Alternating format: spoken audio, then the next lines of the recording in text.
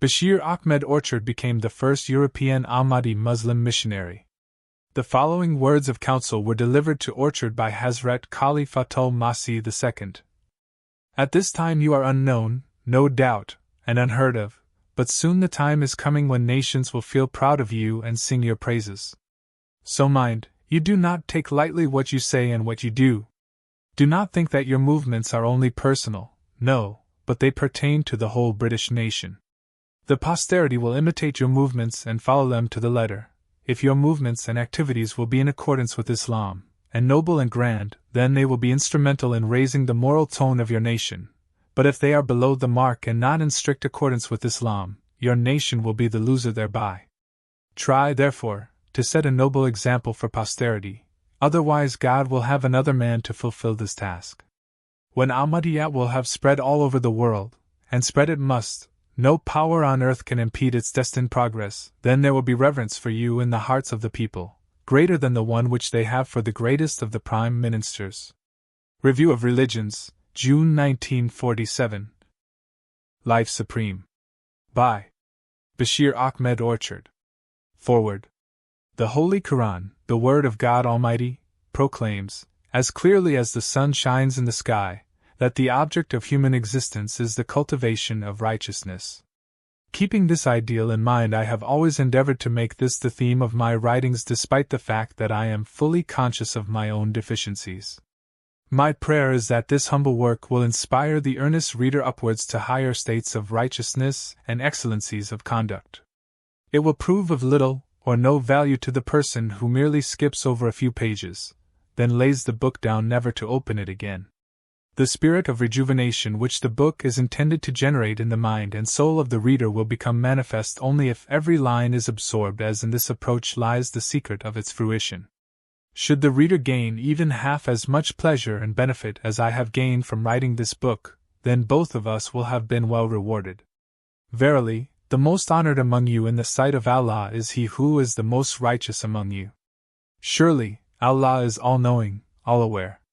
The Holy Quran, chapter 49, verse 14.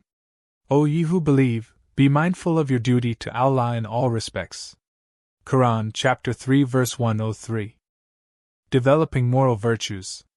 Those of you who have visited Edinburgh in Scotland may have observed a massive monument standing beside Prince's Street about 100 yards from Waverley Station. This monument was erected in honour and memory of Sir Walter Scott, a renowned Scottish author and historian of the last century. Whenever I see or visualize this monument, I am reminded of his dying words to his son-in-law as he lay on his deathbed. He said, "I have but a minute to speak to you. My dear, be a good man, be virtuous, be religious, be a good man. Nothing else will give you any comfort when you come to lie here." Although Sir Walter Scott had earned literary fame and had won the admiration of millions of his readers, he realized during the last moments of his life that the most worthwhile avocation in life was the acquisition of virtue. He understood a great Islamic truth contained in the Holy Quran. "I have not created the jinn and the men but that they may worship me." Chapter 51, verse 57. Worship of God in this verse does not refer only to formal prayer. Its meaning is that we should manifest the attributes of God in all our thoughts, words, and deeds. We should glorify Him through the demonstration of moral virtues. This is the purpose of our existence, and consequently, we should focus our attention on this ideal with earnest devotion. Day by day we should strive to shed virtuous light on every thought we think, in every word we speak or write, in every action we undertake, and even in every expression on our face. The following prayer should be a source of inspiration to us. O Allah, diffuse light into my heart and ears, diffuse light on my eyes and on my tongue, diffuse light on my right and on my left, diffuse light above me and under me, engulf me in thy light. The Holy Quran declares elsewhere that the culmination of virtue should be our foremost aim in life, inasmuch as it elevates us to an honorable status in the sight of God, which is, after all, the ultimate aspiration of every true believer. Allah says in the Holy Quran, "Verily the most honorable person in the sight of Allah is he who is the most virtuous." Chapter 49, verse 14. The Quran reveals as clear as crystal why we have been created. It declares that we should endeavor to excel in moral virtues. This being so, then why should we give preference to the fulfillment of any other ambition? Indeed, let us have ambitions, but let our highest ambition be the development of moral virtues. Allah has declared that He has ordained fasting during the month of Ramadan solely as a means of acquiring virtue. Fasting has been prescribed for you in order that you may become more righteous. Quran chapter 2 verse 184. Keeping this point in mind, we should look forward to Ramadan with eager anticipation and diligently observe all the fasts unless legitimate reasons prevent us from doing so. Most people in this world are primarily concerned with seeking financial prosperity. They forget that as silver is less valuable than gold, so gold is less valuable than virtue. God says in the Holy Quran, "Surely, He is very keen for the love of wealth." Chapter 100 verse 9. While it may be good to have plenty of money, it is also good to check up now and again and make sure that we have not lost those things which money cannot buy, such as moral virtues. Concerning real prosperity, God says in the Holy Quran, "Verily, he truly prospers who purifies himself." Chapter 87 verse 15. Let us remember that virtue is to the soul what health is to the body. People are very concerned about their physical health and are prepared to give careful attention to their diet. When they are unwell, they will quickly call the doctor and seek the most effective remedy, but generally, they are little concerned with feeding their souls with spiritual nourishment, and similarly, they do not seek effective remedies for their spiritual ailments. Islam provides a complete code of guidance on all virtues.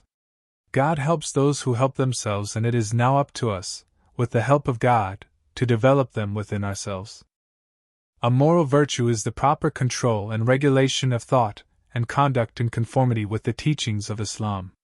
Love, for instance, becomes a moral virtue when demonstrated correctly and on the appropriate occasion. Otherwise, if it is merely instinctive or channeled in the wrong direction, then it is not a display of virtue. The love and care which animals show for their young is instinctive, and therefore not an act of virtue. Again, love is regarded as a virtue only when expressed within proper and lawful bounds. The mother who showers an excess of love upon her child and allows it to do and have whatever it wants is not exemplifying the moral virtue of love, nor does the man who runs away with someone else's wife on account of his affectionate feelings for her. Exercising correct conduct on appropriate occasions formulates a moral virtue. Stages of moral advancement. The promised Messiah has drawn our attention to 3 stages of moral advancement regarding our dealings towards other people. The first stage requires that we should at least treat others in the same way that they treat us. We should return good for good. The second stage requires us to return better treatment and greater good for that which we have received, while the third stage calls upon us to render service and do good to others without any thought of receiving anything in return.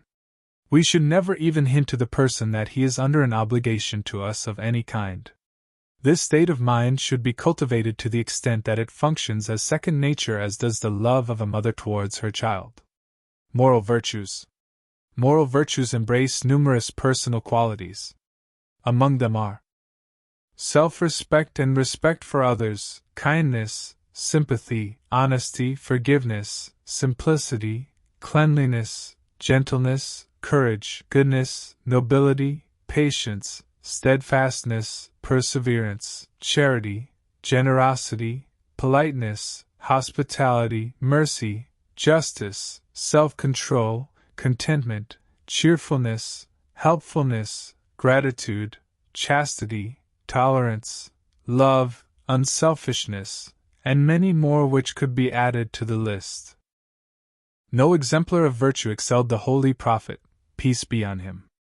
The following verses taken from a poem written by the promised Messiah extol the high morals of the Holy Prophet, peace be on him. What a noble man, what a comely man! His breath smells like the breath of flowers. God is visible in his face.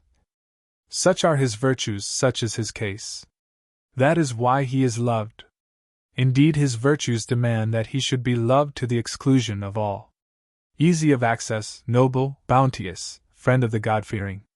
And he excels all in excellence and nobility, in glory and the beauty of the soul. Muhammad is the best of creatures, the soul of the nobles, the elect of the elect. All noble virtues have found their limit in him. The blessings of all times have found their place in him. By God, Muhammad is next to God, and through him alone can we reach God. He is the pride of the pious, the holies. He is the pride of the men of virtue. He excels all those who were honored before him. Indeed, excellence is a matter of virtue and not of time. I have already explained from the Holy Quran that the cultivation of Islamic virtues is the purpose of our creation, and it would, therefore, be a folly on our part to neglect the object of our existence, for then we would be the losers in both the worlds. The development of moral virtues is the highest and most rewarding of all accomplishments. In no other pursuit can we find greater satisfaction and happiness, not even in the accumulation of a large fortune. Earnest objective. The first requisite needed in the achievement of any objective is that we should be charged with an earnest desire to attain it, otherwise we are not likely to get very far. Enthusiasm makes all the difference.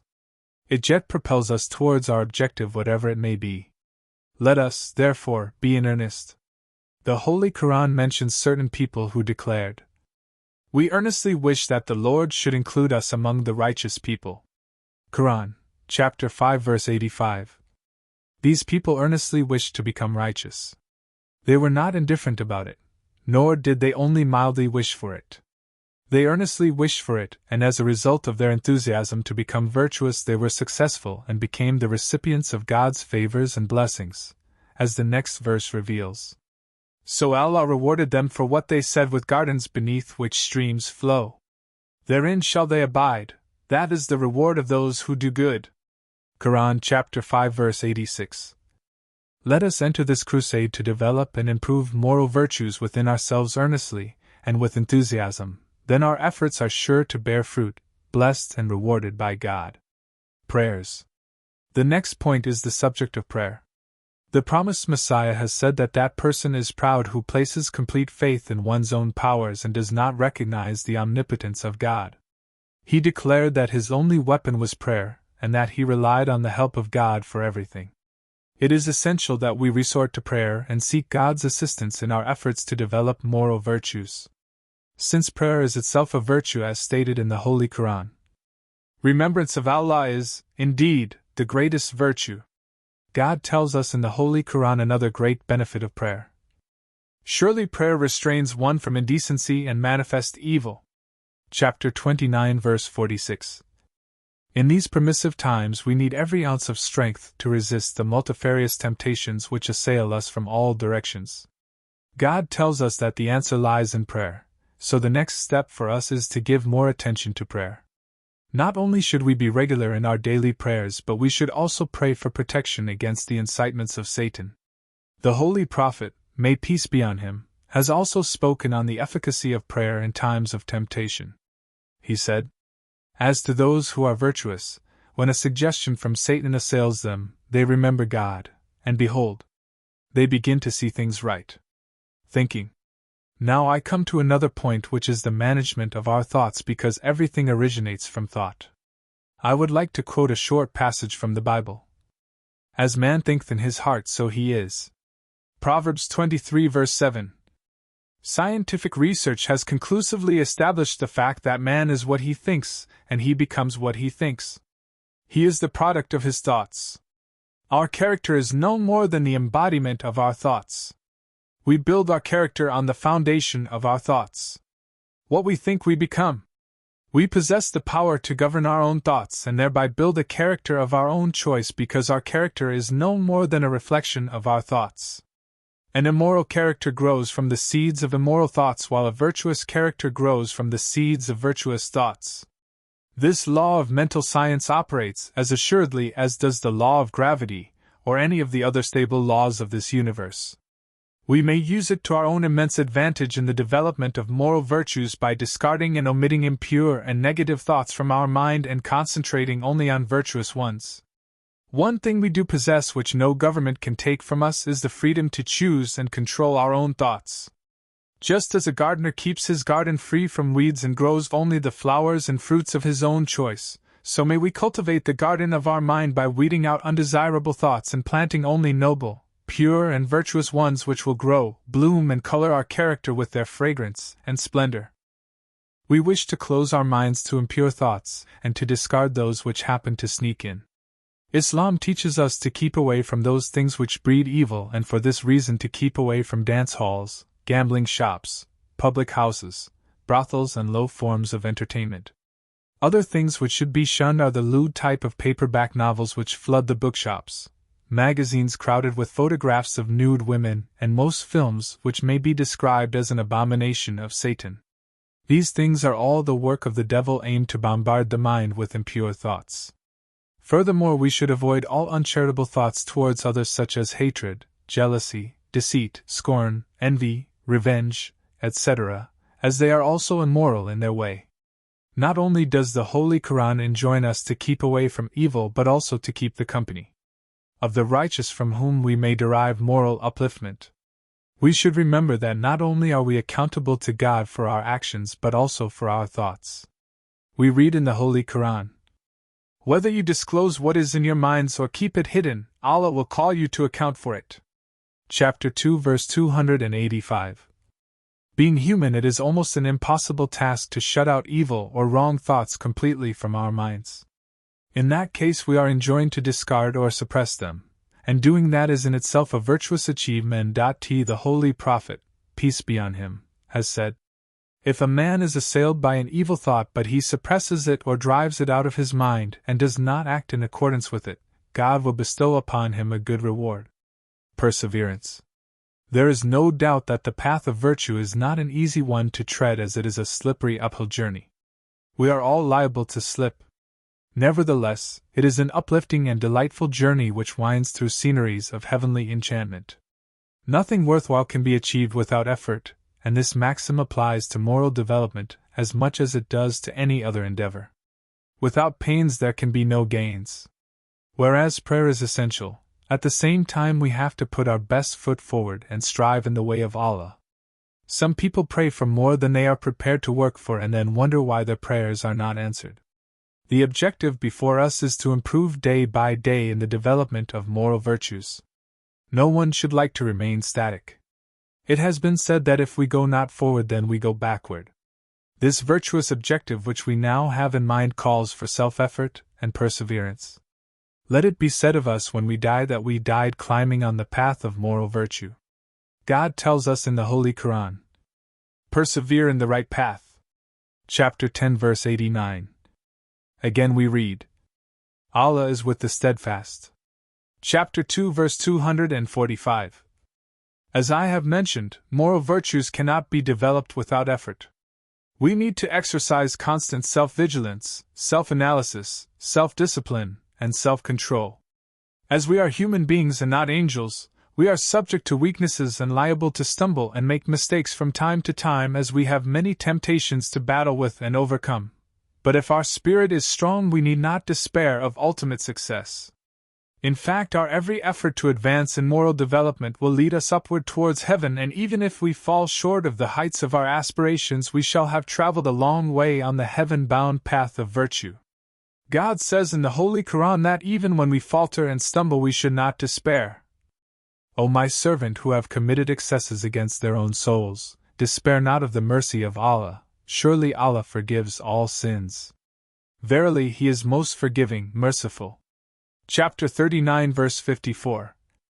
Hazrat Khalifatul Masih II is the author of the book Ahmadiyya, or True Islam, in which he writes, "Islam rescues man from despair and tells him that he can, in spite of his errors and mistakes, attain to the purity of mind and conduct which is the highest goal of man. It thus encourages him to make constant effort towards virtue and purity, and enables him ultimately to arrive at his goal." William Gladstone, a former British Prime Minister of the Victorian era, made the following significant statement: "No man ever became great or good except through many and great mistakes." Although the prophets of God are exempt from this observation because they are exceptionally good all their lives, it is a truth which is witnessed in the lives of all other great men. So if from time to time we slip on the path of virtue, we should not be unduly grieved but pick ourselves up and carry on, determined more than ever not to make the same mistakes again. 2,000 years ago, a famous Roman author named Seneca wrote the following appraisement of a virtuous man: The greatest man is he who chooses right with the most invincible resolution, who resists the sorest temptations from within and without, who bears the heaviest burdens cheerfully, who is calmest in storms, and the most fearless under menaces and frowns, whose reliance on truth, on virtue, and on God is the most unfaltering. Simplicity. Simplicity is a characteristic of virtuous living, and the Holy Prophet, may peace be on him, has warned us against leading a life of luxury. Beware of leading a life of luxury, for verily the servants of God never live luxurious lives. Simple living in the way of Allah polishes and brightens the soul, because one becomes detached to a certain extent from the material embellishments of this world. One does not hanker for this thing or hanker for that thing, while those loving luxury are not content in mind unless they have the best of everything. The truth has been said that the richest are those who have fewest wants, and the Holy Quran tells us that the best provision is righteousness, and not the luxuries of this world. A virtuous person is content with little and is not interested in a life of luxury. Wealth, no doubt, is a blessing and does not necessarily prevent a person from living a simple life, although it very often does. Simple living has always been the way of the prophets of God.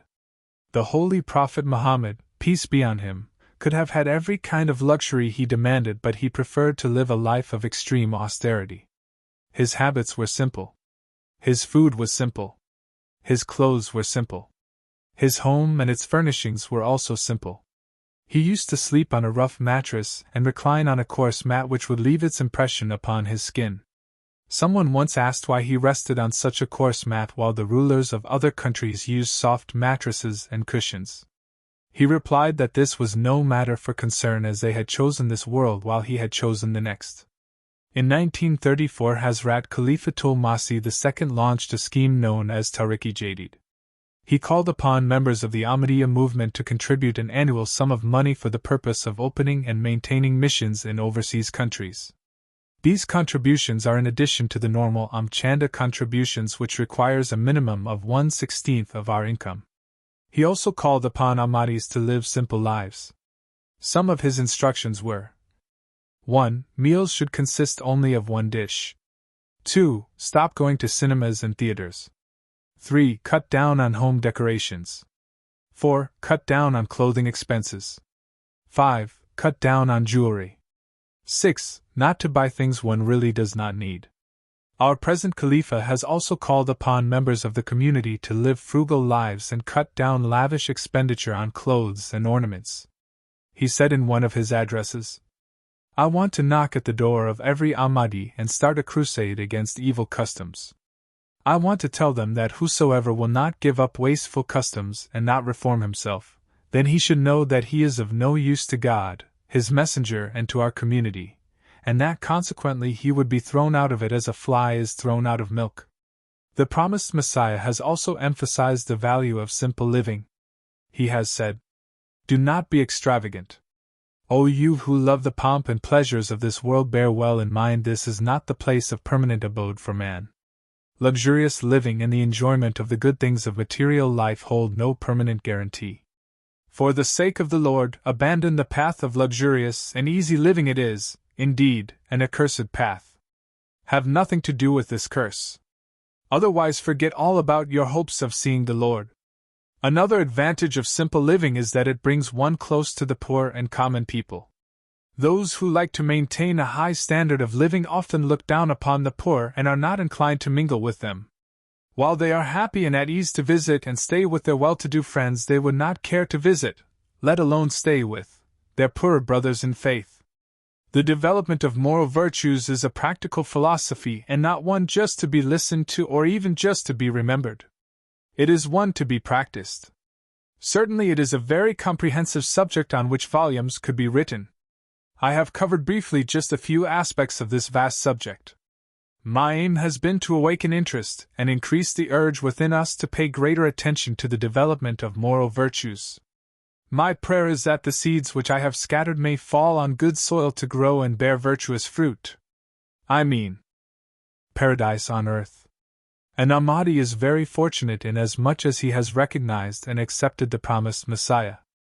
This is indeed a priceless blessing, and the person who does not take full advantage of it denies himself true happiness, because Ahmadiyyat, or true Islam, leads one to that blessed state, paradise on earth. The purpose of this treatise is to emphasize that Islam is a religion which can bring permanent happiness to the heart and soul of a person in spite of being frequently afflicted with suffering of one kind or another, hardships, disappointments, and other kinds of inconveniences.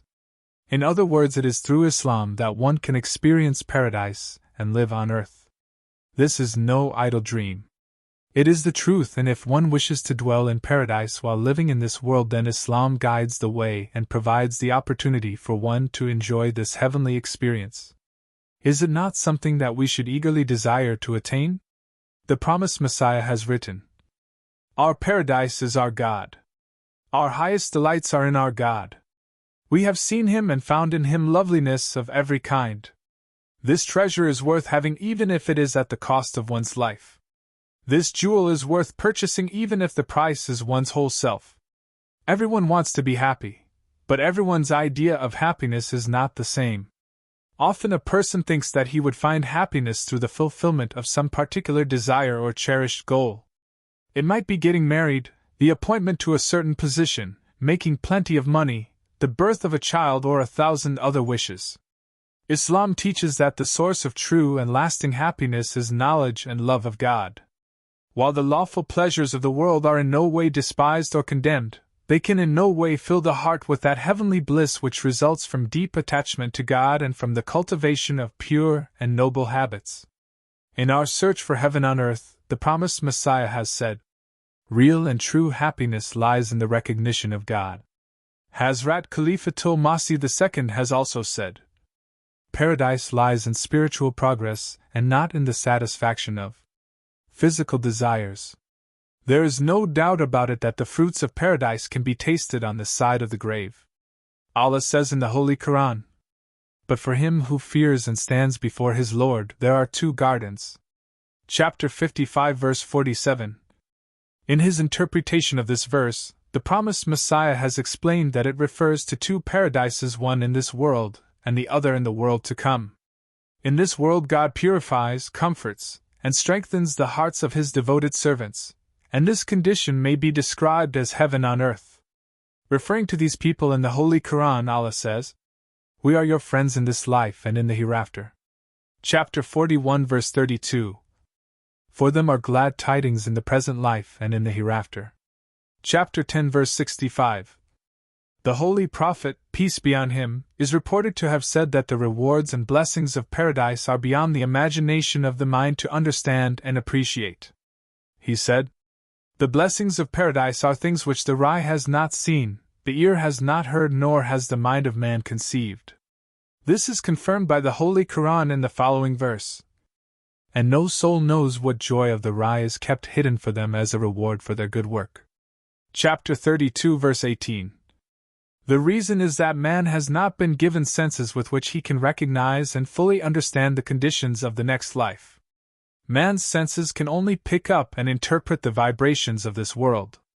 Nevertheless, he is possessed with the capacity of experiencing a glimmer of heavenly life in this world, and that glimmer is to him something very wonderful.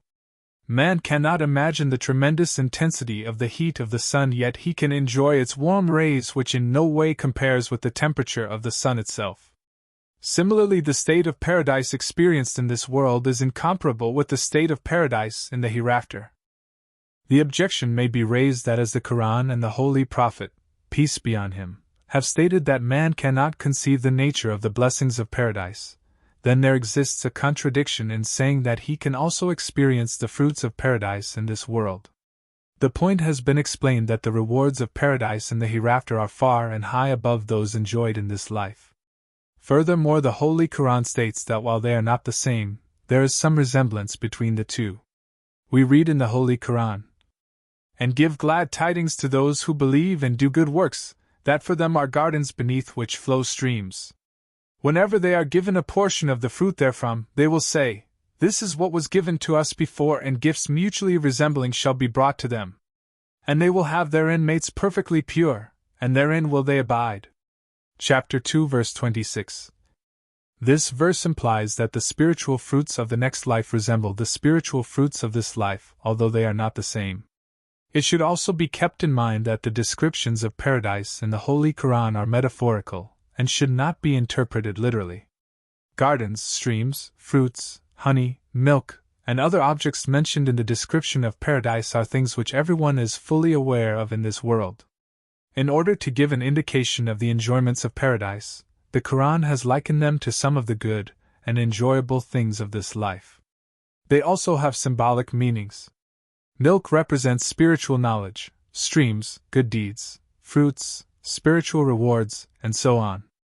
The next world is not composed of matter, therefore nothing about it is material or identical to the things of this world.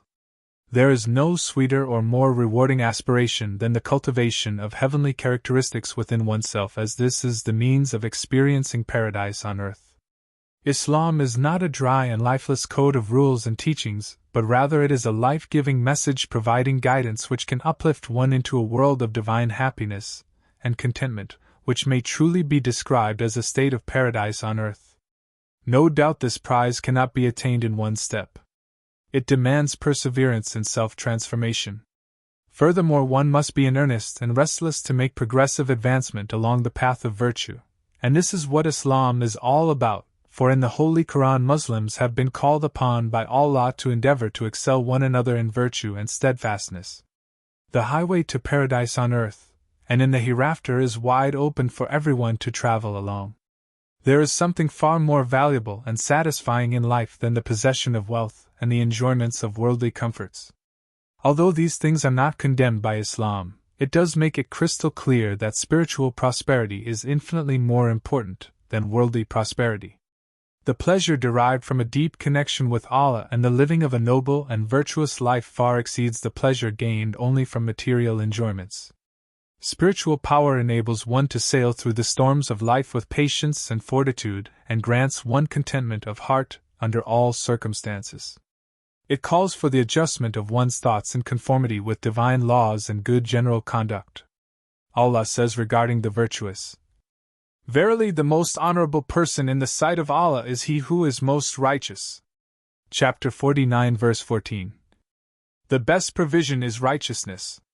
Chapter 2 verse 198. Real prosperity lies through religion and living the right kind of life, as is clear from the Holy Quran, in which Allah says, "So fear Allah, O men of understanding, that you may prosper." Chapter 5 verse 101. O you who believe, be patient and enjoin patience, and be firm and fear God that you may prosper. Chapter 3 verse 201.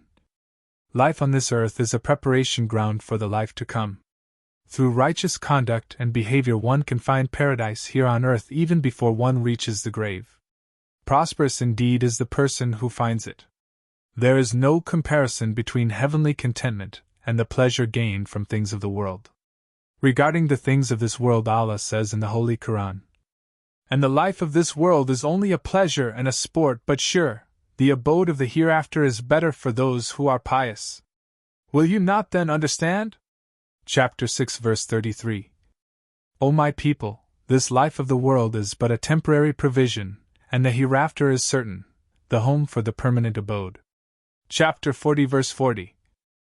Anything worth achieving requires effort, and this principle also holds true in the development of spiritual qualities, which is the ultimate goal of Islam in this life. Physical health is a great blessing, but spiritual health is a far greater one.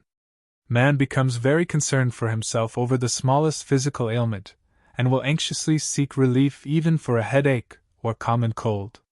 It is unfortunate that usually he has little or no concern for his spiritual ailments. Everyone is a walking advertisement of himself, and in order to show himself at his best he must imbue himself with heavenly qualities. These he may acquire through prayer, right thinking and right actions, for as a man thinks so he becomes.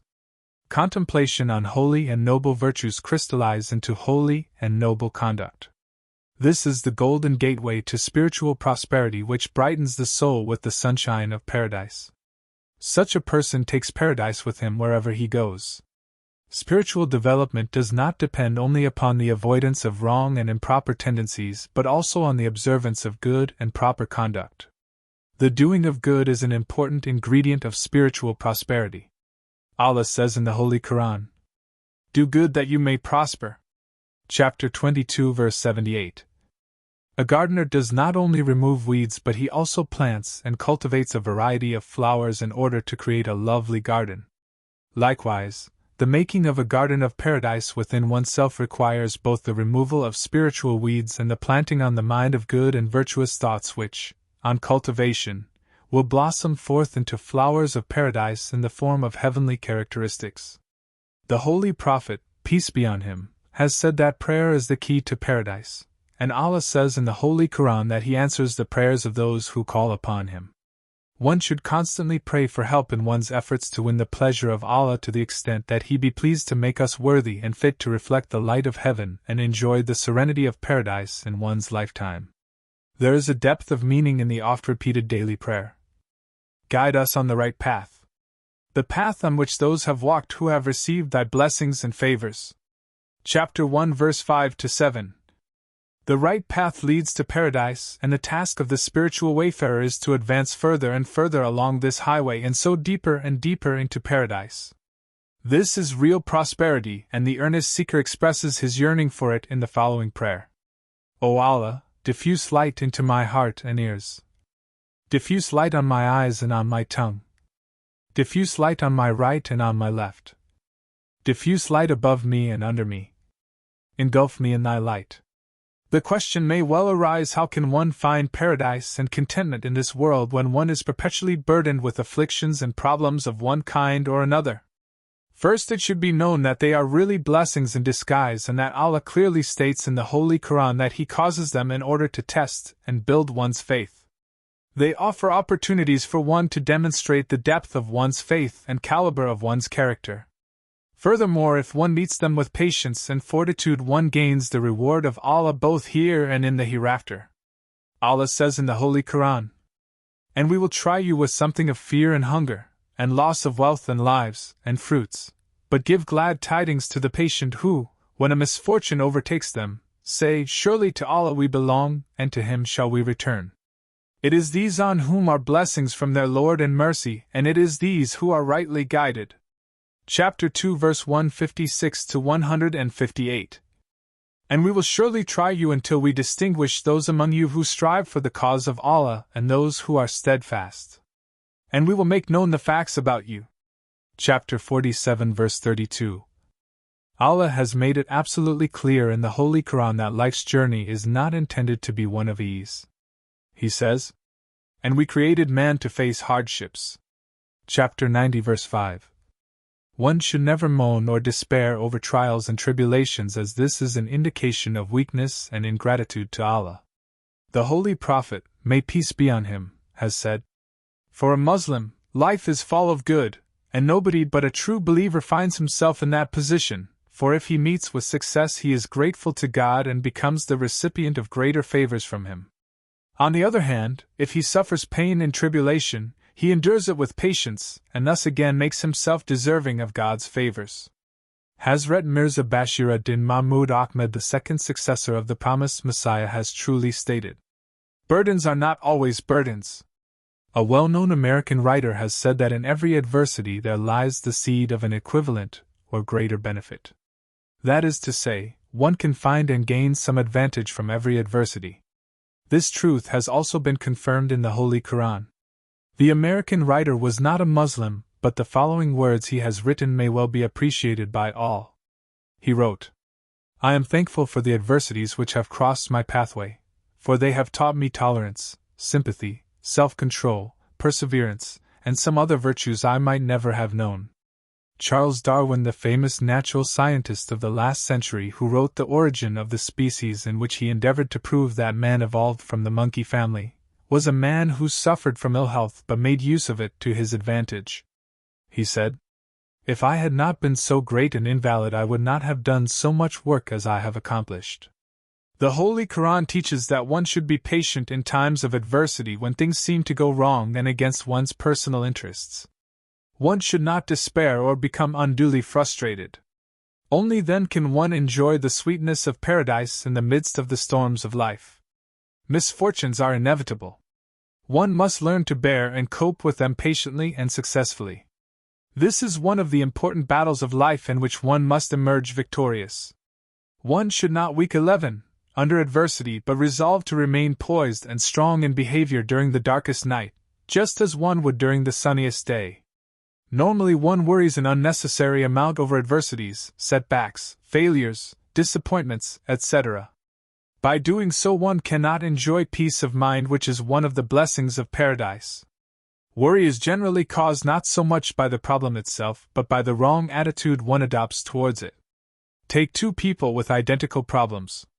One frets and fumes and becomes highly distracted. The other remains cool and calm. The problem was one and the same, but the opposite reactions of the two persons were caused by their different attitudes. Islam teaches that one should approach every adversity or problem with a patient attitude, and if one does this, then the state of one's mind remains stable and poised, with the result that the heart remains strong and at rest in spite of disturbing influences. One should, therefore, endeavor to be patient and seek the good in everything. Allah has decreed that no one will escape hardships and misfortunes. One should expect them, and when they come, to make the best of them without complaints or grievances and with a positive attitude. Then one can begin to find paradise in this world, no matter what may be the circumstances one has to meet in life. The Holy Quran teaches that paradise in the hereafter is an abode of joy and tranquility. No dark clouds will cast their shadows upon the soul, but on the contrary it will continually be bathed in the sunshine of heaven.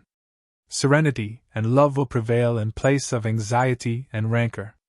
Allah says in the Holy Quran, "Verily the righteous will be placed amidst gardens and fountains. Enter therein with peace and safety. And we shall remove whatever of rancor may be in their breasts, so that they will become as brothers seated on thrones facing one another." Chapter 15, verse 46-48.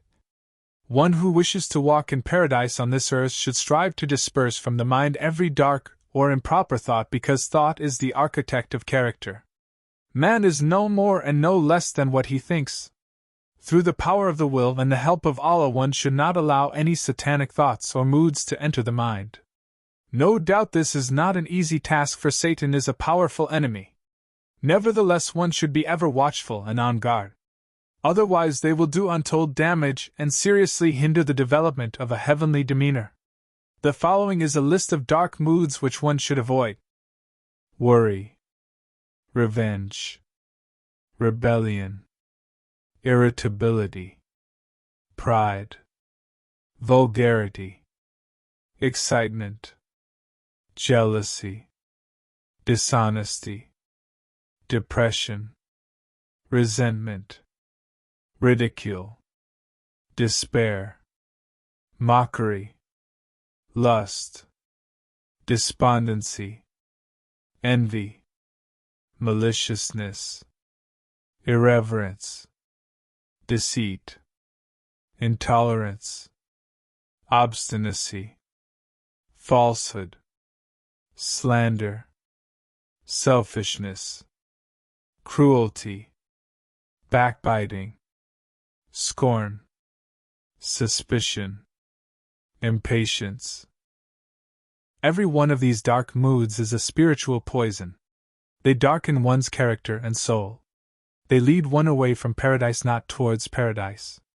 In the following verse of the Holy Quran, Allah emphasizes the importance of self-purification. Very, why he truly prospers who purifies himself.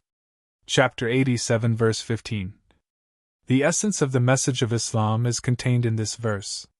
One who fails to grasp the significance of its meaning fails also to appreciate the objective of Islam and its true meaning. The Holy Quran is not merely a theoretical book, but provides a code of divine guidance which can transform and uplift one into a realm of heaven on earth, providing one is in earnest and strives to make oneself fit to attain that experience. I would like to recite a small poem which is relevant to this point. And I will write to him who fights and vanquishes his sins, who struggles on through weary years against himself and wins. Again it has been said, he who conquers himself is greater than he who conquers a city. It may appear to some that it is no more than a wild dream to become master of the dark moods. The goal is too high, like trying to reach for the moon. That is not so, and it is a negative attitude to adopt. No doubt the goal is high, but Muslims are taught to aim high. Allah is ever willing to assist those who strive to improve their spiritual status because this is what Allah wants man to do. In world affairs, men strive to attain their cherished ambitions and are often successful. How even more so should man strive to attain those spiritual goals which Allah has set before him, and one of these is self-purification. He should have faith and remain steadfast in his endeavors, and then will he witness the fruits of his efforts. Hazrat Mirza Bashir ad-Din Mahmud Ahmad has said, Islam rescues man from despair and tells him that he can, in spite of his errors and mistakes, attain to the purity of mind and conduct which is the highest goal of man. It thus encourages him to make constant effort towards virtue and purity, and enables him ultimately to arrive at his goal. Many of the dark moods which I have mentioned originate in one's attitude towards others on account of grievances of one kind or another.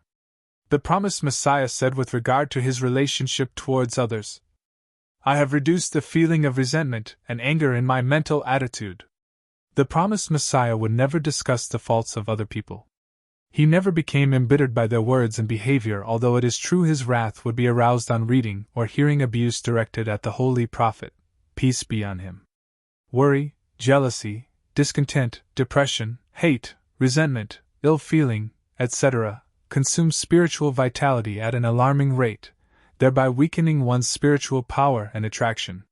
One can help oneself along the road to paradise in this world by absorbing and implementing the following exhortations of the promised Messiah regarding one's attitude and behavior towards other people. The promised Messiah has said, Fling aside your resentment and malice which springs from worldly and selfish desires. Pride is the worst impurity of all. Forget all mutual resentment and unpleasantness. You should have no ill feeling for anyone whosoever. I say that you should forgive and overlook the faults of others. Forsake all kinds of low and mean hostilities and jealousies. Develop more and more your power of forbearance.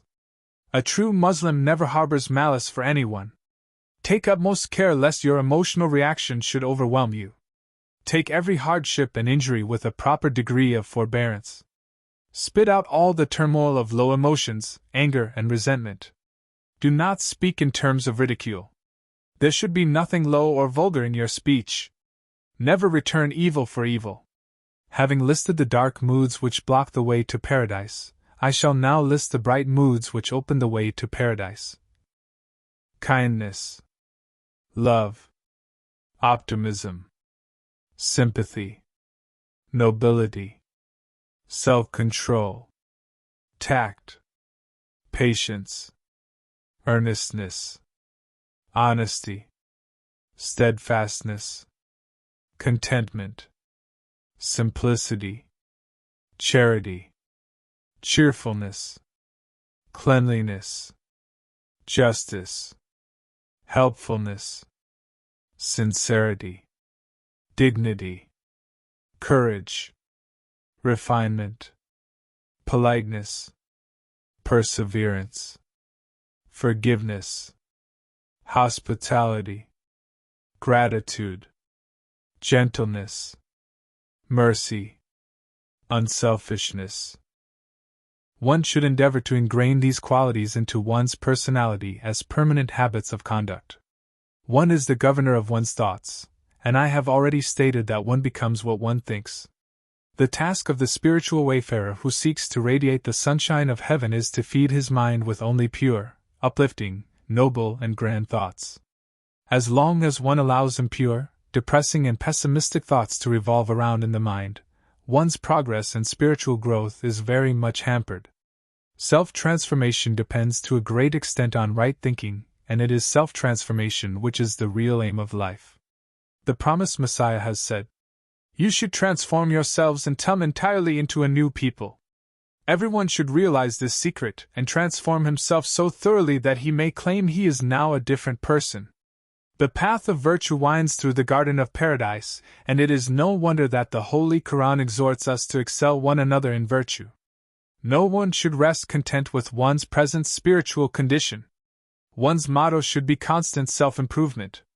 Anything else is not the spirit of a true believer, Nor is it even the attitude of the inmates of paradise in the hereafter, although after death the capacity of doing right or wrong ceases.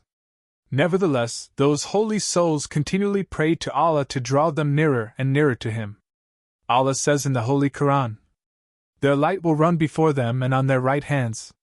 They will say, Our Lord, perfect our light for us and forgive us, surely Thou hast power over all things." Chapter 66 verse 9.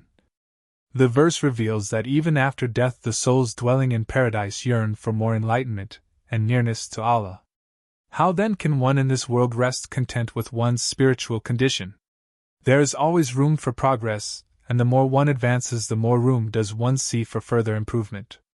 Also, when one realizes that rewards in paradise vary in degree, the incentive is increased to improve oneself all the time and as much as possible in order to earn higher rewards. Allah says in the Holy Quran, "For all are grades of rank according to what they did." Chapter 46 verse 20. The promised Messiah has also said, "Those who accept God here and lose themselves in divine love and who take their stand on the right path, have in store special honors which would not be attained by other people." One's conversation and tone of voice reveal to a great extent one's feelings and moods. One should keep out of one's conversation all dreary and disagreeable remarks, and speak only in a bright manner. Just as a man is as he thinks, so also is he as he speaks. Manner of speech affects one's personality. If one talks the way one would like to be, then one will become the way one talks. So if one wants to become a spiritual son of Allah, fit to walk in paradise, then one must talk in the language and tone of voice of such a person. Speech is the mirror of the soul. When one feels inclined to pass an ill or gloomy remark, one should refrain from doing so by either saying something else or remaining silent. A characteristic of the promised Messiah was that he never made disparaging remarks about individuals, however much at fault they might be. Gratitude is another of the bright moods which cheers the heart of the receiver as well as the giver. An Ahmadi has an immense amount to be thankful for to Allah. One may suffer the lack or loss of various worldly comforts and achievements, but their value is insignificant in comparison with the greatest and most valuable gift of all, Ahmadiyyat, or the true Islam. Allah says in the Holy Quran, "Exalt Allah for His having guided you and that you may be grateful." Chapter 2 verse 186. It would be the height of ingratitude to grumble, complain and grieve over matters and affairs which do not run in accordance with one's liking and expectations. One is not able to pass a heavenly life on earth if one allows disappointments and grievances to rule one's emotions. One cannot escape them, but one can control them. Blessings and opportunities abound in the life of everyone, and if they are not apparent, they are there to be discovered. There is a short poem which goes, "If I sit down and start to count the worries I have got, I'll never smile again because of ills I've such a lot. But goodness me, I've blessings too, I count them by the score, I have indeed no end of things to thank the good Lord for." There is the incident of the man who complained he had no shoes until he met a man who had no feet, and of another man who fell from a ladder and broke his leg and said, "I am thankful that it was not my neck." Gratitude is a companion of happiness. As I said at the beginning, the purpose of this treatise has been to show how one can enjoy the fruits of paradise in this very life. Nevertheless, I have written sufficient, I hope, to whet the appetites of those who are anxious to experience the blessings of paradise in this world. Reflections on the Soul. And now, O soul at peace, return to thy Lord well pleased with him, and he well pleased with thee. So enter thou among my chosen servants, and enter thou my garden. The Holy Quran, chapter 89, verse 28 to 31. The most precious part of our being is the soul, for it is the seed from which develops our new spiritual body in the hereafter. As the infant grows and matures physically and mentally in accordance with the nature and distinctive peculiarities locked in the cell lodged in the womb of the mother, so, in a more or less similar manner, our soul serves as the seed which grows into our new spiritual body after death, and the condition of this spiritual body will much depend on the condition of our soul when it finally quits its earthly home. It is crystal clear that the paramount aim and object in the life of every Muslim should be the proper nourishment of his soul, which is achieved only through obedience and dedication to the laws and principles of Islam. He should be constantly reviewing his habits of living, ever eager to overcome all manner of un-Islamic conduct, and to take positive steps in advancing along all paths of virtue. This is the grand goal of life, the secret of success and happiness in both worlds. The existence of the soul is as great a certainty as is the existence of the human body in which it dwells, and the existence of the world to come is as much a fact as is the existence of this material universe. The greatest evidence is the Holy Quran, the Word of God. In the Holy Quran, Almighty God has given repeated warnings concerning the folly of forsaking spiritual obligations in order to gain and satisfy material interests. Islam means resignation to the will of God. This is the message which was reiterated time and time again by Hazrat Mirza Ghulam Ahmad, the promised Messiah, on account of the irreligious and wayward pursuits into which Muslims had drifted. Foolish is the Muslim who defies the laws of God and shows more interest in worldly affairs than in the betterment of his soul. The day must come when he will regret it.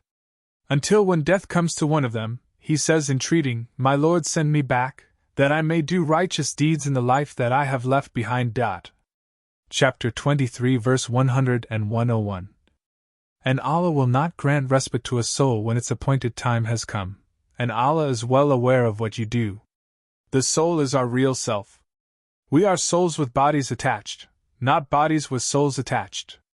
Although both are interrelated, each influencing the other, the time comes when the soul shakes off the body as a snake sheds its skin.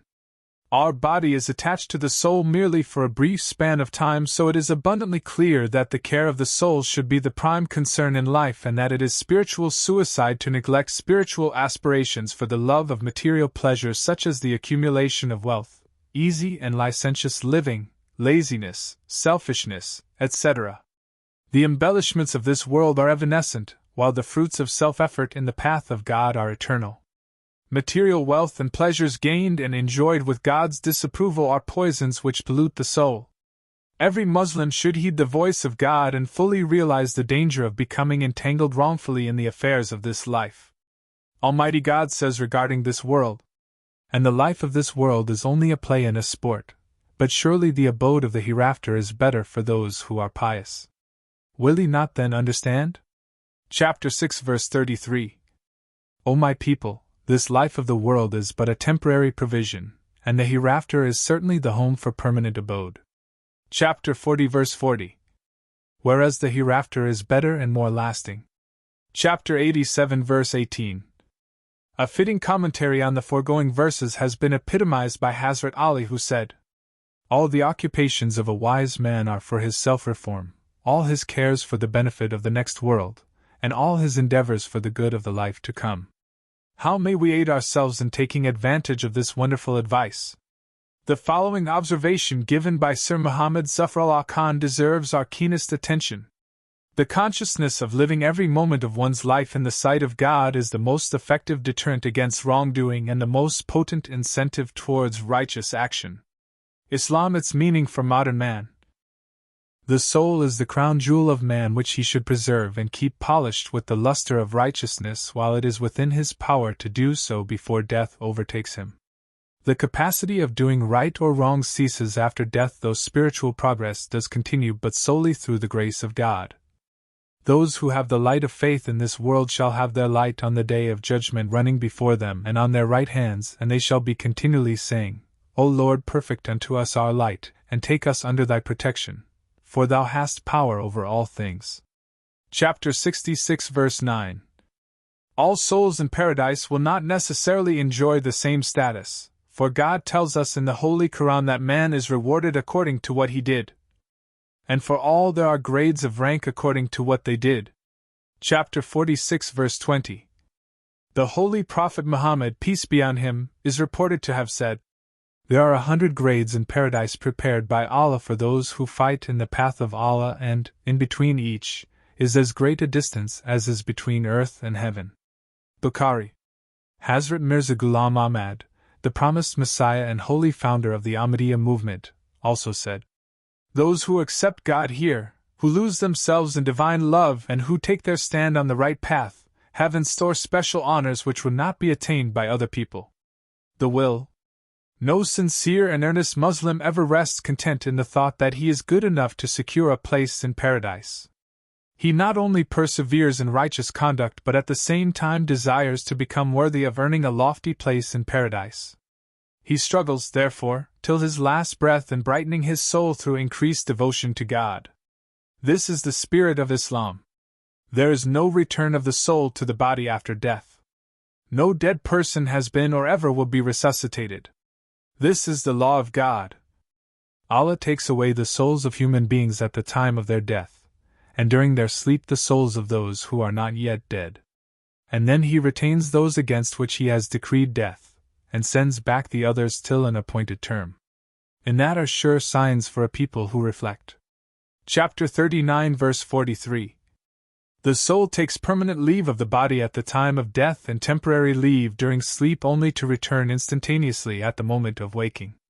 The body cannot live without a soul and the soul cannot live without a body.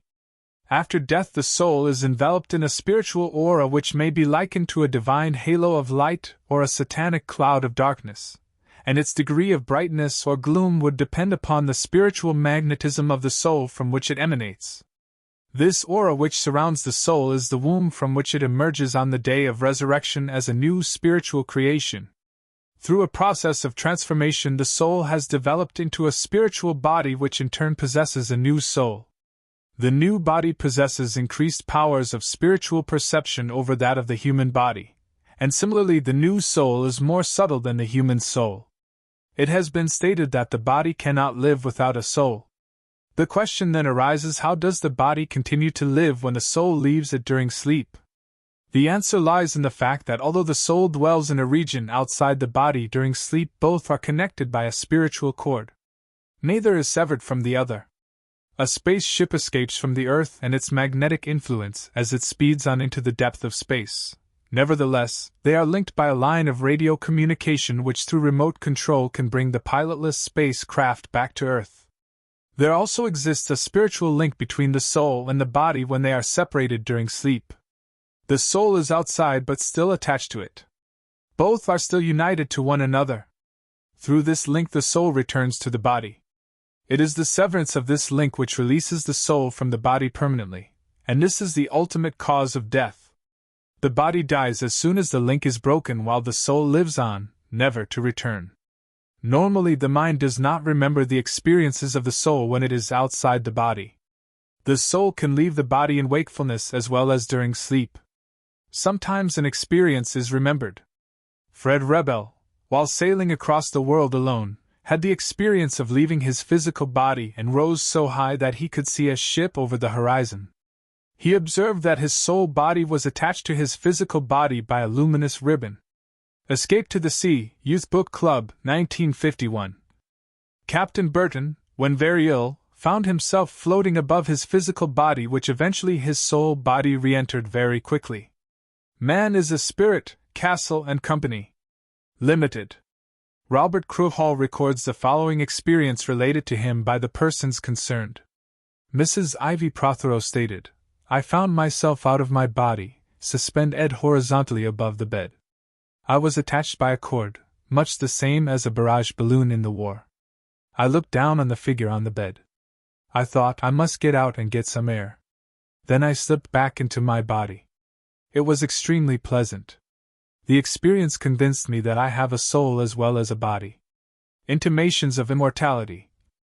An American, Mrs. D. E. Berman, described how her soul body rose horizontally over the physical.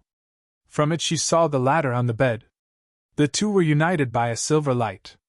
When her soul body re-entered the physical, it felt like slipping into a coat. The experience convinced her of survival.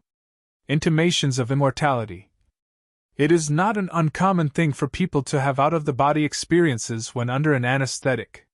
Dr. Enid Smith, who had been given chloroform, said, "I was out of my body and above it, perfectly natural and safe." Psychic News, July 3, 1954. Another experience is that of Dr. George Wilde.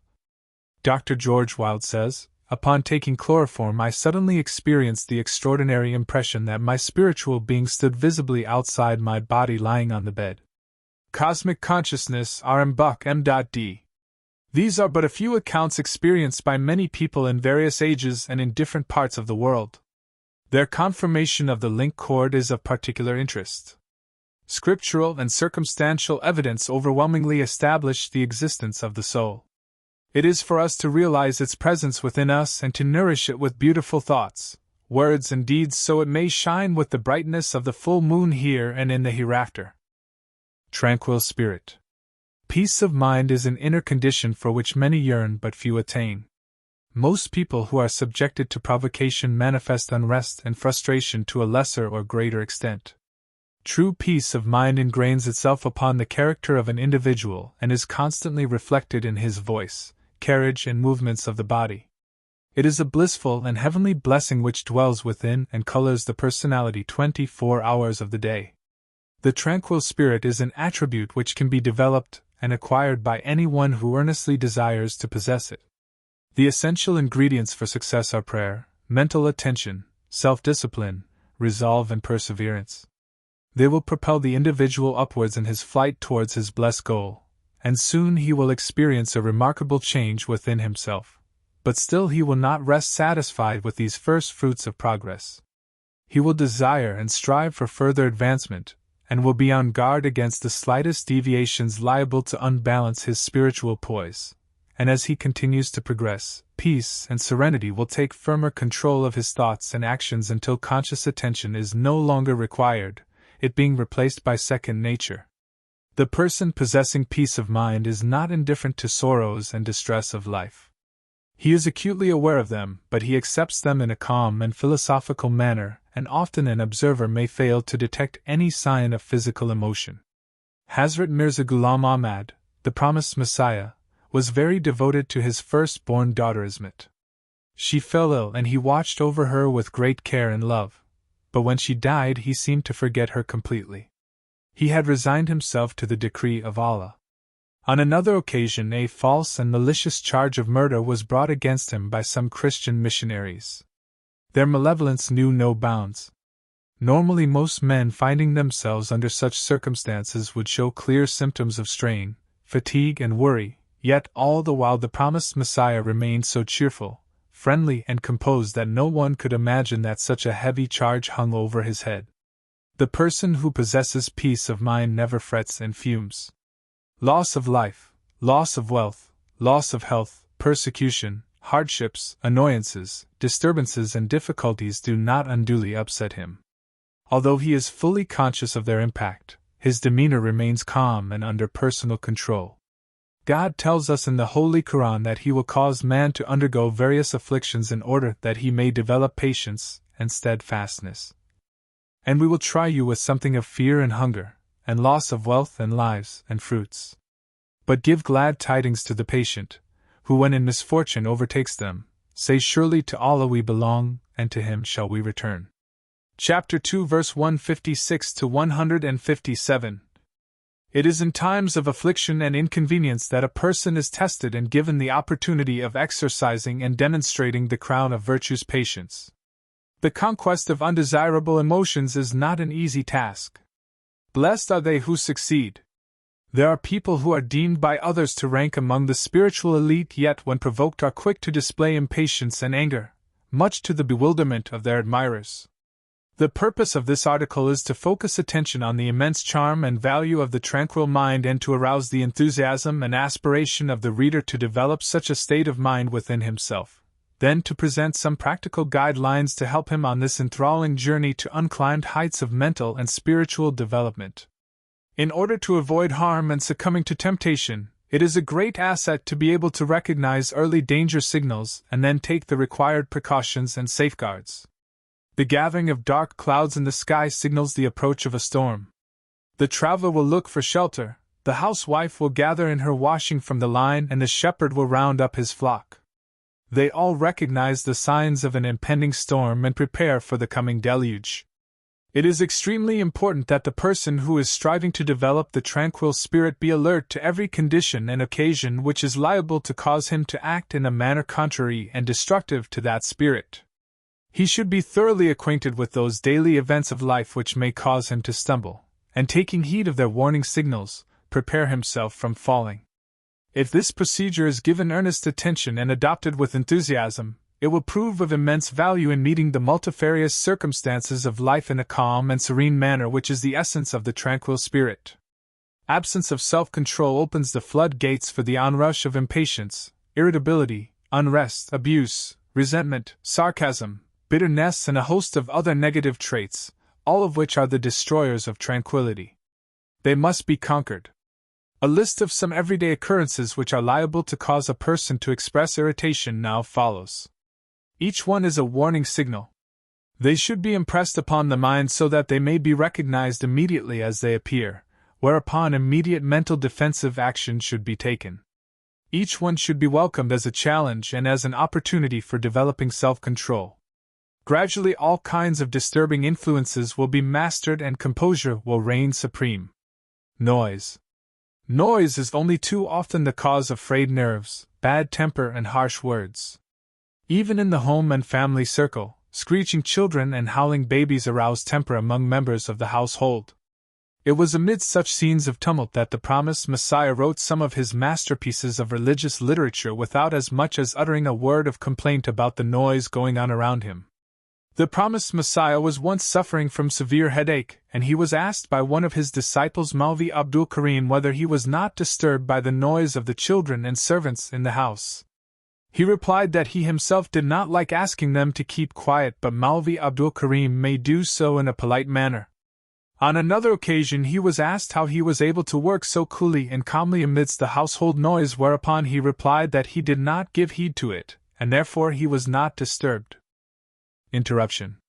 Annoyance is generally felt and expressed by the person who is interrupted while absorbed in some important and interesting work.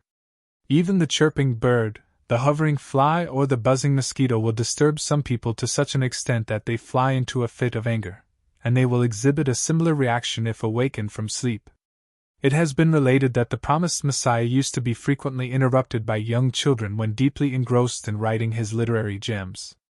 Time and time again they would knock on the door of his room demanding that he open the door to let them in.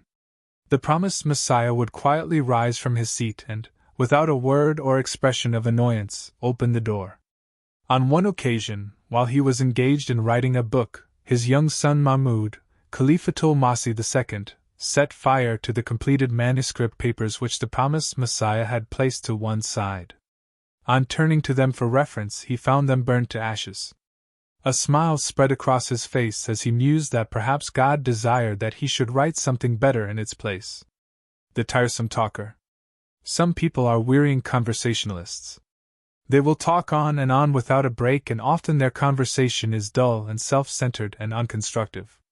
Giving time and attention to such people is often difficult and calls for patience and tact on behalf of the listener, who may otherwise fidget or explode with impatience, thereby giving offense.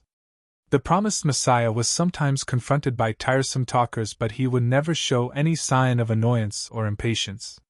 He would listen to all they had to say with the attention of one listening to the sweet song of a nightingale. Food. Food is often the cause of irritability. Hungry children show it one and all. Many husbands chide their wives if their meal is not prepared on time, or not in the manner according to their liking. Hunger irritates the nerves, which almost inevitably gives rise to vexation, especially in those unaccustomed to fasting. All should be on guard when the hunger signal buzzes. Financial difficulties. Money problems often cause great mental strain, which in turn is inclined to engender irritability and general loss of vitality and sense of well-being. Tranquility of mind is our goal, so it is essential not to allow financial problems to undermine our spiritual equilibrium. We should place our faith and trust in Allah and be thankful that through Ahmadiyya we possess immortal wealth which is more valuable than all the gold in the world. There were but a few dates in the home of the Holy Prophet Muhammad, peace be on him, at the time of his death, and the promised Messiah possessed only 1 rupee shortly before his demise. The tranquil spirit will enable a person to maintain a cheerful and bright countenance despite his financial difficulties. Tiredness. A tired person is not usually in the best of humor, and his nerves are inclined to become on edge, and he may easily give way to petty annoyances. Tiredness is a signal for the spiritual wayfarer to be on the alert, and to give special attention to his words and actions. Abuse, slander, sarcasm. These are verbal weapons used by malevolent persons who want to derogate, traduce, and deride other people. The person anxious to cultivate the tranquil spirit must learn to remain calm and poised in the presence of his detractors. It demands a high degree of self-control, but he who is determined to master himself will ultimately succeed in the attainment of his aspiration. Whenever any of the preceding circumstances confront a person, he should immediately guard himself against being adversely influenced, and thereby lose to some extent his spiritual poise. These are the times when he must remain calm and relaxed, and each time he succeeds he will add a brick to his spiritual fortress until eventually his general demeanor will become extraordinarily magnetic. There are hundreds of little things in life over which people are liable to become upset. Disapproval of something is quite in order, but its uncontrolled expression is out of order. What upsets A may not upset B, and what upsets B may not upset A. A list of some common daily occurrences likely to test the patience of a person now follows. They should not be glanced over lightheartedly. Those who treat them lightly will be the first to fall when the challenge comes, but those who are in earnest will appreciate their significance and learn to maintain patience when they come face to face with them and other similar events. When people have no respect for punctuality. When you lose something of value. When called upon to do something you do not agree with or do not want to do. When people pick a quarrel with you. When you just miss a train or bus. When somebody fails to keep his promise. When you knock over a tin of paint, bottle of milk or ink. When you are feeling unwell or suffering from pain. When you feel you are being treated unjustly. When people fail to give you the respect you feel you deserve. When people do not act in accordance with your wishes. A host of other illustrations could be listed. As muscular exercises develop the muscles of the body, so do mental and spiritual exercises develop the mind and soul. The achievement of an objective, whether it be material or spiritual, calls for constant attention backed by a strong desire to succeed. Desire plus continued thoughts on the thing desired equals the result desired. There is no depth to the ocean of the tranquil spirit. It is a gem of priceless value which may be discovered and possessed by the earnest person who focuses his mind upon its realization, constantly watches over his conduct with careful attention, and prays to Allah to help him succeed in this his blessed aspiration. Self-control. He is most powerful who has power over himself. Seneca. Reaching for the moon with outstretched arms will never bring that luminous satellite within man's grasp. Great laws of nature have to be understood and mastered before a spacecraft can be built, launched, and ejected into the depths of outer space on its speedy and silent journey to the moon, bearing with it its load of scientific instruments and crew of astronauts, for bringing that orb within the dominion of man. God is not prepared to fulfill the desires and dreams of man by miraculously transporting him in the twinkling of an eye from the fertile landscape of the earth to the barren surface of the moon. He has, however, gifted man with intelligence and enabled him through diligent study, observation, and experiment to discover and comprehend certain scientific laws, enabling him, thereby, to achieve his goal, the conquest of the moon. There are also spiritual laws which, if recognized and observed, can transport man from this mundane world to the blissful realm of heaven. But man must take the initiative if he wishes to succeed in this spiritual conquest, bearing in mind that God helps those who help themselves. Just as the successful flight of the spacecraft is dependent upon the control center which directs its multifarious operations, so does the spiritual flight of man depend upon that inner quality, self-control. Self-control is the underlying factor which marks the character of man's conduct. It is the directing influence in character building and should, therefore, receive intent cultivation and maintenance. The power lies within man to elevate his character to almost limitless heights. He possesses the master key, but his progress or retrogression depends largely upon himself. Tiru, all power rests with God, but he helps those who help themselves. But I will write of him who fights and vanquishes his sins, who struggles on through weary years, against himself and wins. Caroline Leroux. The object of existence is self-purification. Very, why he truly prospers who purifies himself. Chapter 87, verse 15. A true believer yearns to find divine protection in the lap of God, where he is no longer influenced by the power of Satan. The upward climb to this holy sanctuary requires self-exertion and the assisting hand of God which He is ever ready to offer to those who strive to reach Him. The Islamic way of life is a disciplined one calling for obedience, endeavor and constant watchfulness, and the backbone of discipline is self-control. The spiritual life of a Muslim should be a progressive one, and the greater the measure of self-control he cultivates, the greater will be his progress. For this quality is indeed the balance wheel of life by which the whole character and conduct of a man is affected for the better or the worse. Study the lives of prophets, saints, and holy men of God, and it will be seen to what great extent self-control was the directing power contributing to their spiritual poise and charm. Self-control governed every act, word, and movement of the holy Prophet Muhammad, may peace be on him. He never swerved from his path of duty and exercised the utmost patience under the severest hardships and provocations. He was the embodiment of charm, patience, forbearance, truthfulness, honesty, courage, justice, and all the other noble virtues of Islam. He was indeed, as Hazrat Aisha declared, an embodiment of the Holy Quran. The life and character of the promised Messiah Hazrat Mirza Ghulam Ahmad, the holy founder of the Ahmadiyya movement, was also spiritually poised and a delightful exhibition of perfect self-control. Nothing ruffled his composure, though no other man in his time was ever more abused and misrepresented, and the responsibilities on his shoulders were immense.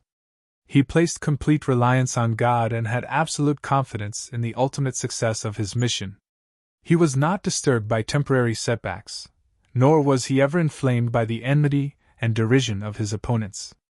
He said, "The feeling of mercy is in flux in my heart, and I have reduced the feeling of resentment and anger in my mental attitude." Reported by Maulvi Abdul Karim. Within ourselves we are but our own commanders. God has provided us with the guidance, given us the tools with which to forge our characters, and the promise of His help. It is for us to take command of ourselves, resist the forces of Satan, purify ourselves through righteous behavior, and constantly seek the help of God through prayer. This is the great task we have to tackle while on this earth, and to keep on course we must stand at the wheel of self-control as the captain stands at the wheel of his ship, guiding it through tempestuous storms to its port of destination. Self-control molds the character of a happy life. He alone is happy who is free from hatred and malice and has his passions under control. Bhagavad Gita. Self-control increases self-respect. Respect yourself or no one else will. Proverb. Self-control also attracts respect. He who maintains self-respect is never degraded in the sight of others. Hazrat Ali. Nothing gives one person so much advantage over another as to remain always cool and unruffled under all circumstances. Thomas Jefferson. Self-control develops the virtue of all virtues, patience. O you who believe, be patient and enjoin patience, and be firm and fear God that you may prosper. Chapter 3 verse 199.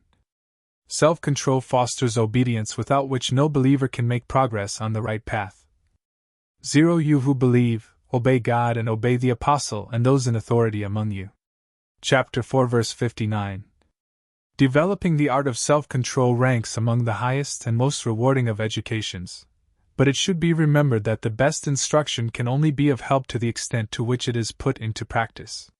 Self-control is not a gift but an accomplishment, and the secret of accomplishment is concentration, which transmutes strong desires and mental visions into physical realities.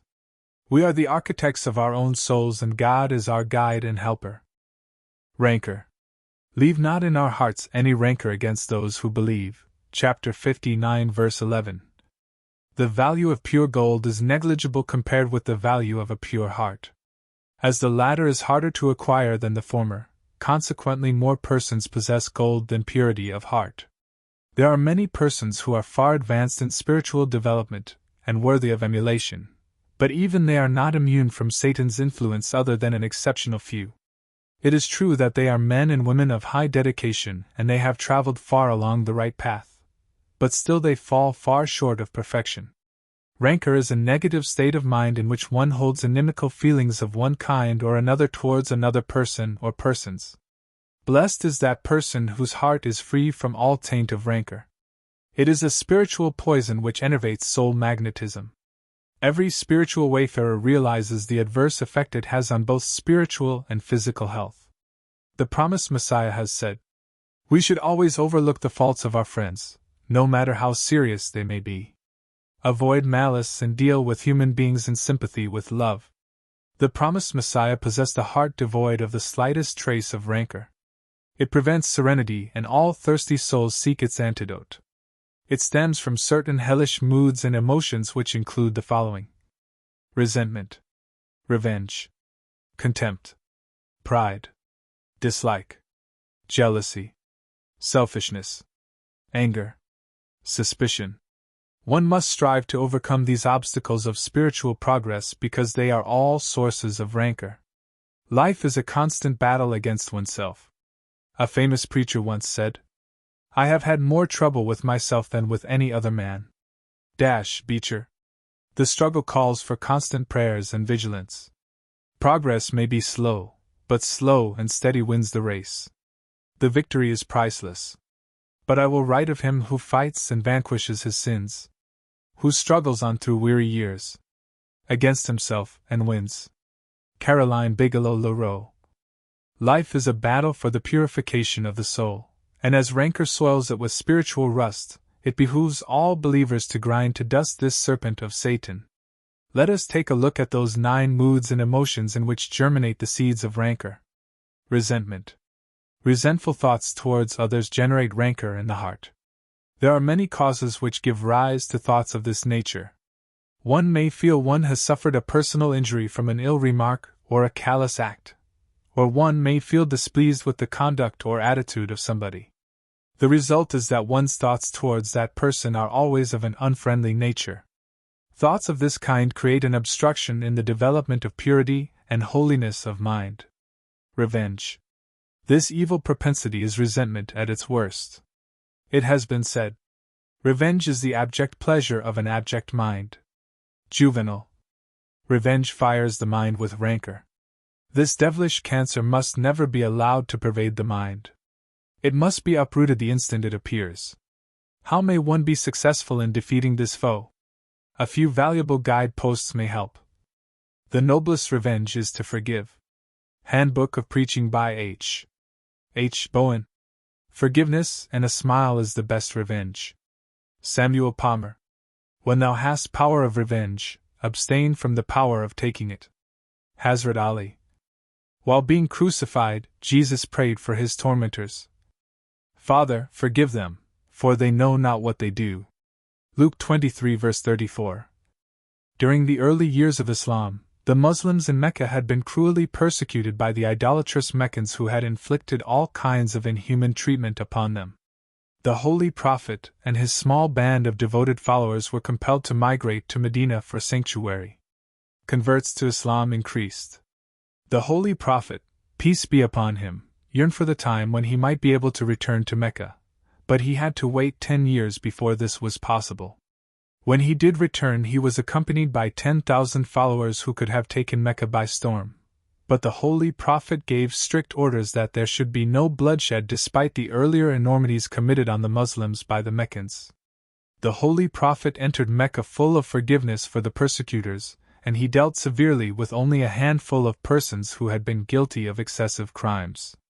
All others he pardoned although they had committed grievous injury upon him and his small group of converts when they had resided in Mecca, and even after they had migrated to Medina, those same Meccans pursued them and battled against them on several occasions.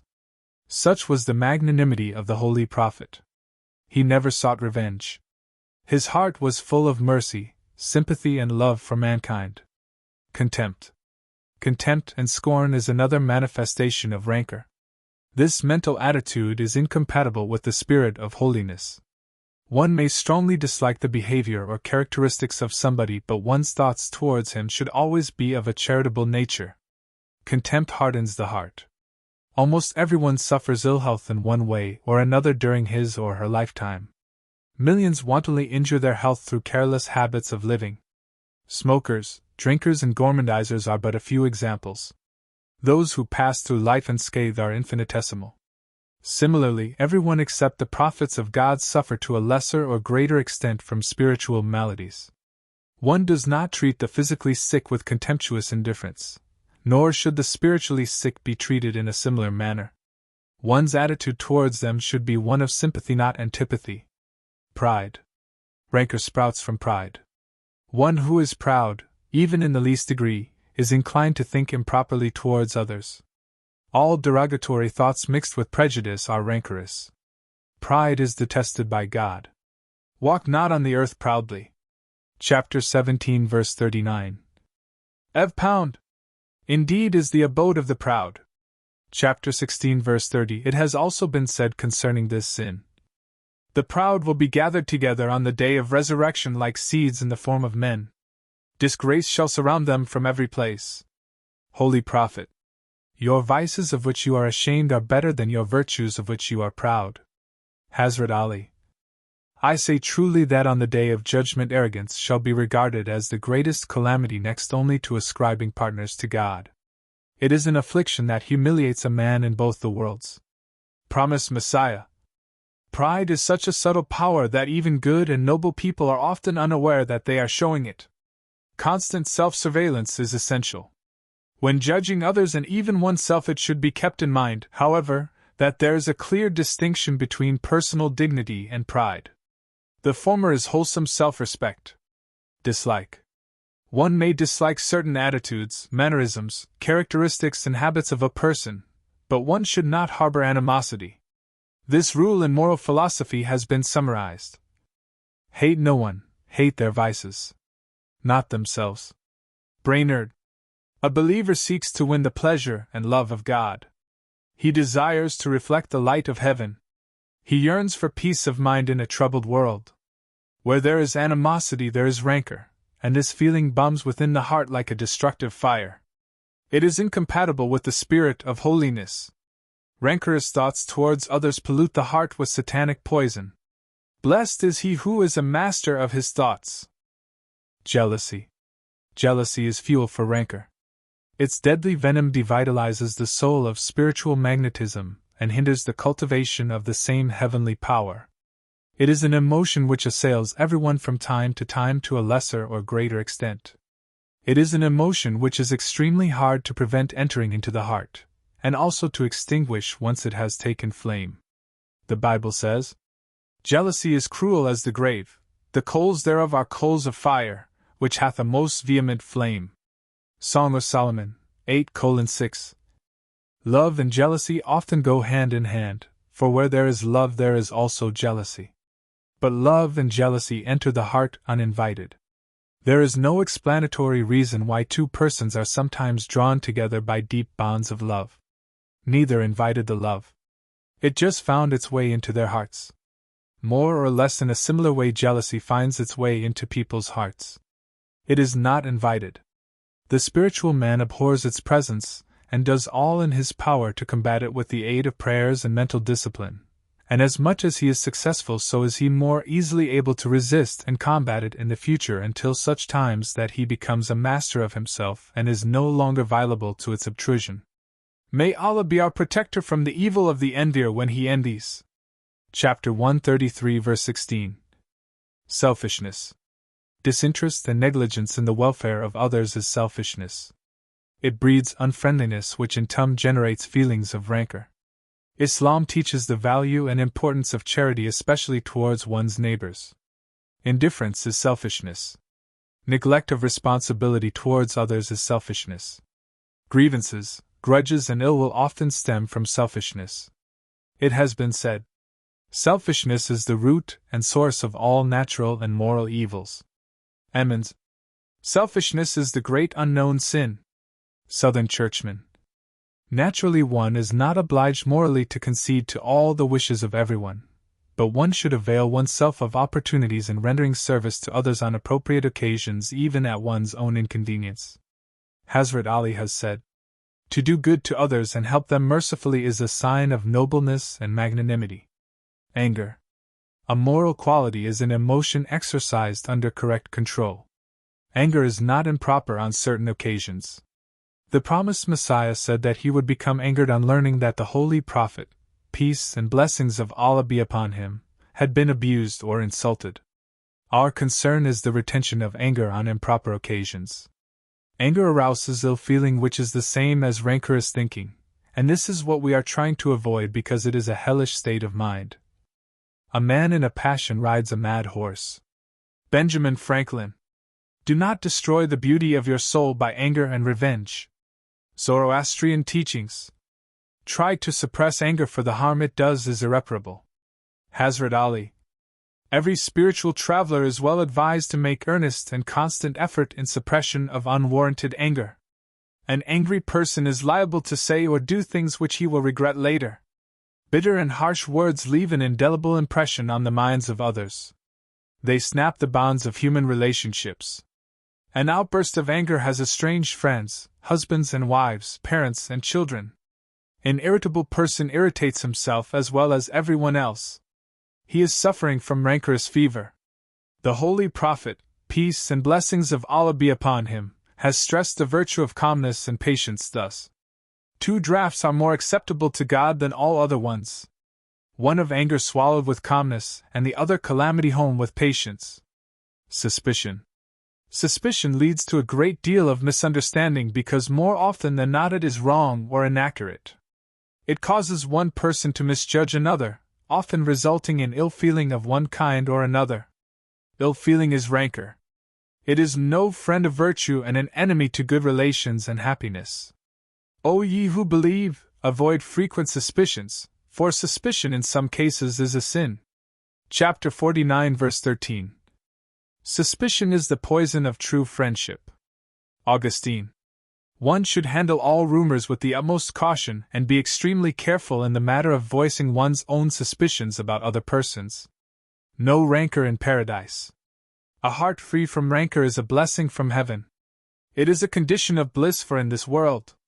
Even the righteous are constantly grappling with this enemy, some more successfully than others, but in paradise they will be completely immune from its influence. Verily, the righteous will be placed amidst gardens and fountains. Enter therein with peace and safety. And we shall remove whatever of rancor may be in their breasts, so that they will become as brothers seated on thrones facing one another. Chapter 15 verse 45 to 48. Fasting towards righteousness. O ye who believe, fasting is prescribed for you, as it was prescribed for those before you, so that you may become righteous. Chapter 2 verse 183. Almighty God has exhorted Muslims to excel one another in righteousness, for this is the ideal quality of character, and they have been urged to strive continually towards the perfection of this attribute, because in the sight of God this virtue is the most distinguished mark of honor. God says in the Holy Quran, Verily the most honorable among you in the sight of Allah is the one who is most righteous among you. Chapter 49 verse 14. The acquisition of righteousness is the highest and noblest of all ambitions and should be the foremost aspiration of every Muslim. This divine attribute is a heavenly and magnetic energy which is so powerful and attractive that hearts are moved and swayed by its radiation. Said Hazrat Ali, He who sets righteousness as his ideal has the hardest persons softened and the remotest strangers attracted. The Islamic form of fasting is strictly a spiritual exercise and is one of others which also serve as aids towards the development of righteousness.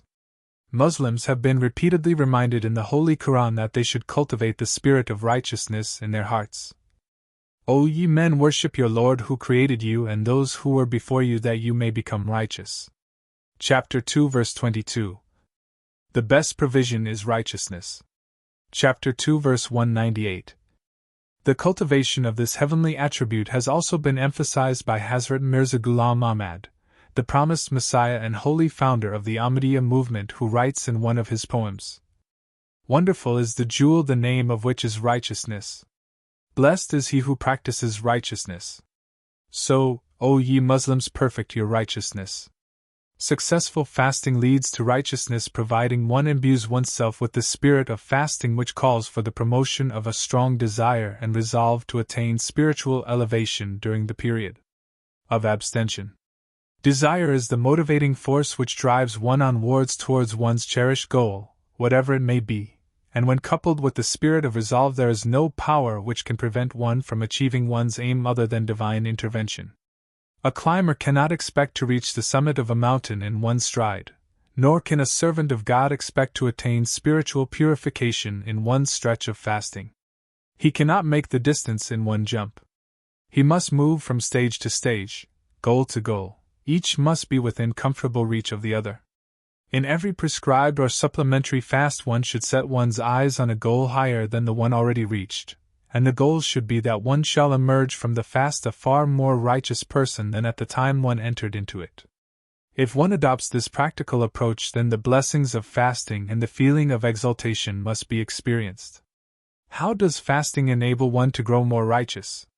First, it should be known that there is fasting and fasting. The mere abstention from food and water will not serve any spiritual value unless the spirit of fasting is present in the heart. There are many Muslims who fast merely from habit or custom. On being questioned why they fast, their reply is that it is a commandment of Allah, yet they ignore other important commandments of Islam and are found to drink, gamble, lie, lend money on interest, neglect prayers, etc. Had they possessed some measure of the spirit of Islam, they would realize the importance of giving attention to all the commandments of God and not only to fasting.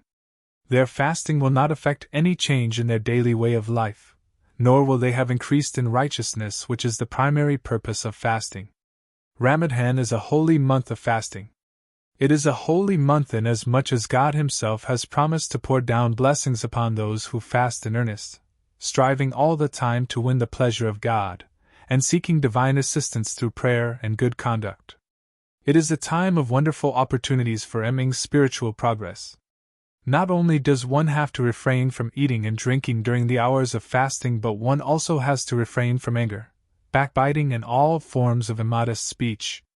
One must vigilantly guard one's tongue from the promptings of Satan. Although one must observe this vigilance at all times, whether or not one is fasting, extra special attention should be maintained while fasting, for it is a time when one's sincere efforts are richly rewarded. Sin of any kind results from the failure to resist evil temptations. Fasting strengthens one's power of self-control and self-restraint, and thereby one becomes more fortified against the onslaughts of the devil. Almighty God has promised that He will bless and reward those who are grateful to Him for the favor He has bestowed upon them. And Allah will certainly reward the grateful. Chapter 3, verse 145. As fasting is a time when one is seeking and hankering after a good measure of divine blessings, a golden opportunity is presented to increase and express one's gratitude to God for all His bounties and favors. Self-denial enables one to appreciate more fully the good things of life, and this realization makes one more thankful to God for one's daily provision. Gratitude encourages charity, which is another Islamic virtue that should be exercised more freely and generously when fasting. Abstinence from food and drink creates a deeper feeling of understanding and sympathy for one's less fortunate brethren who are suffering on account of poverty, famine, and other kinds of distress. While every virtue is meritorious, perhaps the greatest of them all is patience. It is the key to self-mastery and the secret of success in every field of physical and spiritual life. Throughout the Holy Quran, Muslims have been exhorted to cultivate this cardinal virtue, for without this firm basis the edifice of righteousness cannot be properly constructed. Patience is an avenue through which the blessings of God flow, and seek help with patience and prayer. Chapter 2, verse 46. Patience is a prerequisite for spiritual prosperity. O you who believe, be patient and enjoin patience, and be firm and fear God that you may prosper. Chapter 3, verse 199. Patience surmounts all obstacles and is the antidote for every affliction. And we will try you with S0111 pound thing of fear and hunger, and loss of wealth and lives, and fruits. But give glad tidings to the patient. Chapter 2, verse 151. Impatience is a thorn in the flesh. It disturbs one's equilibrium and irritates the nervous system. Patience is not an easy virtue to master, and is rarely reflected to a high degree even among those who are counted as spiritual personalities, for often they rage and quarrel like little children, even among themselves. Fasting helps to subdue the passions and develop patience. Too many people ruin their lives through anger and frustration. The patient man, having learned how to control himself, possesses peace of mind, and is revered for his spiritual strength, which lifts him into the realms of righteousness where he dwells contented with his Lord. While fasting, special attention should be given to prayer, which is the direct line of communication between man and his Creator. God Almighty says, "Pray unto me. I will answer your prayer." Chapter 40, verse 61. Keeping in mind that God Himself has declared that the purpose of fasting is to become righteous, and He answers the prayer of the supplicant, one should fervently pray that one may attain to a higher degree of righteousness. Certainly God will answer this prayer, and one will become joyous in the knowledge and experience of spiritual elevation, which is the successful fulfillment of the purpose of fasting. One will realize the efficacy of fasting and witness within oneself a holy change for the better, and personally understand how fasting helps one become more righteous. Steadfastness is an essential quality of faith without which one cannot progress very far along the path of righteousness. Fasting trains one to be steadfast in purpose when, despite hunger, thirst, and fatigue, one must continue to the end. Self-discipline strengthens the power of steadfastness, which is the force that breaks down barriers, overcomes obstacles, and enables one to hold on to the rope of Allah in the midst of the storms of life. Regarding this vital ingredient of faith, God says in the Holy Quran, "And we will surely try you until we distinguish those among you who strive for the cause of Allah and those who are steadfast. And we will make known the facts about you." Chapter 47, verse 32. Verily those who say our Lord is Allah, and then remain steadfast, no fear shall come upon them, nor shall they grieve. Chapter 45, verse 14. But none is granted save those who are steadfast, no fear shall come upon them, nor shall they grieve. Chapter 45, verse 14.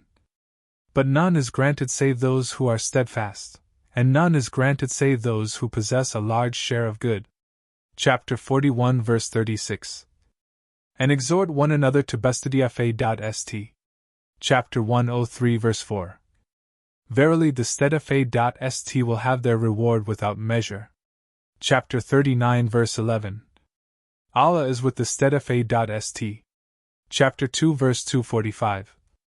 Fasting reminds one of the importance of this indispensable part of faith's steadfastness. Whatever physical inconvenience one feels when fasting, one must complete the fast to the finish, unless one is suddenly stricken by illness. Steadfastness nourishes righteousness.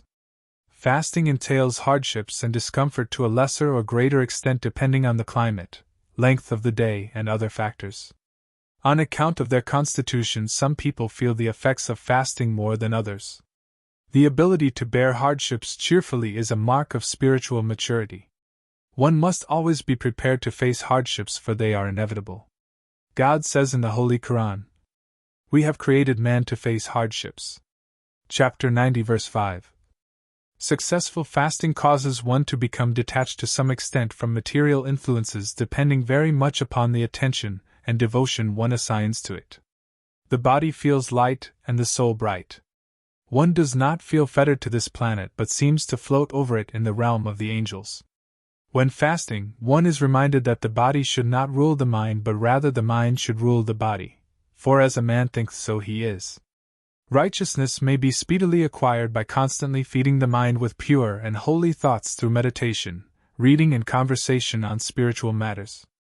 Bad habits are enemies of spiritual progress. One should never become their slave. One must break them once and for all if one wants to soar into the higher realms of holiness. Otherwise they will hold one earthbound like a balloon at the end of a chain. Fasting helps to break bad habits such as smoking, tobacco chewing, reading trashy literature, visiting the cinema, watching television stories, sloth and laziness, flippant conversation, extravagance, overeating, and so many other worthless and harmful pursuits. 6 enemies of spiritual progress.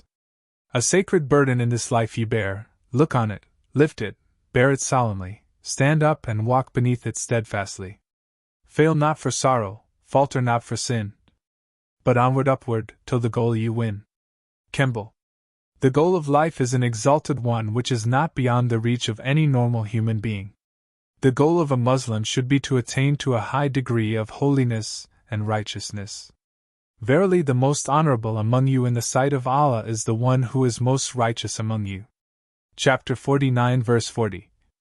The Holy Quran teems with verses exhorting Muslims to cultivate within themselves the spirit of righteousness. The best and most elegant dress is the raiment of righteousness. Chapter 7 verse 27.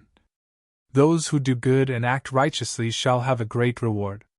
Chapter 4 verse 173.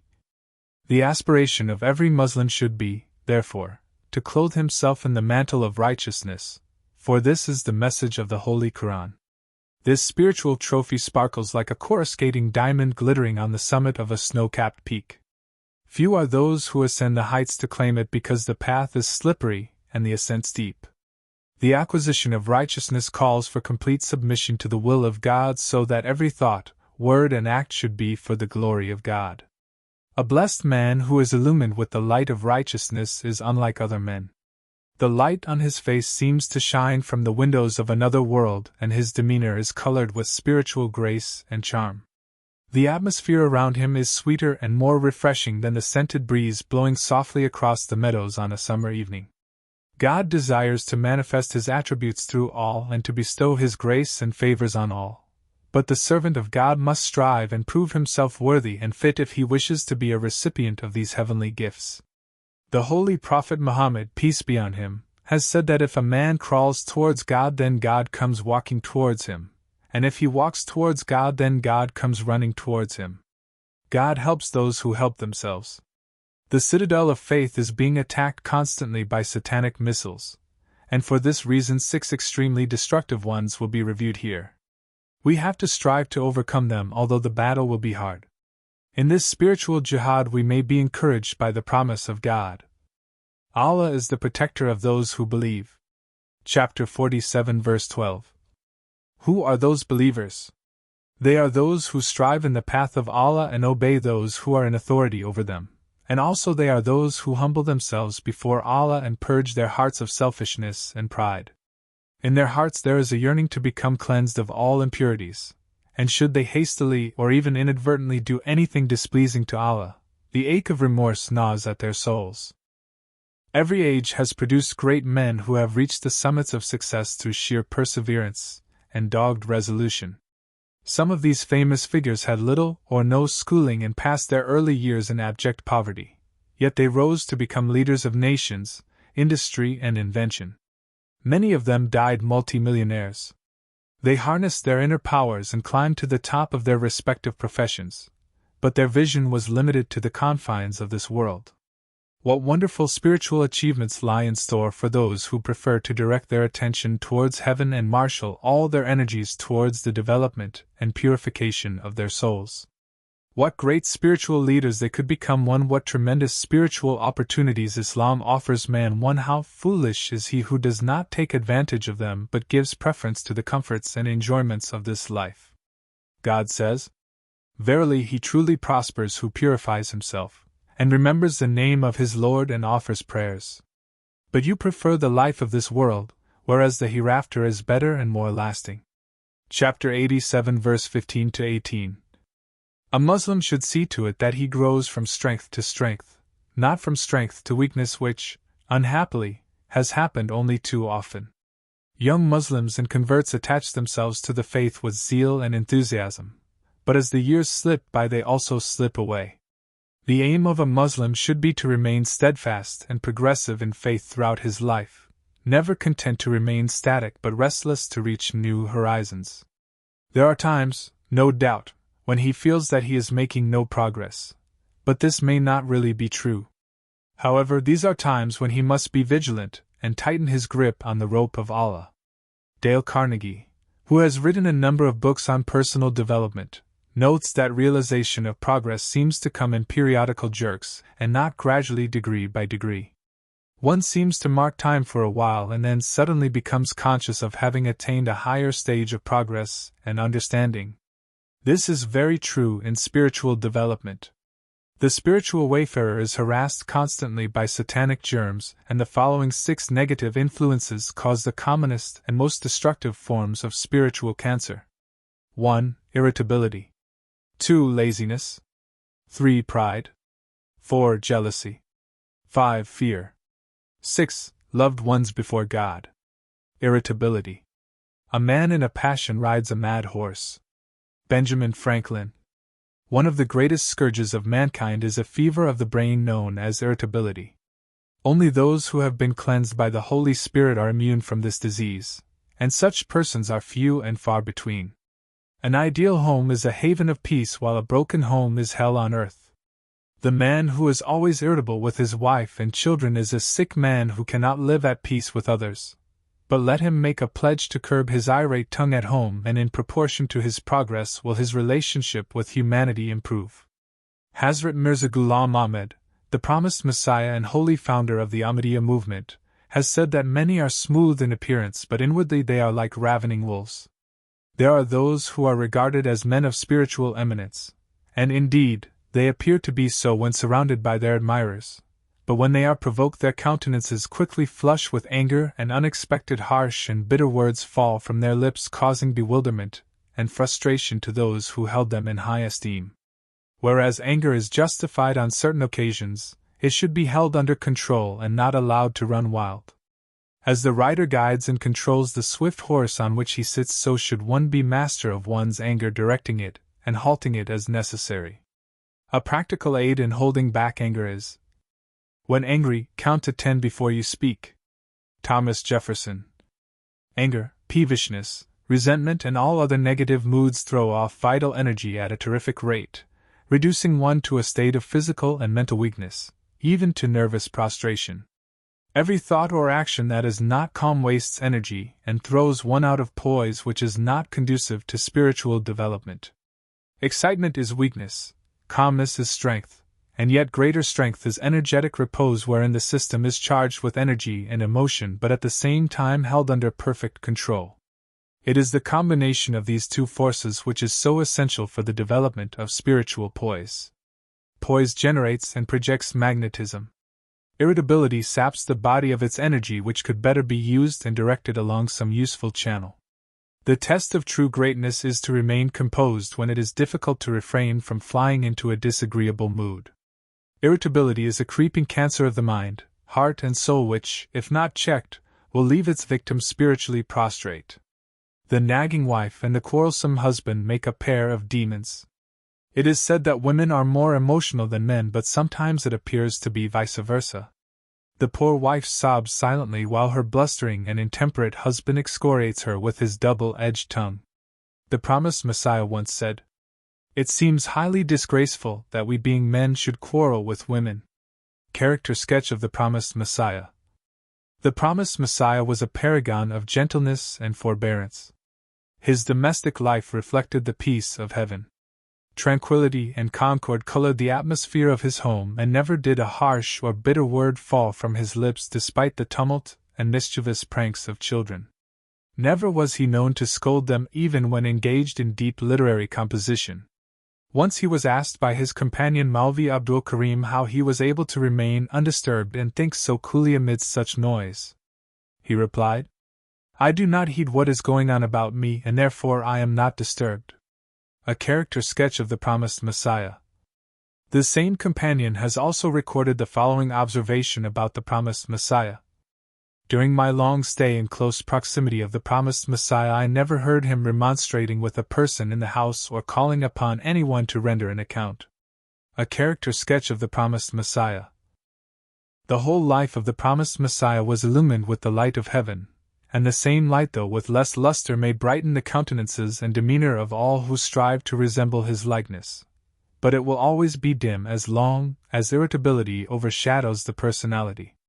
It behooves every spiritual wayfarer to overcome this enemy of serenity. The fight may be hard, but the prize is priceless. Debauchers and degenerates have become reformed and cleansed of former evil habits. Drunkards have become dedicated servants of God. Lifelong smokers have discarded the tobacco habit. Savages have become saints. No one should make vain excuses for his irritability. It can be overcome if one cares to exert oneself and turn to God for help. Where there is a will, there is always a way.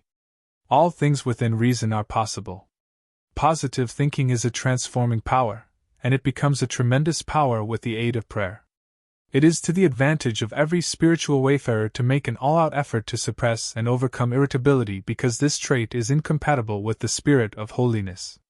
In order to treat a disease, a good doctor will seek its cause and deal with the root of the trouble. The spiritual wayfarer is also recommended to do the same. There are various causes for irritability, and one of them is incorrect dieting. There are those who overeat and suffer nervous strain when a little hungry. Most people consume material which is poisonous or harmful to the body. They crave for stimulants to anesthetize their trembling nerves and suffer mental and physical irritation when they are not available. Tea and coffee drinking has become a national habit in many countries, although either in themselves contain any food value. Housewives sip innumerable cups of tea throughout the day, then wonder why their nerves are on edge. Tobacco is another poison which casts its deadly effects upon the nerves and organs of the body, and neither does the soul escape its lethal fumes. The smoker and the chewer of tobacco live with frayed nerves, making them susceptible to headaches and outbursts of irritability, especially when the poisonous weed is not available to alleviate their self-imposed agony. Self-mastery is the golden key to spiritual progress, and the old adage is still true that he who can conquer himself is greater than he who can conquer a city. When irritable, people are inclined to say and do things on the spur of the moment which they later regret. But harsh words and wrong actions often cannot be retrieved. Bitter words carve indelible impressions on the minds of others. A careless outburst of invective has estranged the best of friends, husbands and wives, parents and children. The thread which binds together human relationships is extremely brittle. It wears, tears, and snaps with ease. There is the authentic case of a man and woman who celebrated their 50th wedding anniversary. 1 week later they sued for divorce. The irritable person lives in the fire of hell. He who desires to walk with the saints must master his passions, and irritability is one of them. Laziness. O Cody, I seek thy protection against want of means and laziness. Holy Prophet. Laziness withholds progress in any endeavor, and in spiritual development there is no exception. Sleep and rest are essential for health and efficiency. 8 hours of sleep daily has been recommended as ideal, although many prefer to do with less. Many of the world's great geniuses spent half their nights absorbed in work. Napoleon once said that 22 hours out of 24 ought to be usefully employed. He lived his life to the full, in which he accomplished Herculean exploits through sleepless labor, as the following incident reveals. An officer, entering his, Napoleon's, room a couple of hours after midnight to communicate the tidings, found, much to his astonishment, Napoleon dressed and seated at his table, with maps, books and charts spread out before him. "What?" inquired his friend. "Are you not in bed yet?" "In bed?" Napoleon replied. "I have had my sleep, and am already risen." "What, so early?" the other rejoined. "Yes," continued Napoleon, "so early. 2 or 3 hours sleep are enough for any man." Life of Napoleon Bonaparte by Abbott. He was a personification of the following poem. The heights by great men reached and kept were not attained by sudden flight. But they, while their companions slept, were toiling upward in the night. Similarly, in the spiritual field, the prophets and holy men of God have spent, and do spend, the greater part of their nights in prayer and labor. The promised Messiah once said, "Who told our brethren that life is long? There is no season for death. It may overtake you at any time. So we must value whatever time we have. We will not have these times again. There will remain only stories of them." Character sketch of the promised Messiah. The promised Messiah is reported to have said that he regretted so much time is wasted in the toilet, and it would have been well even if that time could be spent in the service of Islam. He condemned laziness in no uncertain terms. Everyone among you who relaxes and becomes lazy shall be thrown out of the community, as a dirty thing is discarded and thrown out. He shall die with regret in his heart, and £1 shall not be able to injure God in any way. Noah's Ark. Laziness is one of the reasons why Muslims are negligent in the regular observance of the 5 daily prayers, and as a result their spiritual growth is stunted. But even the offering of prayers is of little value unless performed with attention and the spirit of earnestness. The promised Messiah has advised, Offer your 5 daily prayers with such concentration and awe of mind as though you were seeing God in front of you with your physical eyes. A true believer would no more think of missing his prayers than a hungry man would think of missing his meals. Hazrat Mirza Bashiruddin Mahmud Ahmad, the second successor of the promised Messiah, once issued a pronouncement that if an Ahmadi Muslim intentionally forsook only one prayer over a period of 10 years, then he could not be considered a true devotee of Ahmadiyya, the true Islam. The promised Messiah has affirmed that some effort is required to rise early in the morning before sunrise, perform ablution and offer prayers, but without self-discipline there can be no worthwhile progress. This truth applies to spiritual development no less than it does to physical development or to advancement in any secular field. A Muslim should be anxious to make every moment of his life worthwhile and to avoid idleness, and in order to achieve this purpose he must keep his mind and body alert and virile. All types of slovenly behavior should be eradicated. The manner in which he sits, stands, and moves about reveals significant points of character. Slouching in armchairs and sofas, leaning up against some object for support, shuffling along the streets are unsalutary habits indicative of laziness. Muscles and mind are interrelated. When the muscles become lazy, the mind becomes lazy, and vice versa. The span of human life is incomparable with the age of the universe, and 1/3 of that is usually passed in sleep, so time for up and doing is very short. It has been said that idleness is the sepulchre of a living man. The ambitious spiritual wayfarer knows that laziness is an obstacle to his progress, and he is watchful never to be the victim in the following lines. He slept beneath the moon, he basked beneath the sun, he lived a life of going to do, and died with nothing done. James Albury. Pride. God has revealed to me saying, show humility so that no one may rise above another, nor pride himself above another. Holy Prophet. Pride has been the downfall of many a spiritual leader. It is a subtle and surreptitious destroyer of faith which does its hellish work slowly and silently like a creeping cancer. Time witnesses pillar after pillar of faith crashing to the ground until eventually the inner temple of God collapses in a heap of rubble. No doubt a new temple can be built on the ruins of the old, but not without a sincere rededication to God, because the message of the Holy Quran offers hope to those who have fallen or gone astray. Those who repent and amend and hold fast to Allah and are sincere in their obedience to Allah, these are among the believers. And Allah will soon bestow a great reward upon the believers. Chapter 4 verse 147. Dignity and self-respect should not be mistaken for pride, for they are virtues while the latter is a sin. Hazrat Mirza Ghulam Ahmad, the promised Messiah, has said that pride is a form of shirk, i.e., the setting up of equals with God. He has said that it is a despicable characteristic, and has advised everyone to make sure that no vestige of this guilt dwells within them. Disobedience to those who are in authority is a common demonstration of pride. It has led to the spiritual downfall of many prominent Muslims. Islam teaches that it is incumbent to obey those who are placed in authority, providing one is not called upon to do something contrary to the teachings of Islam. In religious affairs it matters not who is appointed imam or leader, he must be obeyed. The Prophet has said, "Hear and obey, even though a person with a head as small as a dried raisin be appointed to rule over you." Bukhari. Pride sometimes enters the hearts of public speakers and lecturers who are more concerned in impressing their audience with their supposed eloquence than they are in impressing the significance of their message upon their hearts.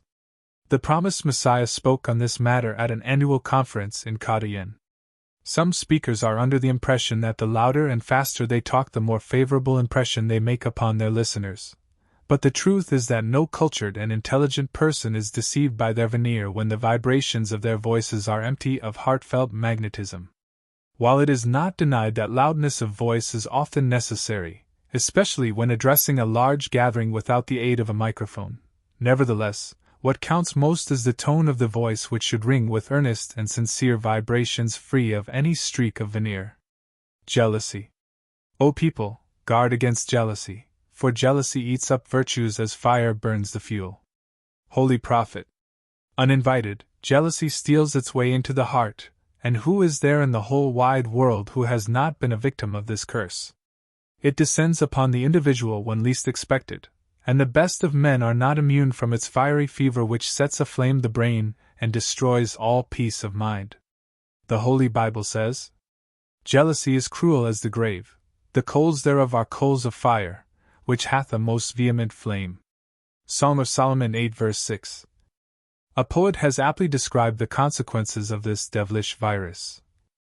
"Thou ugliest fiend of hell, thy deadly venom preys on my vitals, turns the healthful hue of my fresh cheeks to haggard sallowness, and drinks my spirit up. More. Jealousy undermines brotherhood, which is one of the basic ideals of Islam. The Holy Prophet Muhammad, may peace be on him, has said, "Do not be jealous of each other, nor envious, nor do sever mutual connection, but all be servants of one God like brothers." Jealousy has led men and women to acts of hatred, infamy, and murder. The sons of Jacob were so possessed by jealousy that they contemplated killing their younger brother Joseph. When they said, "Verily, Joseph and his brother are dearer to our father than we are, although we are a strong party. Surely our father is in manifest error. Kill Joseph or cast him out to some distant land, so that our father's favor may become exclusively yours and you may thereafter become a righteous people." Chapter 12 verse 9 and 10.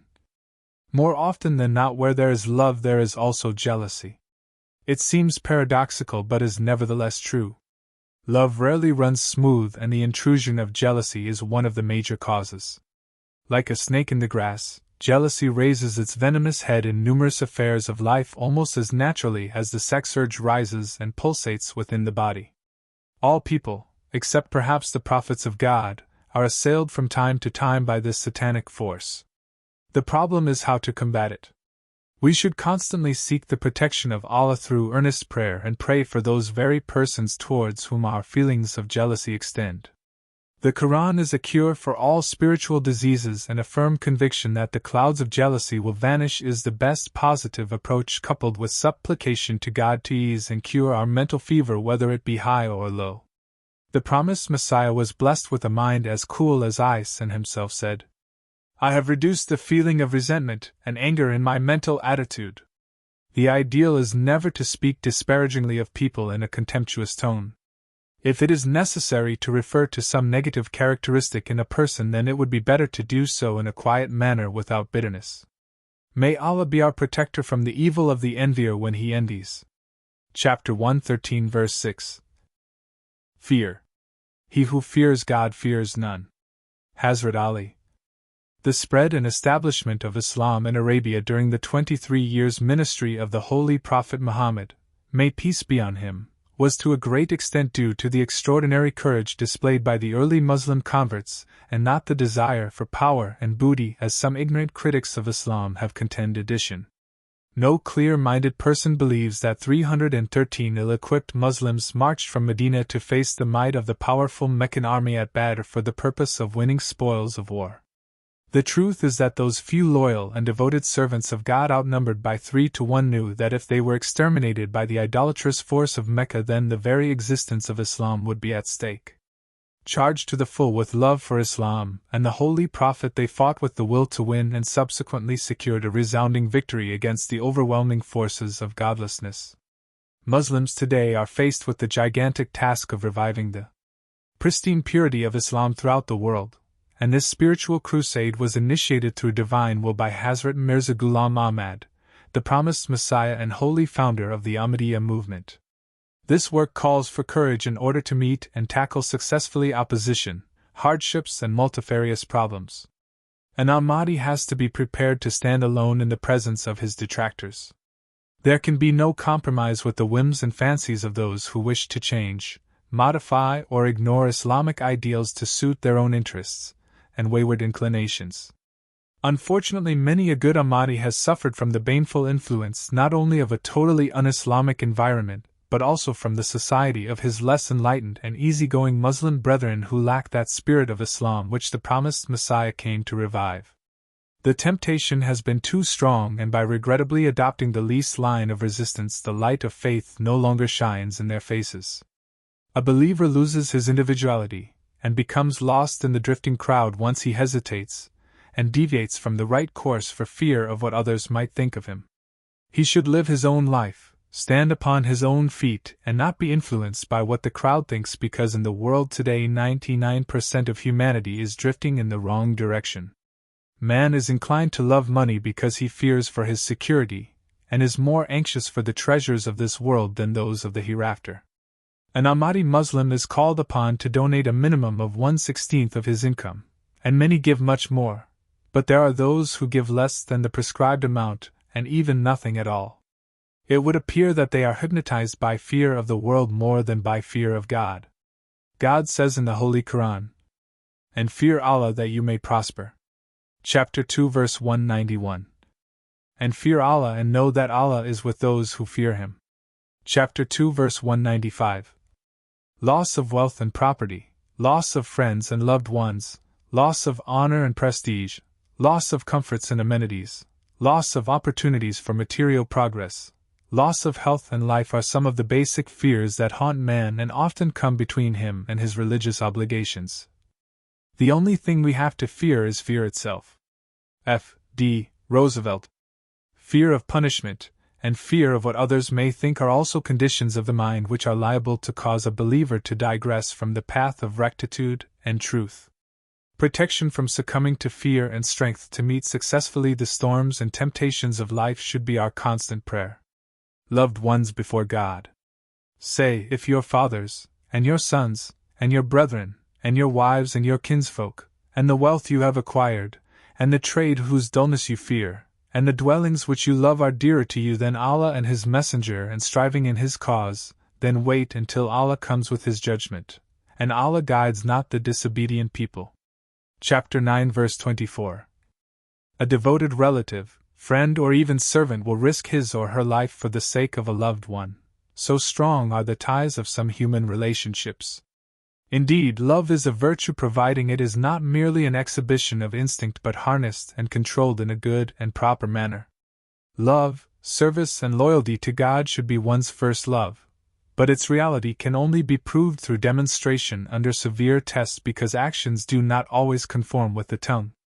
God says in the Holy Quran, "Wealth and children are an ornament of the life of this world, but enduring good works are better in the sight of thy Lord in respect of immediate reward, and better in respect of future hope." Chapter 18 verse 47. No doubt the ties of human life are usually very strong, but in the Holy Quran a Muslim is warned that should the occasion arise then he must be prepared to sacrifice his family attachments, for the sake of God. No doubt the demand is high, but so are the ideals of God high, and in order to reach high, one must be prepared to climb high. Success through failure. All my successes have been built on my failures. Disraeli. The desire to progress in one way or another is embedded to a lesser or greater extent in human nature. It is a distinctive characteristic in man which differentiates him from all lower forms of creation. Today it may be true to say that the acquisition of wealth is the main avenue of progress along which man seeks to advance. The urge to progress is a healthy one, providing it does not clash with the teachings of Islam.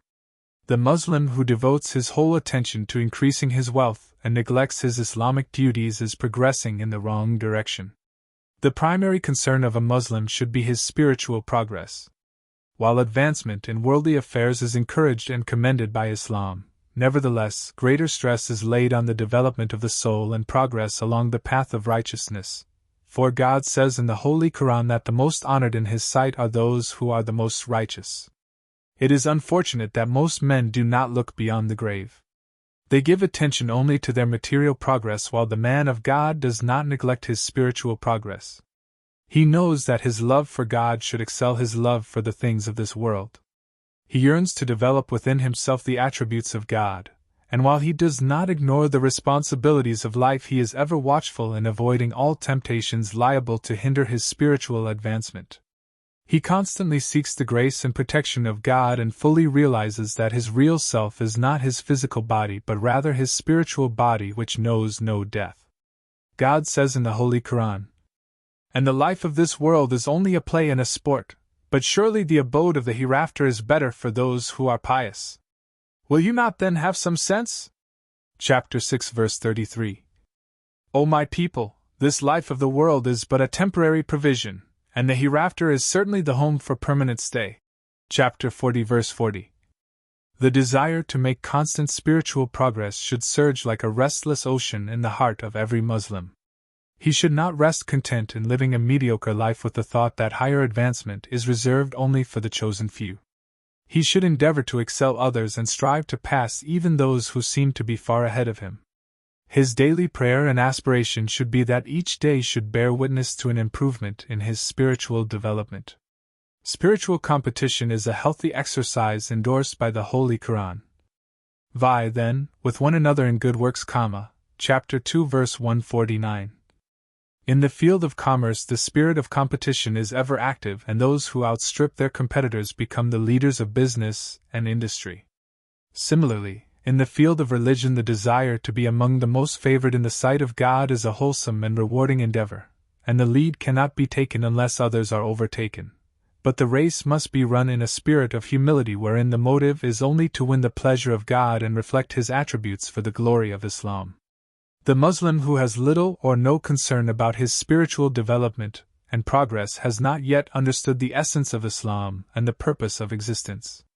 When his body ceases to inhale the breath of life, his earthly treasures will no longer be a source of comfort to him, and only his dark and empty soul will cross the border into the realm of eternity. But the translucent soul of the blessed servant of God will shine like a radiant star in the firmament of the hereafter. Health, wealth, and knowledge are gifts of God which should all be used for His glory. Hazrat Mirza Ghulam Ahmad, the promised Messiah and holy founder of the Ahmadiyya movement, has written, "All our powers and organs and whatever belongs to us should be surrendered to God and devoted to His service."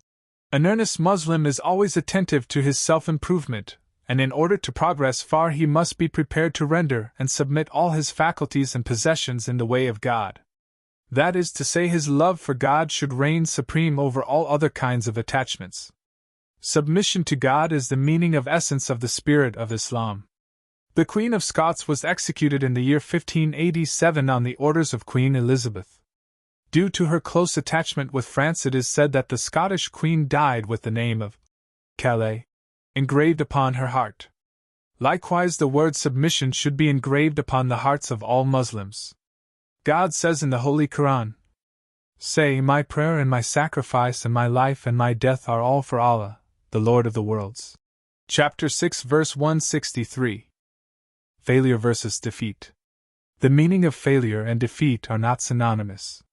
Whereas defeat suggests conquest, failure need be no more than a temporary setback. This is certainly the meaning given to failure by the go-ahead and successful-minded individual who is resolute and has firmly implanted in his mind the achievement of a definite goal in life. He constantly visualizes its ultimate fulfillment, and has no doubt that it will sooner or later materialize. He knows that positive thinking is the road to success, and he regards no obstacle in his path to be a permanent barrier. As soon as one arises, he proceeds to smash it down, and then he climbs over its battered remnants and proceeds onwards towards his goal.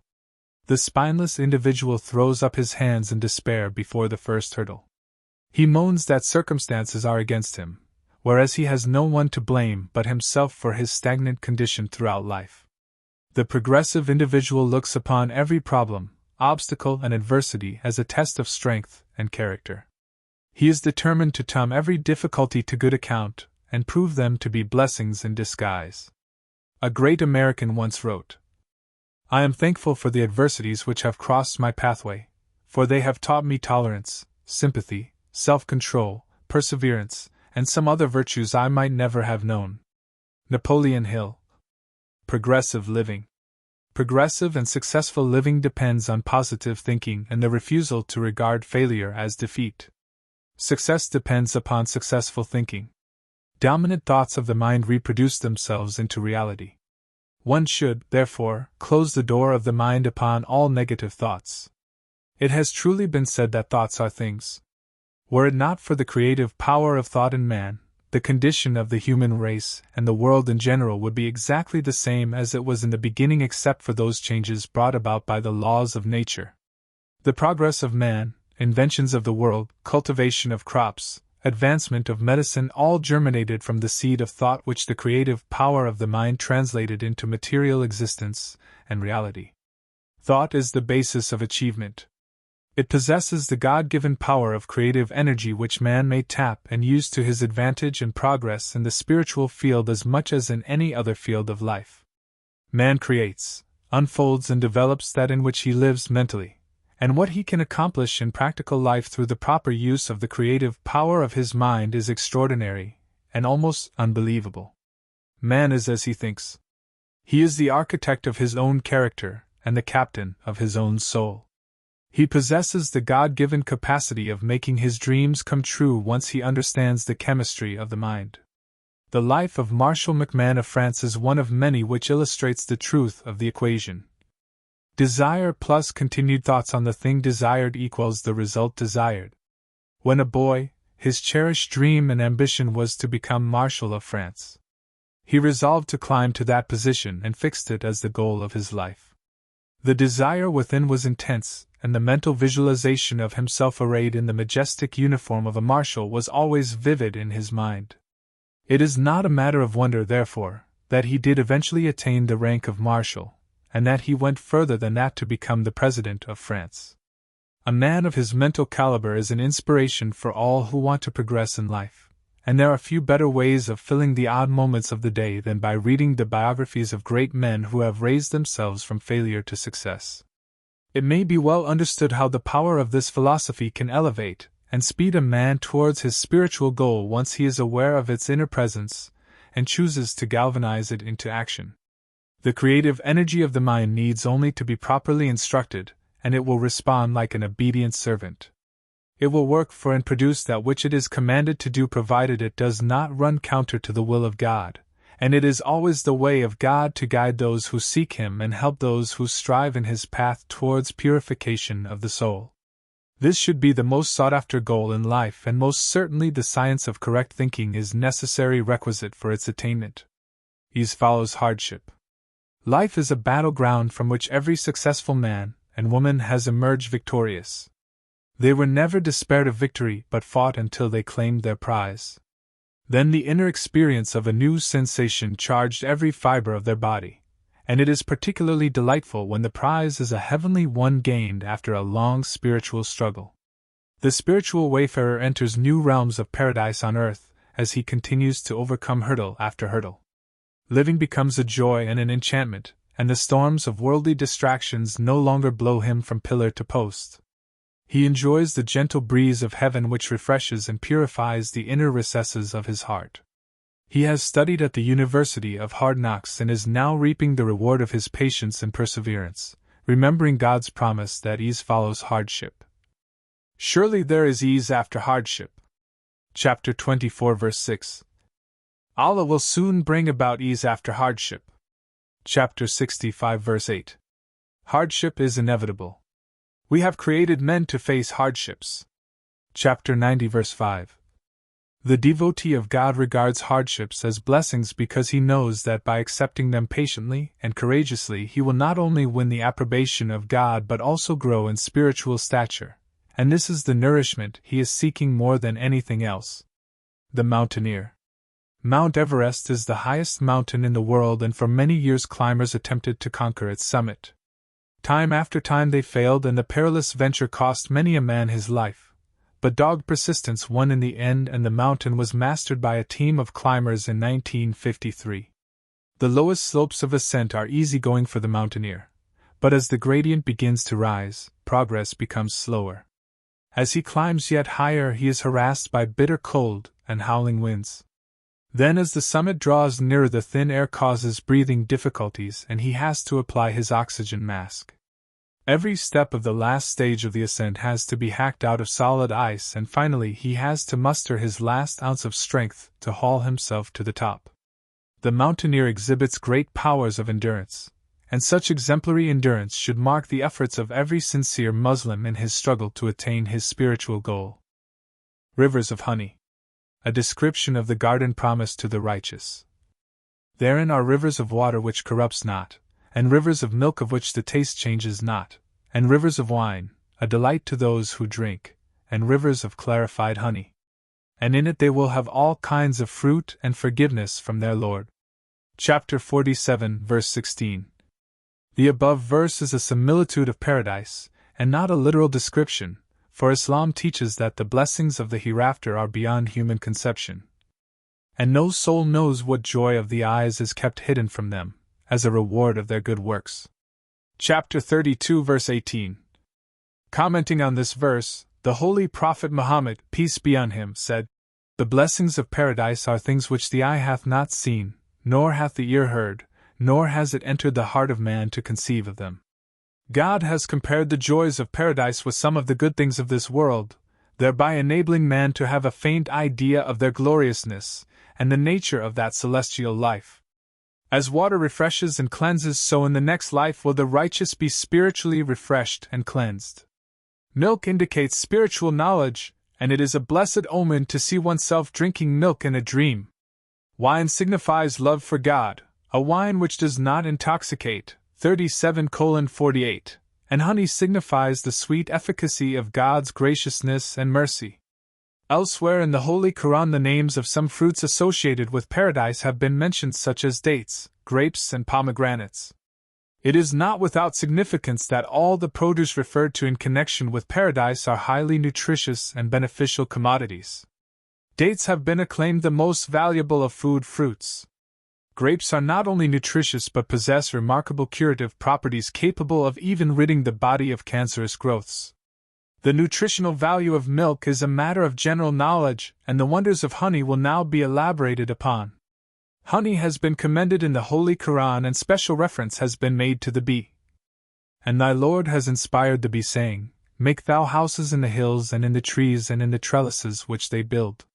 Then eat of every kind of fruit, and follow the ways of the Lord that have been made easy for thee. There comes forth from their bellies a drink of varying hues. Therein is cure for men. Surely, in that is a sign for a people who reflect."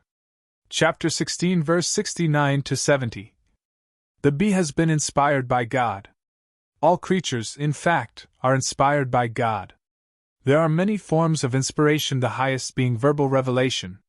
Animals, insects, fish, and every kind of creature are guided by instinct, which is a medium of divine guidance. Even the newborn child is prompted by the cause of all causes to seek the breast of its mother. Allah is the source of all knowledge, the author of life, from whom all guidance originates.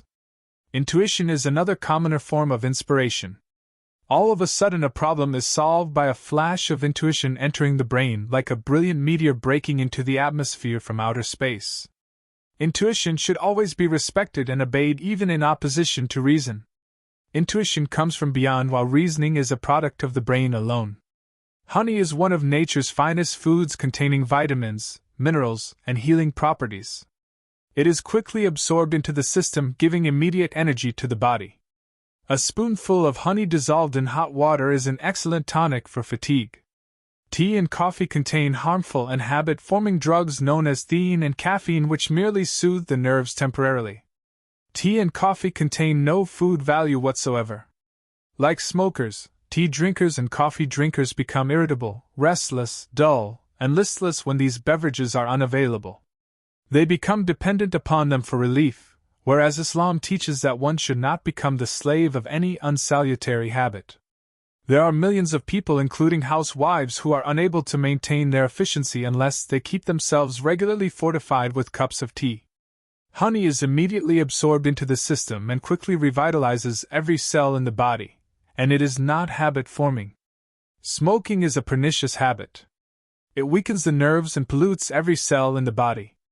Tobacco is a poisonous drug which leaves its impress not only on every organ of the body but on the soul as well. Self-purification of body and soul should be the goal of every Muslim.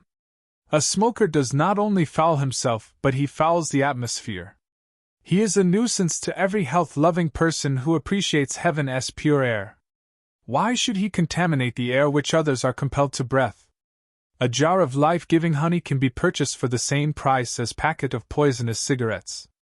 Not only is honey an excellent food, but also, as the Holy Quran states, it is a cure for men. Its medicinal properties are many. Honey is a natural laxative, and no one who eats it daily along with a normal diet suffers from constipation. Honey is nature's best sweetener, whereas refined white sugar has been described as a nutritional death trap as it is deprived of the valuable nutriments which are found in unrefined or brown sugar. White sugar is constipating while brown sugar is a laxative. Honey is perfectly safe for babies and does not cause diarrhea. Should a baby become constipated, honey added to its milk is an effective remedy. Some children wet their beds, but a spoonful of honey given at night time will overcome the habit. Warm water and honey is as good as any cough mixture, and being a sedative it relaxes the muscles and promotes natural sleep. It is, therefore, a remedy for insomnia or sleeplessness and helpful for fretful children who cry at night. Honey is an antiseptic and may safely be applied to wounds. It heals wounds and bums very successfully. Taken internally, it relieves pains associated with arthritis, inflammation of the joints. A well-known beekeeper has said, "Honey really does a remarkable job on arthritis." In conclusion, the following observation proclaimed by reliable persons who live close to the land are worth our attention. 1. Beekeepers do not have kidney trouble. 2. They have a clear complexion, good eyesight, and no lameness. 3. Among those who eat honey and keep bees there is no cancer or paralysis. There are innumerable species of insects in the world. The Holy Quran has singled out one of them, the bee. God has focused special attention upon this insect. It is indeed a remarkable creature, and the drink that comes forth from its belly is a remarkable substance. A chapter in the Holy Quran has been named th. Let us enjoy the material honey of this world and pray that we may also enjoy the spiritual honey of the next world. Our illusory world. It is a palace paved smooth with slabs of glass. Chapter 27, verse 45. Belief in life after death is a basic teaching of Islam. The Quran contains abundant passages on this subject. Denial of the hereafter deviates a person from the right path. And those who believe not in the hereafter are indeed deviating from that path. Chapter 23, verse 75. It is unfortunate that many people give insufficient care and attention to the preparation of their souls for the next life. And it is even more unfortunate that there are numerous people who do not believe in life after death at all. They are unable to conceive of any other kind of existence other than life on this planet. They are prepared to believe only in what is apparent to them through the aid of their physical senses: sight, touch, smell, hearing, and taste. God says in the Holy Quran that a believer is one who believes in the unseen, chapter 2, verse 4. This is not a blind belief but one which is upheld by scriptural authority and confirmed by personal experience. Those who hold the view that this universe and all things in it are composed of solid substance are under an illusion. We propose to show that this world and all that is in it is not really as it appears. There is no such thing as matter in the understood sense of the word. When this great truth is understood, then the existence and nature of life after death is no longer a stumbling block. This world is a spiritual realm, as is also the next one, but their states are different. Analysis of matter. A pilot flying above a beach sees below him a golden strip stretching along the coastline. Close inspection reveals that what he sees is a mass of tiny grains of sand. Microscopic inspection shows that each grain of sand is composed of innumerable atoms which are so small that 1,000,000 times 1,000,000 of them would not make a lump large enough to be seen by the human eye. Chemists had thought that the atom itself was the smallest particle, but now it is known that it is composed of even smaller subatomic particles known as electrons, neutrons, and protons. All things are made of atoms, and each one is practically all empty space. The protons and neutrons form its nucleus. The electrons, which vary in number in different kinds of atoms, revolve around the nucleus at great speed as the planets of our solar system revolve around the Sun. Indeed, every atom is a miniature solar system floating in space. Keeping in mind the size of an atom, the distances separating the electrons from the central nucleus have been compared to the distances separating the planets from the Sun. There is no wonder that radio waves, X-rays, and other kinds of rays can pass through the hardest rock or steel. Switch on a radio, seal it in a trunk, and it will continue to play. The waves pass through the steel as easily as an apparition passes through the door of a room. Almost all of solid matter is empty space in which not one atom or subparticle is touching another. Our sense of vision is extremely restricted, and what we are able to see around us is different to what it seems. We live in an illusory world. Howbeit, matter as we call it does exist. What one's matter? Whence from has it come? Matter is energy. There exists the law of cause and effect. Something cannot come from nothing. This is a self-evident truth. Islam teaches that God is the original cause of all things. He is unique in as much as he has no beginning or end. He is the creator of all things. He is indeed the supreme creator. Chapter 36 verse 82. He is Allah, the creator, the maker, the fashioner. Chapter 59 verse 25. There arises the question whether matter was created in one direct stroke by God or did it evolve from immaterial forces which already existed in the great void? Einstein, 1879–1955, is the greatest name in mathematical physics in the 20th century. He proved that matter and energy are one and the same thing in different forms. Both are interchangeable. Matter has been converted into energy, and energy has also been converted into matter. Energy was present before the creation of matter, which is a manifestation of that energy from which it evolved. Thought is intangible energy which lay behind the creation of the universe and all the multifarious and intricate systems and creations within it. In the human and animal kingdom, thought energy demonstrates its power through the brain.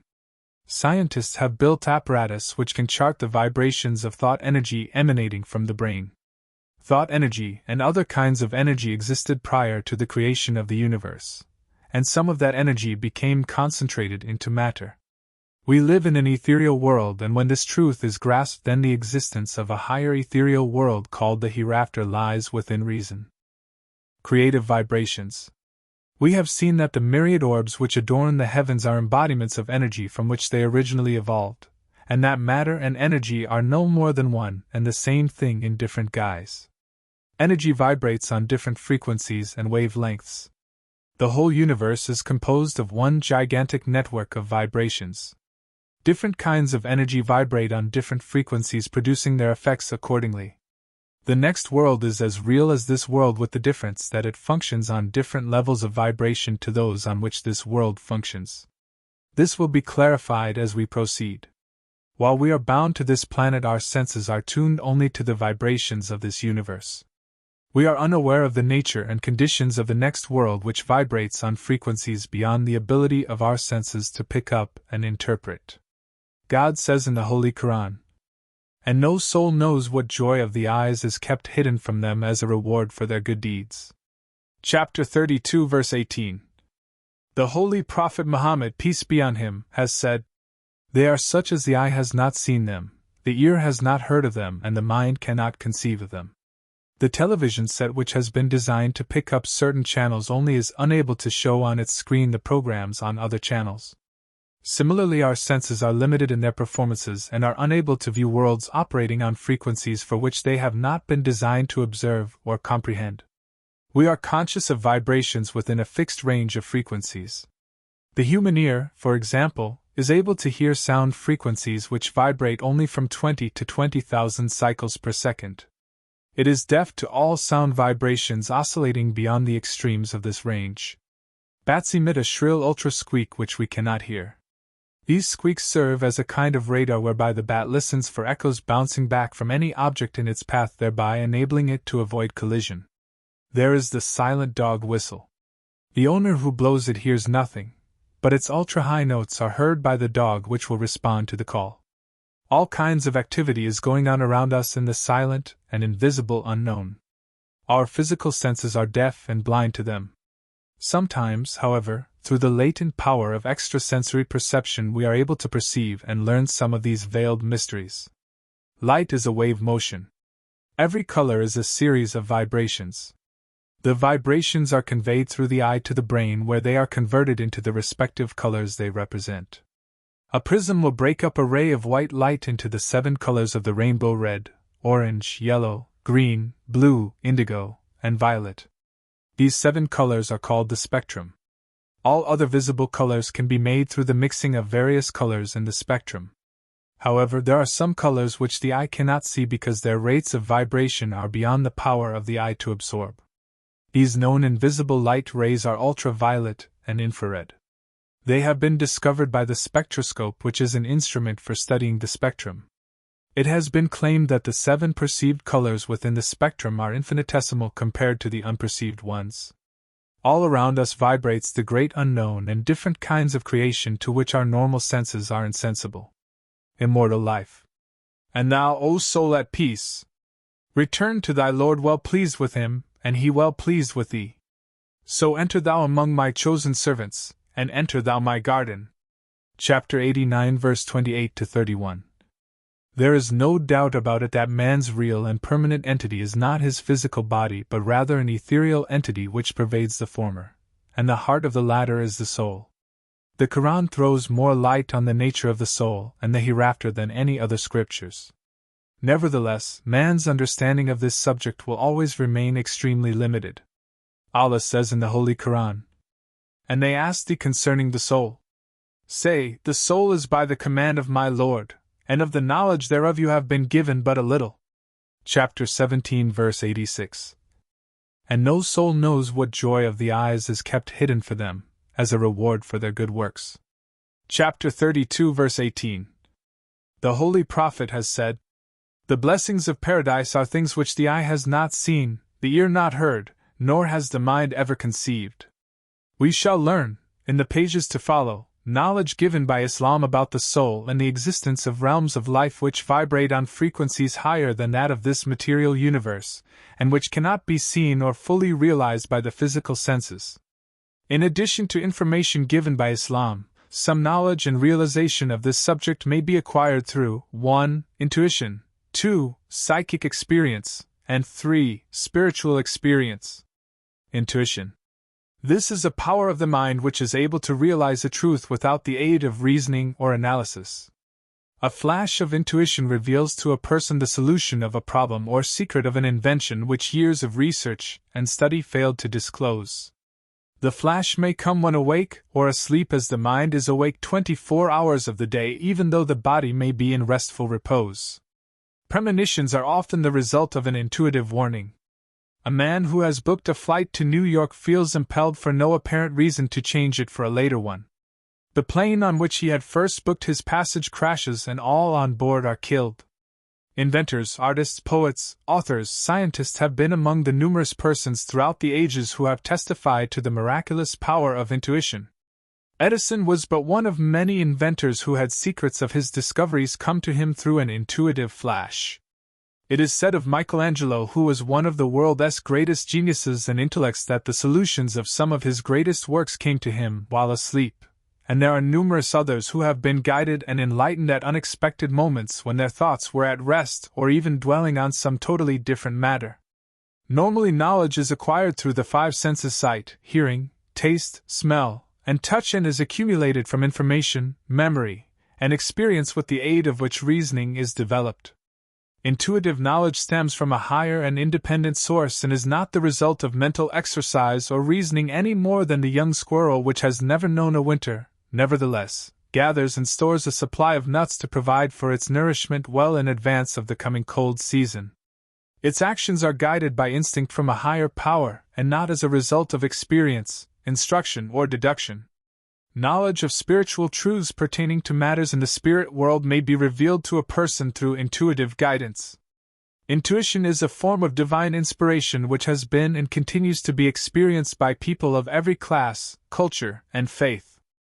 Psychic experience. This is an experience which cannot be explained by any understood natural law and is, therefore, often termed supernatural. Such an experience is attributed to the power of extrasensory perception, which has the capacity of revealing things which the normal physical senses are unable to detect or explain. Examples of psychic experiences are: 1. In an apparent waking state, a person clearly sees an event occurring at a distant place which is proved to have happened in the exact manner and at the very same time. Such an experience may also happen when asleep. 2. While in full consciousness, the apparition of a living or dead friend or relative appears before a person in all reality, and even speaks to him. 3. A person hears his father's voice clearly calling out to him, and on investigation it is established that at that very moment the father died several hundred miles away. 4. A student sees and memorizes in a dream questions on an examination paper.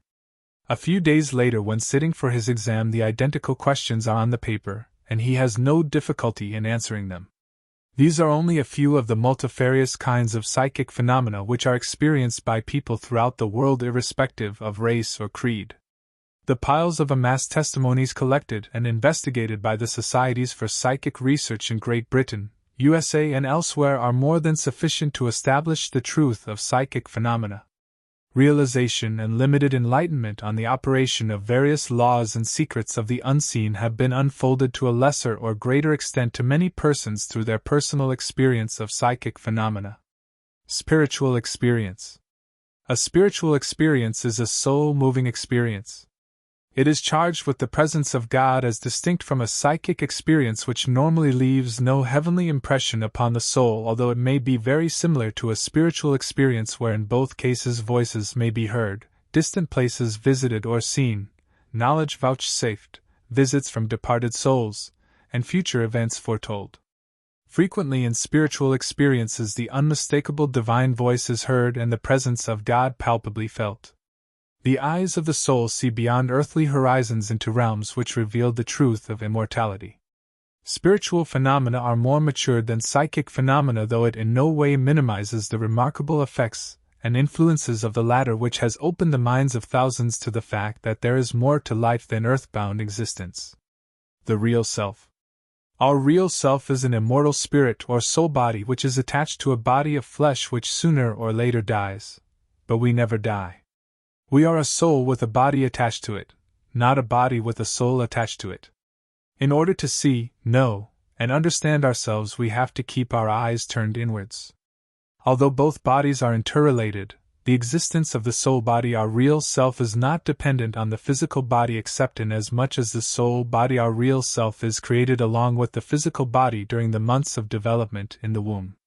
The birth of the soul is a point which has been discussed by the promised Messiah, the holy founder of the Ahmadiyya community, in his book The Philosophy of the Teachings of Islam.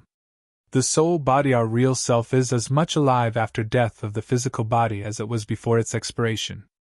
We are immortal. Purpose of life. We have not created the jinn and the men but that they shall worship me. Chapter 51 verse 57. Worship of God is not confined only to prayer and meditation but embraces every thought, word and action, for whatever we think, say or do for the sake of God is an act of worship. While we are connected with this world, our goal in life should be self-purification. We should seek the attainment of this goal through prayer and constant effort in reflecting the attributes of God in our general behavior. High is the goal and tremendous the task. Efforts made in this direction are always most rewarding. We should never despair despite our failures and weaknesses, but rather find inspiration in the following words of Hazrat Mirza Bashir Mahmud Ahmad.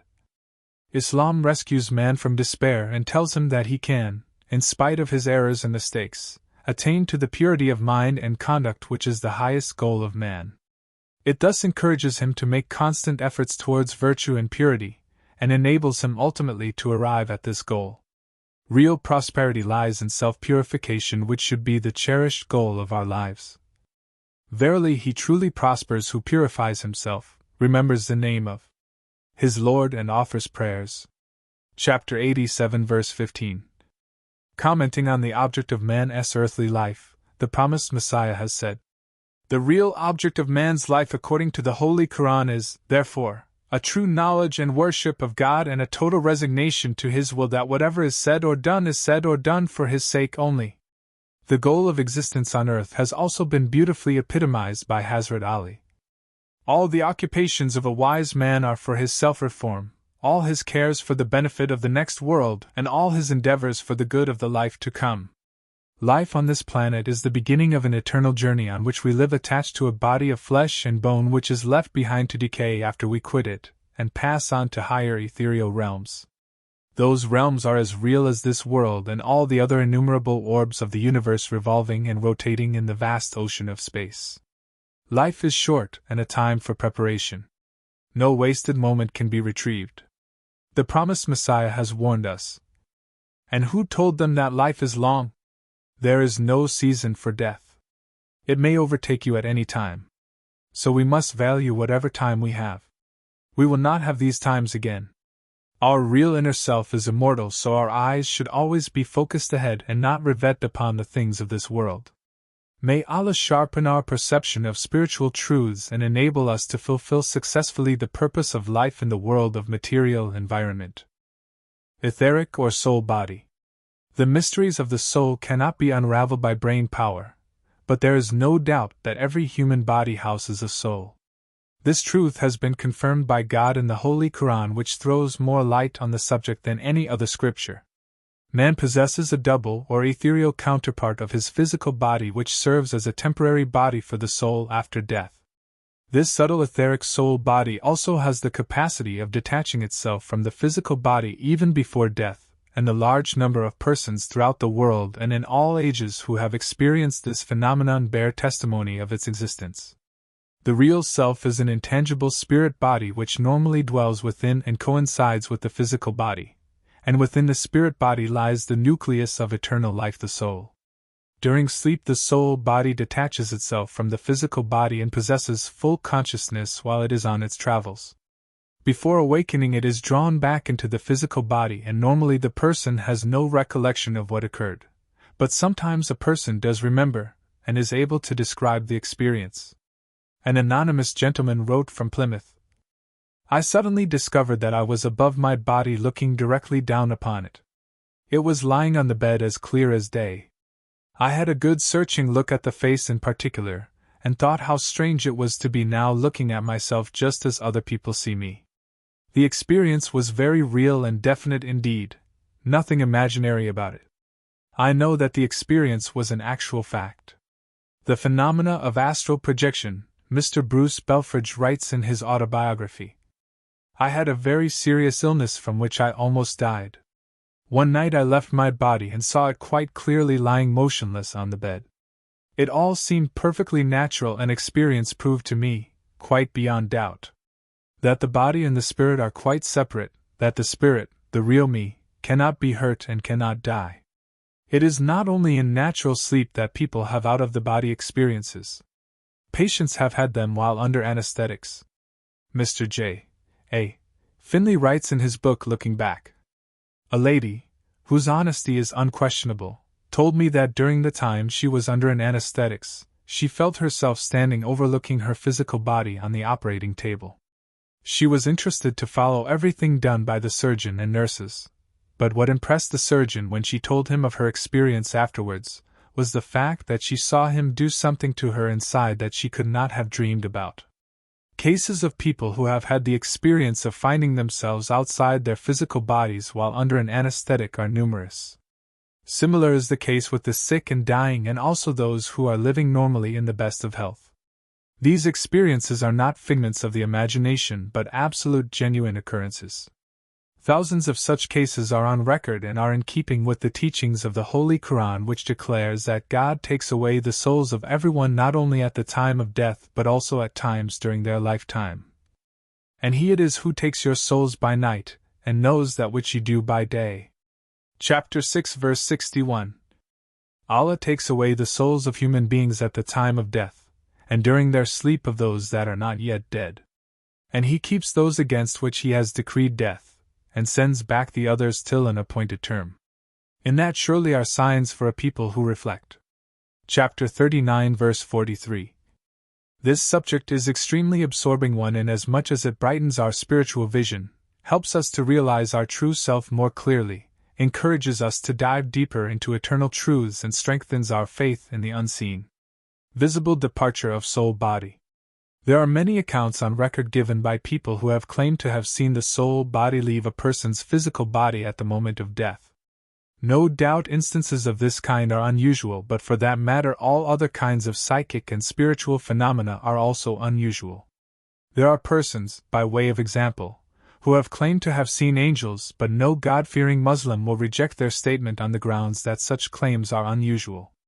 Now and again people do have visions of angels, though we are not conversant with those laws which enable them to see angels, nor are we conversant with those laws which enable people sometimes to observe the departure of the soul body at the time of death, but lack of understanding is not sufficient cause to reject the truth of this phenomenon. Mr. F. L. Rawson writes in his book Life Understood. In her book Little Women, Louisa Alcott relates how at the moment of death, she saw as it were a thin smoke arise from her sister Bertha and vanish. The doctor told her that this was not an hallucination but the life departing visibly.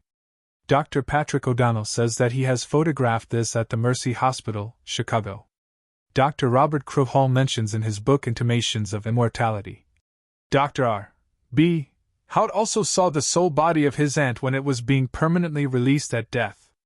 Mrs. Snell, who was a nurse, has stated, "One evening she, her friend, was taken by convulsions and died in my arms before the doctor had time to arrive.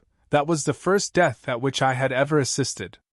Her heart had hardly ceased to beat when I distinctly saw something like a vapor disengage itself from her, arise from her body, and stop at a short distance from the corpse where it condensed into a form absolutely identical with that of my friend. Later, when I became a nurse, an occupation which I followed for 20 years, I assisted at numerous deaths, and immediately after death I always observed the condensation of the etheric form above the body, always identical with the living body, and after condensing it would vanish from my eyes. The promised Messiah, the holy founder of the Ahmadiyya movement, often had the experience of seeing and even conversing with departed souls. He has written in his monumental work The Philosophy of the Teachings of Islam.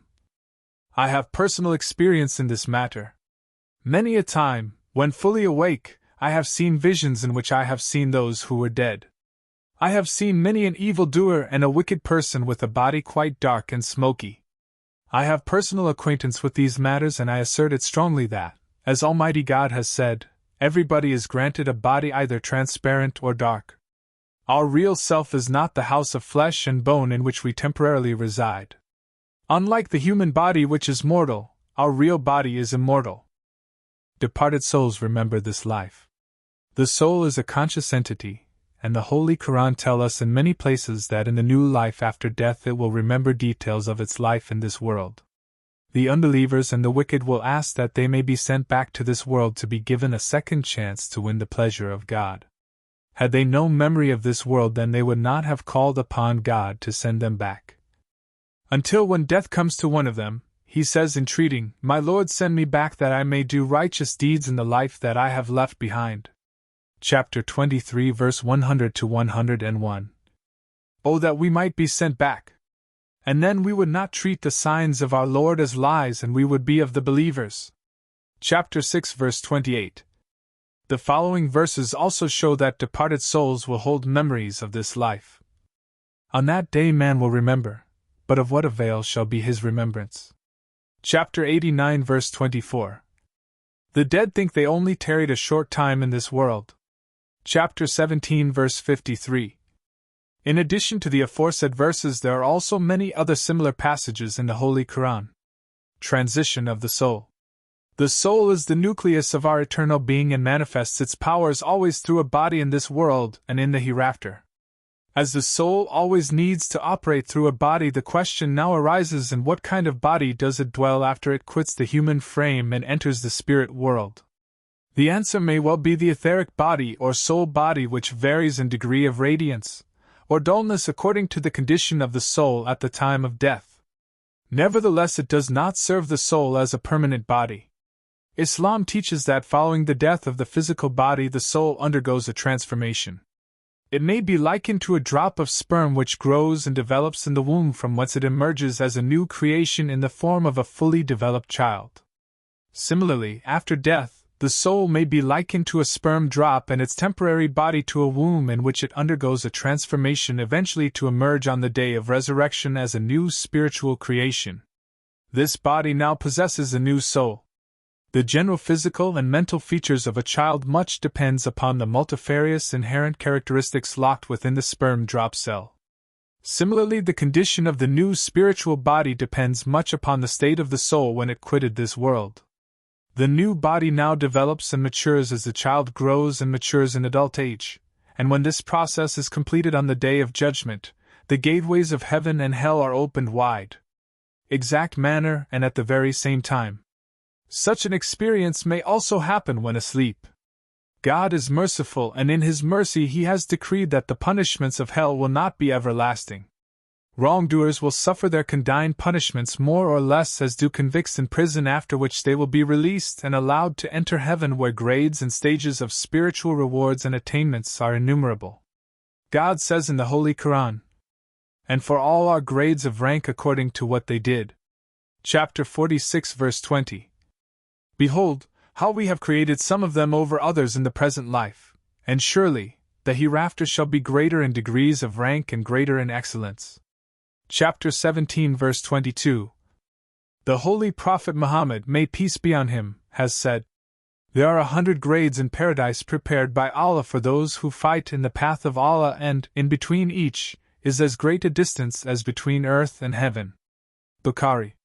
The holy founder of the Ahmadiyya movement, Hazrat Mirza Ghulam Ahmad, has also said, "Those who accept God here, who lose themselves in divine love, and who take their stand on the right path, have in store special honors which would not be attained by other people." The will. The spirit of Islam demands that a sincere and earnest Muslim should never rest content with the thought that he has achieved or done sufficient to earn himself a place in paradise. Keeping in mind that he is immortal, he should diligently attend to the development of his real self, and not allow the desires of his physical body to interfere with this his noble aspiration. May Allah protect us from the incitements of the devil. Divine truths reflected in the universe. Are you in doubt concerning Allah, maker of the heavens and the earth? Chapter 14 verse 11. Take a walk on a clear night, and look up at the myriads of shining orbs which adorn the heavens. What you observe is only a nook of the universe, yet its vastness and the wonders contained within it surpass our comprehension. The more we ponder over the secrets and marvels of the universe, the more do we see reflected in it the attributes of God. A starry night is a perfect setting for the remembrance of God. Infinite space. The universe exists in an ocean of space, and as we gaze into the depths of the night sky, we are reminded that space is infinite. This is because space is nothing. It is the absence of something, and being nothing, it must be limitless and boundless. Were there a limit to the dimensions of space, then it must come to an end somewhere, but what would there be at the end? Either there must be something or nothing. If there is something, then it must be occupying space, and if there is nothing, then the end of space has not been reached. As we deliberate over this self-evident fact, we are reminded that God is eternal and infinite. Allah is He besides whom there is no God, the ever-living, the self-subsisting. Chapter 3 verse 3. We are also reminded that the life of the soul is infinite. It moves on from one stage to another on its journey of infinite progress. Regarding the souls of the righteous in the life to come, Almighty God says in the Holy Quran, "Their light will run before them and on their right hands. They will say, Our Lord, perfect our light for us and forgive us. Surely Thou hast power over all things." Chapter 66 verse 9. Commenting on this verse, Hazrat Mirza Ghulam Ahmad, the promised Messiah, has said, "The unceasing desire for perfection shows clearly that progress in paradise shall be endless. For, when they shall have attained one excellence, they shall not stop there, but seeing a higher stage of excellence, shall consider that to which they have attained as imperfect and shall, therefore, desire the attainment of the higher excellence. When they shall have attained to this, they shall yet see another higher excellence, and they shall continue to pray for the attainment of higher and higher excellences. This ceaseless desire for perfection shows that they shall be endlessly attaining to excellences." Incomprehensible universe. Although the universe has its boundaries, its domain and function is beyond the comprehension of the human mind to fathom. Unlike space, it is impossible for matter to be limitless. Somewhere in the depths of space there exists the most distant of all the stars, but its location is beyond the range of the most delicate scientific instruments used for probing into the universe. The distances of the stars from us, and also from one another, are so great that it is inconvenient to measure them in miles. They have to be measured in light years. It is known that light travels 186,000 miles per second and that the nearest star is 4¼ light years away. That is to say, the light from that star takes 4¼ years to reach this world, or if we work out the distance in miles, it is approximately 25 million miles.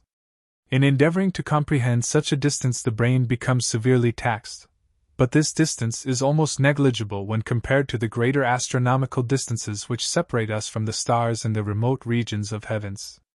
The best light telescope of today can see and photograph clusters of stars 4,000 million light-years away, and radio telescopes can contact stars 6,000 million light-years away. These telescopic distances bewilder and stagger our finite minds. As we cast our eyes across the starlit sky and think upon the insoluble mysteries of the universe, we are reminded that one of the attributes of God is Latif, the incomprehensible. The sun. The sun shines all the time, but at night it is invisible because then the side of the globe on which we dwell is hidden from it. Nevertheless, we do see its reflected light because it is the light of the sun which illumines the moon and planets. Similarly, God manifests himself through his chosen servants. They reflect divine light in the same way that the moon and planets reflect sunlight. The prophets of God are bathed in an effulgence of divine light. In fact, every godly person radiates the light of God in proportion to his spiritual status. Venus is the nearest planet to the earth, and appears to shine more brilliantly than the others. As we gaze at this bright orb, our thoughts contemplate on the attributes of God, for in such a way they are reflected in the sunny lives of the righteous. We are reminded that we should make earnest endeavor to transmit the light of God's attributes in our lives through thought, word, and deed. We should yearn to become aglow with the light of heaven and to develop the fragrance of holiness which is sweeter than the most aromatic perfume. The spiritual charm of Hazrat Mirza Ghulam Ahmad, the promised Messiah, has been beautifully described by Bhai Abdur Rahman. On his face in those days there was a peculiar luster and a deep inner reflectiveness, tinged with an indefinable peace and joy, and a kind of bright spiritual light which shone on his countenance. Munshi Muhammad Arora testified, "Another face so pure and lit up with spiritual light I have never seen in my life. That light and his magnetic personality were for me the greatest argument in his favor. What we constant hungered for was just an opportunity to have a look of that illumined face."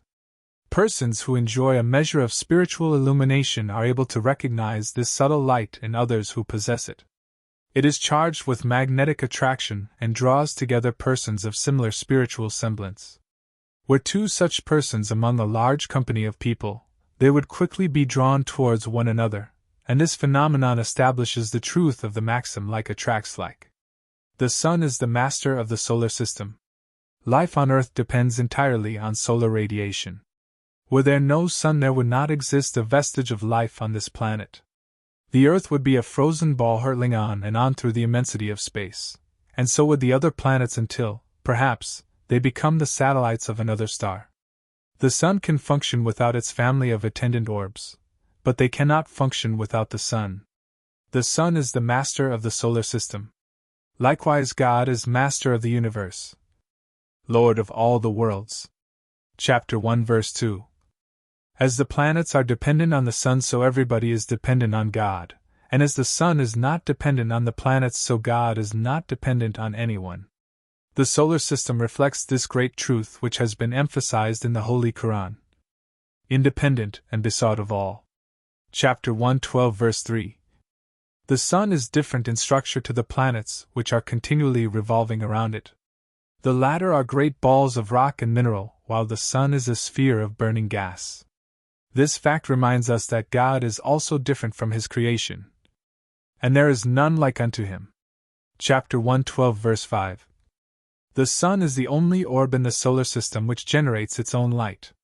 The other worlds merely reflect it. Similarly, all divine light emanates from God and is reflected through his creation. Allah is the light of the heavens and the earth. Light upon light, Allah guides to his light whomsoever he will. Chapter 24 verse 36. The planets. The earth is one of the 9 major planets revolving around the sun. They may be taken to symbolize the prophets, for they are lit up by the light of the sun as the prophets are lit up with the light of God, and as the planets never deviate from their course of orbit, so either do the prophets deviate from the path of virtue. They speak not before he speaks, and they act only by his command. Chapter 21 verse 28. And it is not possible for a prophet to act dishonestly. Chapter 3, verse 162. Prophets are raised for the guidance of mankind. They are spiritual leaders of the highest order. It is no more than rank defamation to censure them as manifest sinners.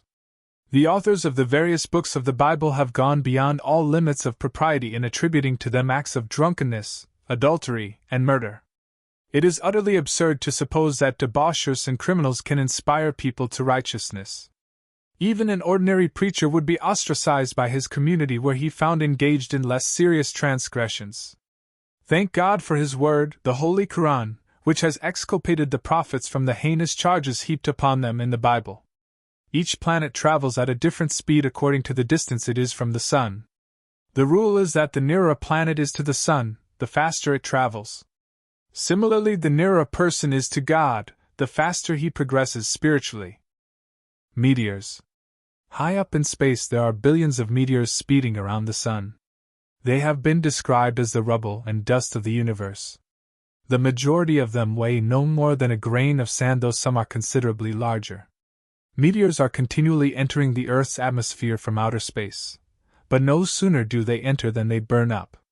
The larger ones are often seen burning brilliantly as they fall towards the Earth. What is generally called a shooting star is a meteor burning up as it flashes through the atmosphere. There is no such thing as a shooting star. It is a misnomer. Now and again large meteors reach the Earth, and they are distinguished as meteorites. Thousands of years ago a large meteor struck the Arizona desert, leaving a crater 4,000 feet in diameter and several hundred feet in depth. The year of the promised Messiah, 1908, was marked by the fall of a large meteor in Siberia. A meteorite probably weighing hundreds of tons struck the Earth in the wilderness of Siberia, 1908. This area was examined by a scientific expedition in 1928. The scientists reported that the tremendous heat of the meteorite had scorched and killed trees and other plant life for 30 miles around it. World Book Encyclopedia. The billions of small meteors may be taken to symbolize the human race. Every time we see a falling meteor speeding across the heavens in its fiery death throes, we are reminded how easily man may fall from divine grace. Let it bring to mind the necessity of our being ever watchful over our condition so that we may not also fall. None can afford to be complacent, for even the mighty fall sometimes, and this is as much true in the spiritual field as in the political field. Steadfastness is the backbone of faith. There have been many who at one time in their lives were ardent devotees of their faith, but in later years fervor and spirit diminished, and they toppled to the dust like giant skyscrapers. Whenever we see a falling star streaking across the night sky, we would do well to meditate on the prayer. I seek refuge in Allah against the accursed devil. None except those who have drunk deep from the cup of Zanjabil, chapter 76 verse 18, are immune from the influence of Satan. Zanjabil means ginger, and in the Holy Quran it has been used metaphorically to denote an extremely potent spiritual tonic which gives a believer power to overcome all difficulties, arid temptations. Bright stars. Stars vary in brilliance. Some are so luminous that they are thousands of times brighter than the sun. The giant star Rigel is 18,000 times as bright as the sun, yet its brilliance would fade in the presence of Canopus, which is 80,000 times brighter than the sun. They may not seem to be so bright as we watch them twinkling in the distance, but the delicate astronomical instruments of the scientists reveal these facts. Let us suppose each star is an individual of the human race. Some shine so brilliantly that they belong to a small category of their own, and these may be likened to the prophets and saints who appear now and again on the spiritual horizon. The world is full of the persons who are known as stars, stars of the screen, stage, and sport, and those society men and women who are regarded as social stars because of their poise or leading influence. But far and high above all of them are those who rank among the spiritual stars. It is true that they may not be recognized by the great majority of mankind, but they are recognized by God, and that is what counts more than anything else. Those who rank among the spiritual stars are persons of humble dispositions. In this century the most luminous of such stars was Hazrat Mirza Ghulam Ahmad, the promised Messiah. In fact, none has outshone him since the advent of the Holy Prophet Muhammad, peace and blessings of God be upon him. The word of God descended upon him in abundance, for in this age he was the elect of the elect. Despite his lofty and exalted office, he was a personification of humility. Regarding himself, he wrote in a poem, "I am a mere worm of the earth, not even fit to be called a human being, for men an object of contempt." Whence the universe. As we endeavor to unravel the secrets of the universe, we are automatically confronted with the question how this voluminous mass of matter comprising innumerable solar systems came into existence.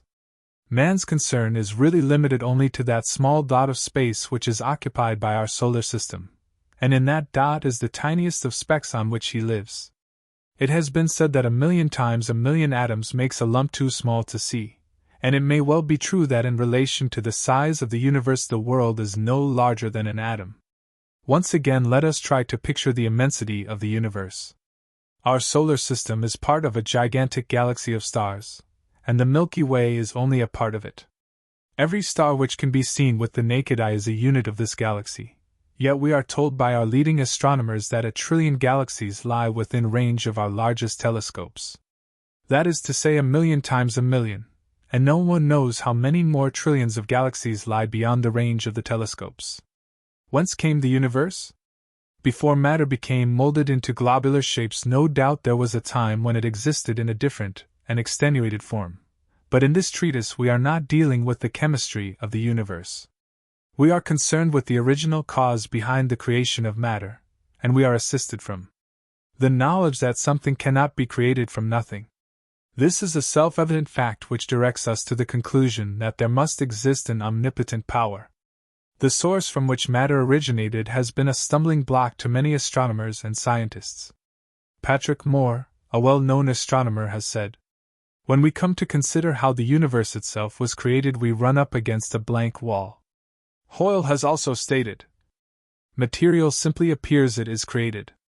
At one time the various atoms composing the material do not exist, and at a later time they do." Neither of these erudites suggests that God is the creator. Possibly they are atheists. The Holy Quran assures us that God is the creator of the universe and that he is omnipotent. He is the originator of the heavens and the earth. When he decrees a thing, he does on say to it, "Be," and it is. Chapter 2 verse 118. Allah has the power to do all that he wills. Chapter 2 verse 107. Who is there who is not bewitched by the soft luster of the moon? We are invited to take a stroll beneath the splendor of the heavenly canopy. The brilliant universe around us reflects the attributes of God, the Lord of all the worlds, and may we be reminded of them every time we raise our eyes to the starry heavens. I mean, the inner universe. All praise belongs to Allah, the Lord of all the worlds. Chapter 1 verse 2. The material or outer universe extends in all directions so far into the depths of space that the most powerful telescopes have not been able to reach its perimeter, although they have located stars thousands of millions of light years away, bearing in mind that light travels at 186,000 miles per second. The immensity of the universe and the mysteries contained therein are beyond the comprehension of man. Allah knows all things, and you know not. Chapter 2 verse 127. Every star and planet in the universe is revolving on an orbital course. In our own solar system, the Earth and its 8 accompanying planets are orbiting around the Sun, and the gigantic galaxy to which it belongs is itself revolving as one mighty cluster of heavenly bodies at 600,000 miles per hour around a central point in space, and so wide is its orbital path that it completes only one revolution every 250 million years. This enormous galaxy, which occupies such a vast area in space, is only one of 1,000,000,000,000 such galaxies lying within the range of the telescope. 14 centuries ago, God revealed in the Holy Quran that every orb in space is in constant motion. All of them float in orbit. Chapter 36 verse 41. Today the attention of the world is focused upon space exploration and the unraveling of the mysteries of the universe. While this is in no way to be condemned, it is unfortunate that man gives little thought and attention to the inner universe which exists not only within himself but far beyond into eternity. Vast and intriguing as the outer universe may be, it is but a temporary creation in which life thrives for a few fleeting moments. What is a score of years in the age of the universe? What is it compared with eternity? The benefit of this world is little, and the hereafter will be better for him who fears God, and you shall not be wronged a whit. Chapter 4 verse 78. And worldly life is nothing but a sport and a pastime. And verily, the abode of the hereafter is better for those who are righteous. Chapter 6 verse 33. Man has only scratched the surface of outer universal exploration. Similarly, those who have studied and pondered over the wonders of the inner universe still find themselves on the threshold of their venture. But every little onward step unveils extraordinary realizations. A little progress produces a fruitful harvest of practical and nourishing truths. The inner universe is governed largely by mental and spiritual conditions, and a comprehension of its deeper realms must remain obscure to a great extent, for they exist in the life hereafter about which man has little knowledge. And no soul knows what joys of the eyes is kept hidden for them, as a reward for their good deeds. Chapter 32 verse 18. The above verse does not mean that man is kept totally ignorant about knowledge of the next life, because the Quran explains many aspects of the hereafter, and personal experiences can also open visions of understanding. Nevertheless, on this side of the dividing line, man's knowledge remains extremely limited, although he may be conversant with a number of afterlife truths. There are invisible forces working within man. The conscious mind is generally unaware of their presence and their silent functions. Some lie latent like the energy within the atom, but when understood and aroused, explode with dynamic force, magnetizing the personality. These forces may be used for the better or for the worse, but the sensible and the God-fearing man will direct them for the betterment of his body, mind, and soul. Being gifts of God hidden in man, as precious minerals are hidden in the earth, the wise man will stimulate them and use them for the ultimate development of his soul, which in the life to come will be the seed of his new spiritual body, which will blossom forth on the day of resurrection. A set of voluminous books dealing with the inner universe would still be able only to throw a little light on the subject. The writer does not pretend to be qualified to do justice to the subject, especially in so short a space, but he is only concerned in drawing attention to a few points which he considers to be of interest and value.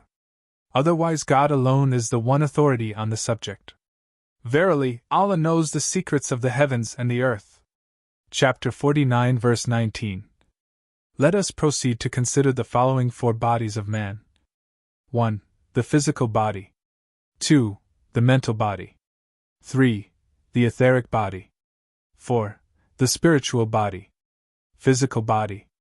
The physical body reflects the inner state of man and fulfills the truism, as a man thinks, so he is. It has been referred to as the temple of the soul, and should therefore be kept clean both internally and externally, for cleanliness is next to godliness. God says in the Holy Quran, "And uncleanliness do thou shun." Chapter 76 verse 4. O ye who believe, when you stand up for a prayer, wash your faces and your hands up to the elbows, and pass your wet hands over your heads, and wash your feet to the ankles. And if you be unclean, purify yourselves by bathing. Chapter 5 verse 7. There is also a maxim that man is what he eats. Inner cleanliness may be maintained by taking in such things that are strictly beneficial to the body and avoiding everything harmful. This may appear to be an obvious statement, but due to ignorance and the unrestrained desire to satisfy the palate, man absorbs all kinds of unhealthy concoctions. Islam teaches that man should eat only good things. They ask thee what is made lawful for them. Say, all good things have been made lawful to you. 5:5. The real self is not the physical body but an intangible inner creation which has the capacity of existing within and without of the body. The real self may be described as a combination of the mental, etheric, and soul bodies which function within the physical and which we shall now proceed to discuss. Mental body. Great thoughts reduced to practice become great acts. Hazrat Ali. Thought is the mental body. All thought does not originate from the brain, though the latter plays an important function in the flow, stimulation, and regulation of this universal power. Universal it is because every kind of creation and action is prompted by thought. All effects have their causes, therefore thought must have preceded the creation of matter, and as God is the originator and creator of the universe, The power of thought has been functioning as an attribute of God since the very beginning, before the universe was even created. Thought itself was behind the creation of the brain. Here we are primarily concerned with two levels of thought. A. Conscious thinking. B. Subconscious thinking. Conscious thinking is the process of thinking carried on in everyday life, while subconscious thinking silently operates 24 hours of the day deeper than the level of the brain's consciousness. The subconscious mind governs all involuntary functions of the body. It is the subconscious which directs white corpuscles in the blood to assemble and attack disease germs wherever they enter the body. It is the subconscious which controls the activities of the digestive organs, kidney, heart, liver, and other internal organs. The power of the subconscious is so incredibly marvelous that when understood and properly instructed it will produce for man whatever, within reason, he commands. However inconceivable this may sound, it is a fact and no idle statement. Before proceeding, let us remember the following Quranic prayer. O Lord, increase me in my knowledge. Chapter 20 verse 113. And the saying of the Holy Prophet. The acquisition of knowledge is incumbent upon every Muslim. The capacities of the subconscious mind are numerous, four of which will now be discussed. 1. The subconscious is amenable to control by suggestion. 2. The subconscious has the power to solve intricate and difficult problems. 3. The subconscious is endowed with a perfect memory. 4. The subconscious has control over the junctions and conditions of the body. The understanding and application of scientific laws leads to progress in many fields.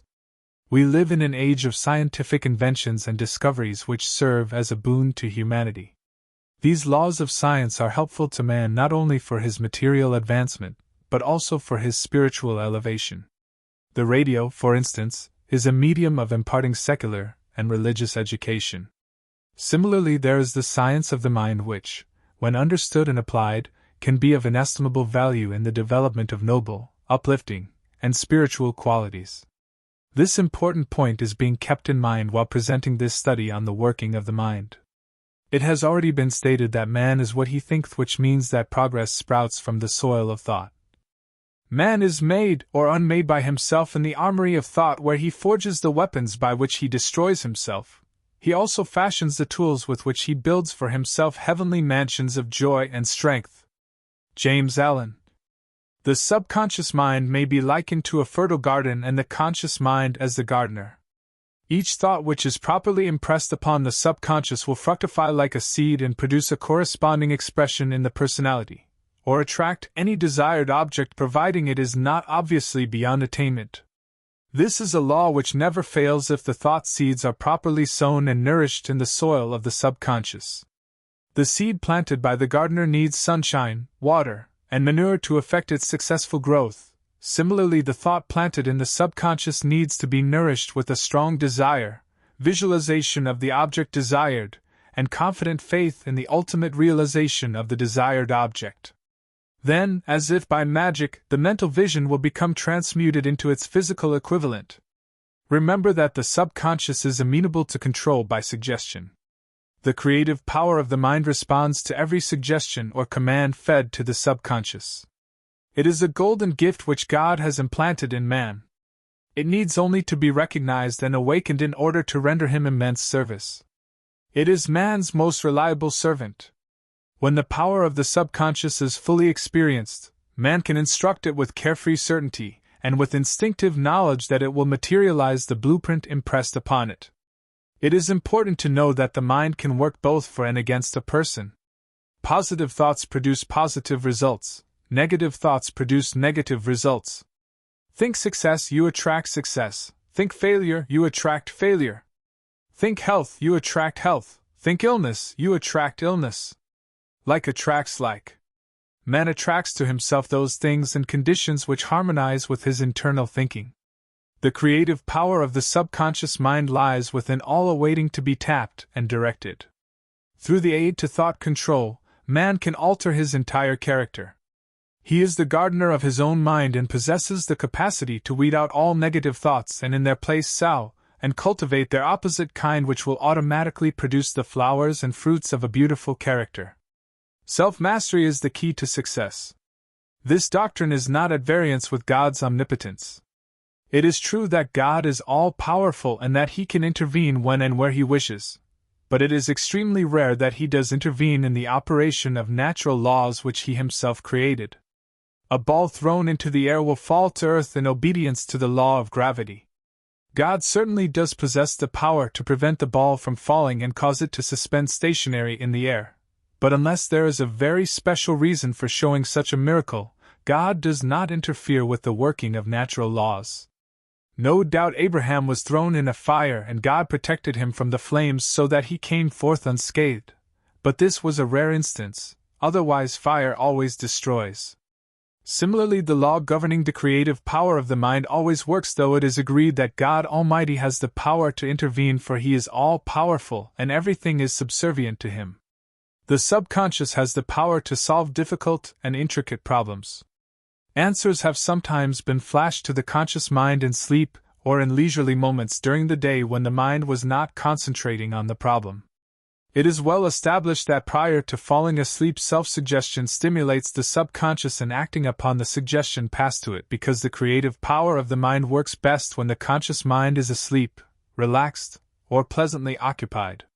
It is not an uncommon thing for a person to fall asleep with a problem on his mind and to awaken with the solution.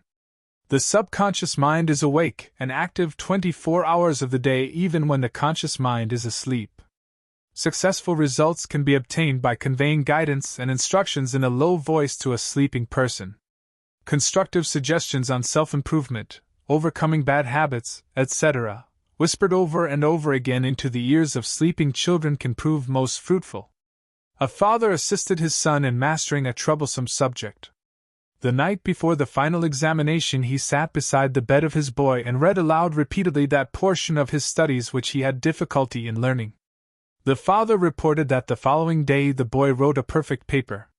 Learning while you sleep is a recognized system for speedily mastering subjects, and special tape recording equipment having a small extended loudspeaker for placing under the pillow is available on the market and even used in certain educational institutions. The principle can be put to valuable use, keeping in mind the development of spiritual virtues. The subconscious mind responds to instructions while the conscious mind is sleeping.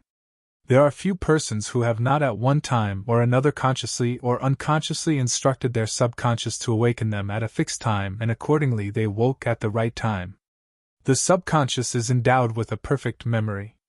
It has been conclusively established that the subconscious permanently records the minutest details of everything communicated to it through the five senses of sight, hearing, smell, taste, and touch. It may be likened to a tape recorder and a moving camera. Everything it sees, hears, and senses is permanently registered. The following experiments were carried out by an American doctor. A young man was asked to read several times a short item which appeared in the canter of the page of a newspaper. He was then asked to repeat what he had read. This he did fairly well, but not accurately. He was next hypnotized and again asked to repeat the passage from memory. Not only was he able to do so absolutely correctly, but he was also able to repeat word for word the contents of the whole page. Though he had been concentrating only on one small section of the page, his eyes had photographed the whole of the page upon his subconscious, and under hypnosis he was able to recall every word, even though he had paid conscious attention only to the small central paragraph. In another experiment, a young woman was asked to walk past the window of a large department store, and at the same time to take a quick side glance at the things on display. She had hardly time to glimpse into the window. When asked to enumerate the items she saw, she protested that how could she be expected to do so, as she had no more than a bare glimpse of them. However, under hypnosis, she was able to describe everything in detail that was on display. The powers of the subconscious verge on the miraculous, and the perfect memory of the subconscious makes it understandable how in the life to come man will find his whole life recorded in a wide open book. God says in the Holy Quran, "And every man's works have we fastened to his neck, and on the day of resurrection we shall bring out for him a book which he will find open. Read thy book. Sufficient is thine own soul this day as reckoner against thee." Chapter 17, verse 14. This verse presents nothing extraordinary when it is seen that in this very life every detail of man's words and actions are recorded and preserved in his mind. There was a young lady who suddenly began to speak fluent Latin sentences although she had never studied the language. Investigation revealed that in her infancy she was sometimes in the presence of a Latin scholar who would sometimes talk aloud in Latin. In later years those Latin sentences which had been indelibly recorded by the subconscious in her infancy returned to the lady's conscious mind and found verbal expression. In the light of this illustration it can be appreciated why Muslims recite azan, call to prayer, in the ears of a newborn child. The subconscious has control over the functions and conditions of the body. Mind is able to control matter, and as self-control of the body is a cardinal virtue, it is well to know that the secret of its acquisition lies in thought control. God says in the Holy Quran, "O you who believe, be patient and enjoin patience and be firm and fear God that you may prosper." Chapter 3 verse 199. And bear patiently that which befalls thee. Chapter 31 verse 17. The subconscious is subject to control, and not only from outside suggestion but also by self-suggestion, wherein the individual impresses upon his subconscious the things, ideas, and conditions which he desires the creative power of his mind to transform into reality. The control of self is a much cherished and coveted goal, and its attainment, or progress in that direction, lies in the proper management of the mind. The following everyday examples illustrate the power of thought over matter. A. The arrival of a bad piece of news will cause digestion to cease, the blood vessels to contract, the heartbeat to lessen, reduce respiration, and affect the functioning of the body in many other ways. B. Emotional thoughts cause physiological changes to take place in the body. Embarrassment causes blood to rush to the cheeks. Fear causes trembling and tension of the muscles. Anger and mental excitement increases heartbeats, and the output of adrenaline from the glands, as well as other disturbances of the body. C. Worry quickly devitalizes the body of energy and lowers the respiration. It increases blood pressure, upsets digestion, causes sleeplessness, irritability, and headaches. All negative thoughts involving depression, worry, anger, resentment, jealousy, hatred, etc., influence the body and affect health. These emotions cause glands to excrete poisons into the bloodstream. Man's general health depends not only on what he eats and does in the way of exercise, but also largely on how he thinks. In his book, Life Understood, F. L. Rawson mentions some interesting experiments of Professor Gates.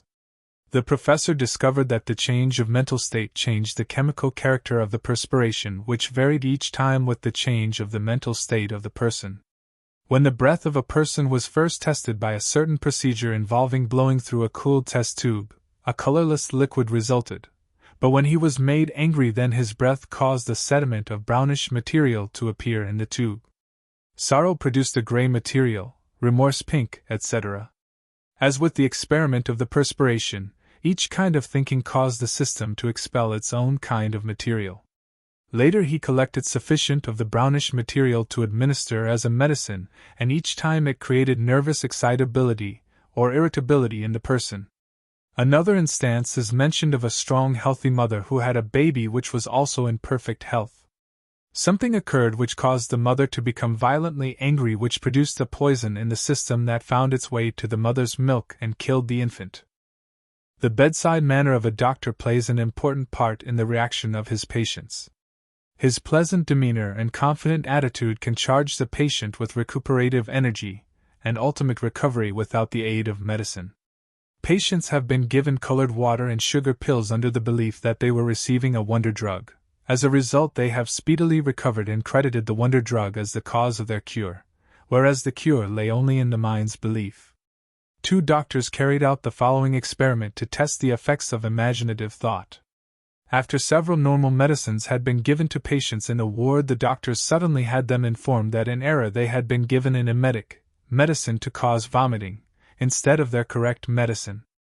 Within a short time many of the patients were vomiting.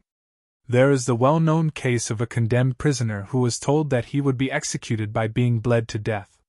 He was blindfolded, pricked, and informed that blood had started to flow. Warm water was trickled down his arm, which he could hear dripping into a bowl on floor. The conversation of those present convinced the prisoner that he was becoming weaker from the loss of blood, and it was not long before he died. This is a classic instance of the power of the mind over the body. These are but a few of numerous illustrations which could be cited demonstrating the power of the mind over the body. The etheric body. Since time immemorial there has been held the belief, based on personal experience, that in addition to the physical body man possesses a more subtle body which has the capacity of projecting itself out of the body. It is often referred to as the astral body. It is not the soul but rather it is the vehicle of the soul. The etheric body withdraws from the physical body during sleep and unconscious conditions. It can also withdraw during wakefulness and semi-consciousness. These withdrawals are involuntary and spontaneous, though some persons are able to project at will. As the etheric body is the inner vehicle of the soul, it is natural to suppose that the soul accompanies it on those occasions when it is detached from the physical body. The Holy Quran teaches that while the soul is taken from the body at the time of death, it is also taken during sleep. Allah takes away the souls of human beings at the time of death, and during the sleep of those also that are not dead. And then He retains those against which He has decreed death, and sends back the others till an appointed term. In that are surely signs for a people who reflect. Chapter 39 verse 43. Islam teaches that the soul must exist in and manifest itself through a body. A pertinent question that has arisen is, in what body does the soul exist when it is taken away during sleep? The etheric body solves the question, for it is, as it were, the home of the soul. An alternative answer could also be that the soul emanates around itself an aura and that it dwells within its spiritual haze. An important fact to be known is that the etheric body and the soul are never completely detached from the physical body during their outer travels.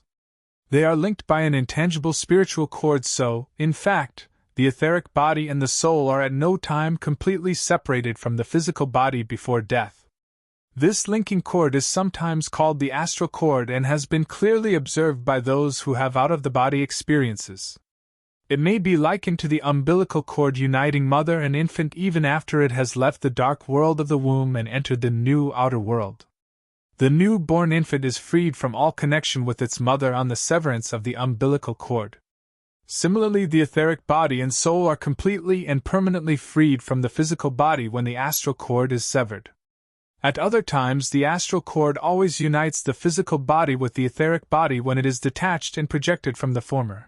And it is also the medium which draws back the etheric into the physical, as, by way of illustration, the radio link between ground station and spaceship brings back the latter to Earth through remote control.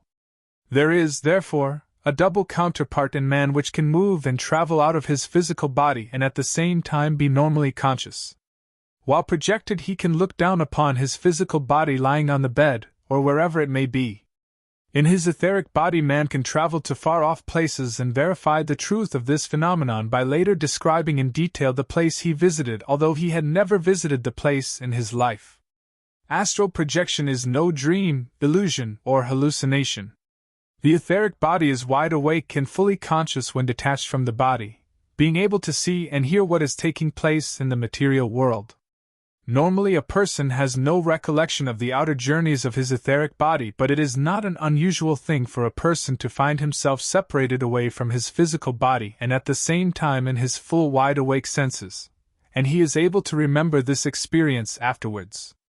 Astral projection is a subject which comparatively few people know anything about or are interested to investigate, and for this reason mention of the subject often gives rise to derision, skepticism, and outright rejection. But it should be remembered that there are millions of people throughout the world who do not believe in God. It is only natural, therefore, that this subject may be frowned upon as nonsense by the unenlightened. Since the dawn of advanced history, out-of-the-body experiences have been experienced and recorded by numerous persons of various nationalities in different ages. It would be intransigence to deny this vast weight of testimony. There are available some informative books on this subject. The following short list of excellent books published on this subject is given for the benefit of anyone wishing to make further investigation. 1. The Projection of the Astral Body by Sylvan Muldoon and Hereward Carrington. 2. The Phenomena of Astral Projection by Sylvan Muldoon. 3. My Experiences While Out of the Body by Sarah L. v. Richmond. 4. The Phenomena of Bilocation by Emes Bazane. 5. Techniques of Astral Projection by Robert Crook Hall. 6. More Astral Projections by Robert Crook Hall. Extracts from the testimonies of a few persons who have had out-of-the-body experiences, and which have been recorded more fully in Sylvan Muldoon's The Phenomena of Astral Projection, are now given.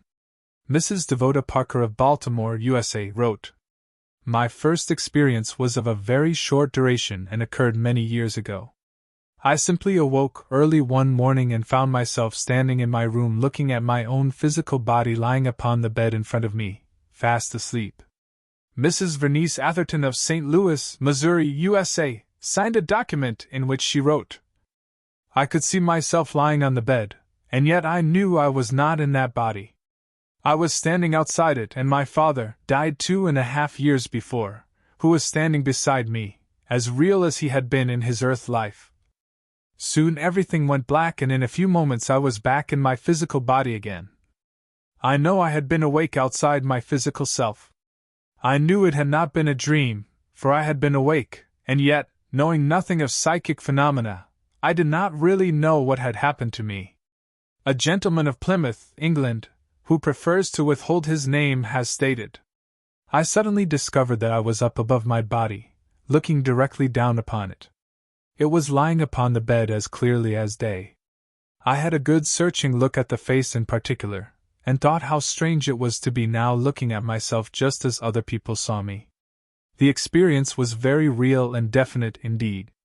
Nothing imaginary about it. I know that the experience was an actual fact. A lady by the name of Vera M. Johnson affirms, Last winter I had a very queer experience one night. Soon after I went to bed, I arose and stood by the side of the bed for several minutes, gazing down at myself lying there. Now this was no dreamt I, the real I, actually got out of bed and saw my own physical body still on the bed. I then walked through the door and took a journey since. Then I have on one occasion sent myself on a journey, leaving my physical self at home. Mr. Walter E. McBride of Indian Springs, Indiana, USA, has recorded. About 8 o'clock on the evening of December 23rd, I went to my bedroom, which is on the lower floor of my house. I blew out the lamp and retired, in the usual manner, feeling quite normal in every way. The next thing I knew I was, preposterous as it sounds, floating in the room, but in a lighted atmosphere. I was wide awake at the time. I saw that I was floating upward through the building.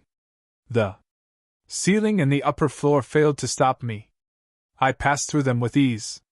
After reaching a certain height, I happened to tumble upright, and looking downwards, to my amazement I saw my body lying upon the bed, just as when I had retired.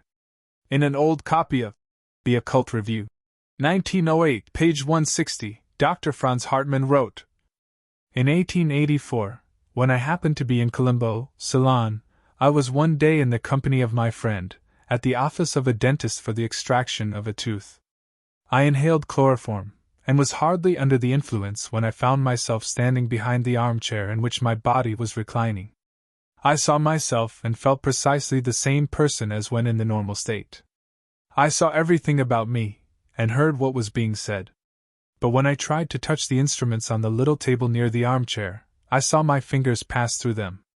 These few testimonies of out-of-the-body experiences have been selected to show that the existence of the etheric body is well established on personal experience in the same way that the existence of the subconscious mind, realm of dreams, and various spiritual experiences have also been established.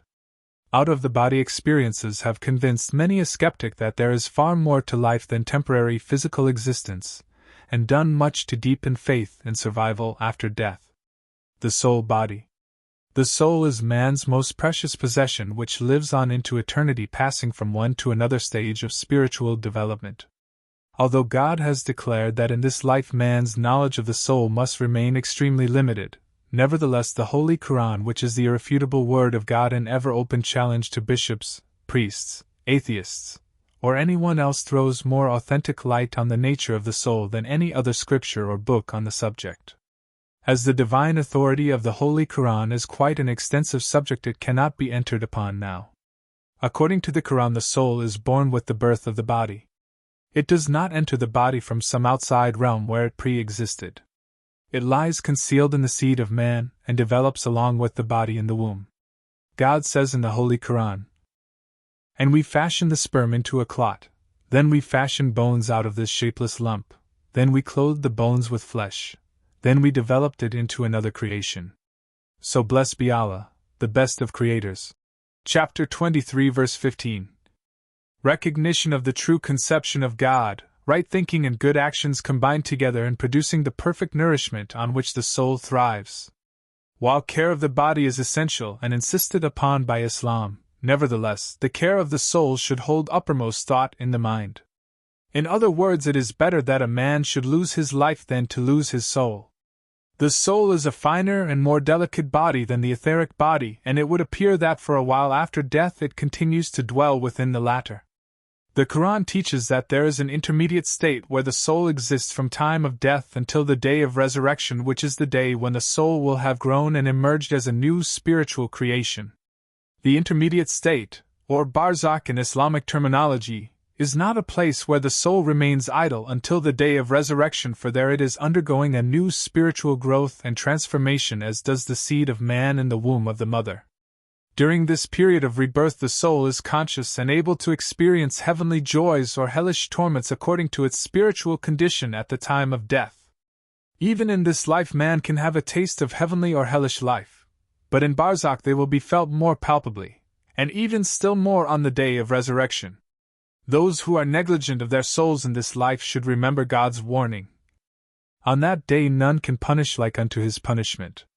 Chapter 89 verse 26. On the other hand, peace and contentment is the reward of the righteous. And now, O soul at peace, return to thy Lord well pleased with him, and he well pleased with thee. So enter thou among my chosen servants, and enter thou my garden. Chapter 89 verse 28 to 31. There is no end to the journey of the soul. Once purified, it continues to progress deeper and deeper into the heavenly universe, not on account of additional good deeds, for the doing of good and evil ceases after death, but solely through the grace of God. Concerning such souls God says, "Their light will run before them and on their right hands. They will say, Our Lord, perfect our light for us and forgive us, surely thou hast power over all things." Chapter 66 verse 9. The face has been likened to the window of the soul. A truly pious person emanates a distinctive light which brightens and beautifies his features in a most attractive manner, while the face of the ungodly person portrays a dull and dark countenance. In the state of barzakh this emanation is yet more apparent. This fact has been observed by persons who have had contact with the dead. Hazrat Mirza Ghulam Ahmad, the holy founder of the Ahmadiyya movement, has stated, "I have personal experience in this matter. Many a time when fully awake, I have seen many an evildoer and a wicked person with a body quite dark and smoky. I have personal acquaintance with these matters, and I assert it strongly that, as Almighty God has said, everyone is granted a body either transparent or dark." Philosophy of the teachings of Islam. The more one reflects on the wonders of the inner universe, the more does one realize the brevity of earthly existence, and the wisdom of exercising one's faculties towards the achievement of life's goal, which is the purification of the soul. 15. Habitual worship. Here lies a soldier, whom all must applaud, who fought merry battles at home and abroad. But the hottest engagement he ever was in was the conquest of self and the battle of sin. Man has been created to fulfill a definite purpose. "I have not created the jinn and the men but that they may worship me." Chapter 51 verse 57. The worship of God is not limited only to formal prayer.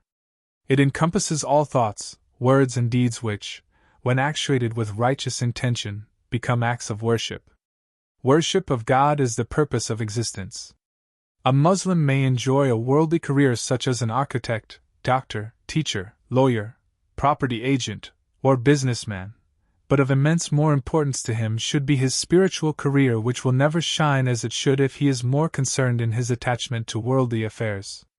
Constant worship of God every moment of the day in the manner just described embodies the essence of Islam and is life's ideal for which a sincere Muslim seeks through God's help. Thee alone do we worship, and Thee alone do we implore for help. Guide us in the right path. Chapter 1 verse 5 and 6.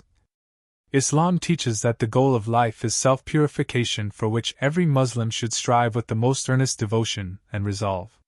He should endeavor to shed light in every step, in every word spoken and written, in every glance and every action.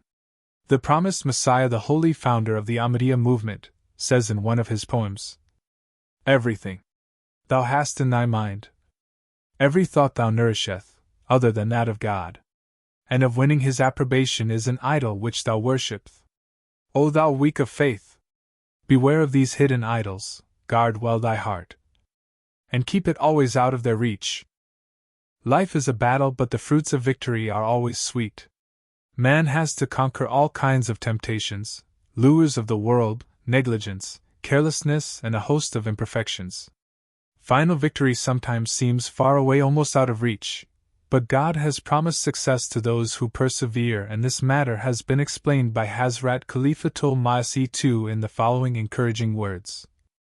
Islam rescues man from despair and tells him that he can, in spite of his errors and mistakes, attain to the purity of mind and conduct which is the highest goal of man. It thus encourages him to make constant efforts towards virtue and purity, and enables him ultimately to arrive at this goal. Worship of God is the best of habits, and all habits can be cultivated. A cultivated habit is soon executed with the aid of little or no mental attention under the direction and guardianship of second nature.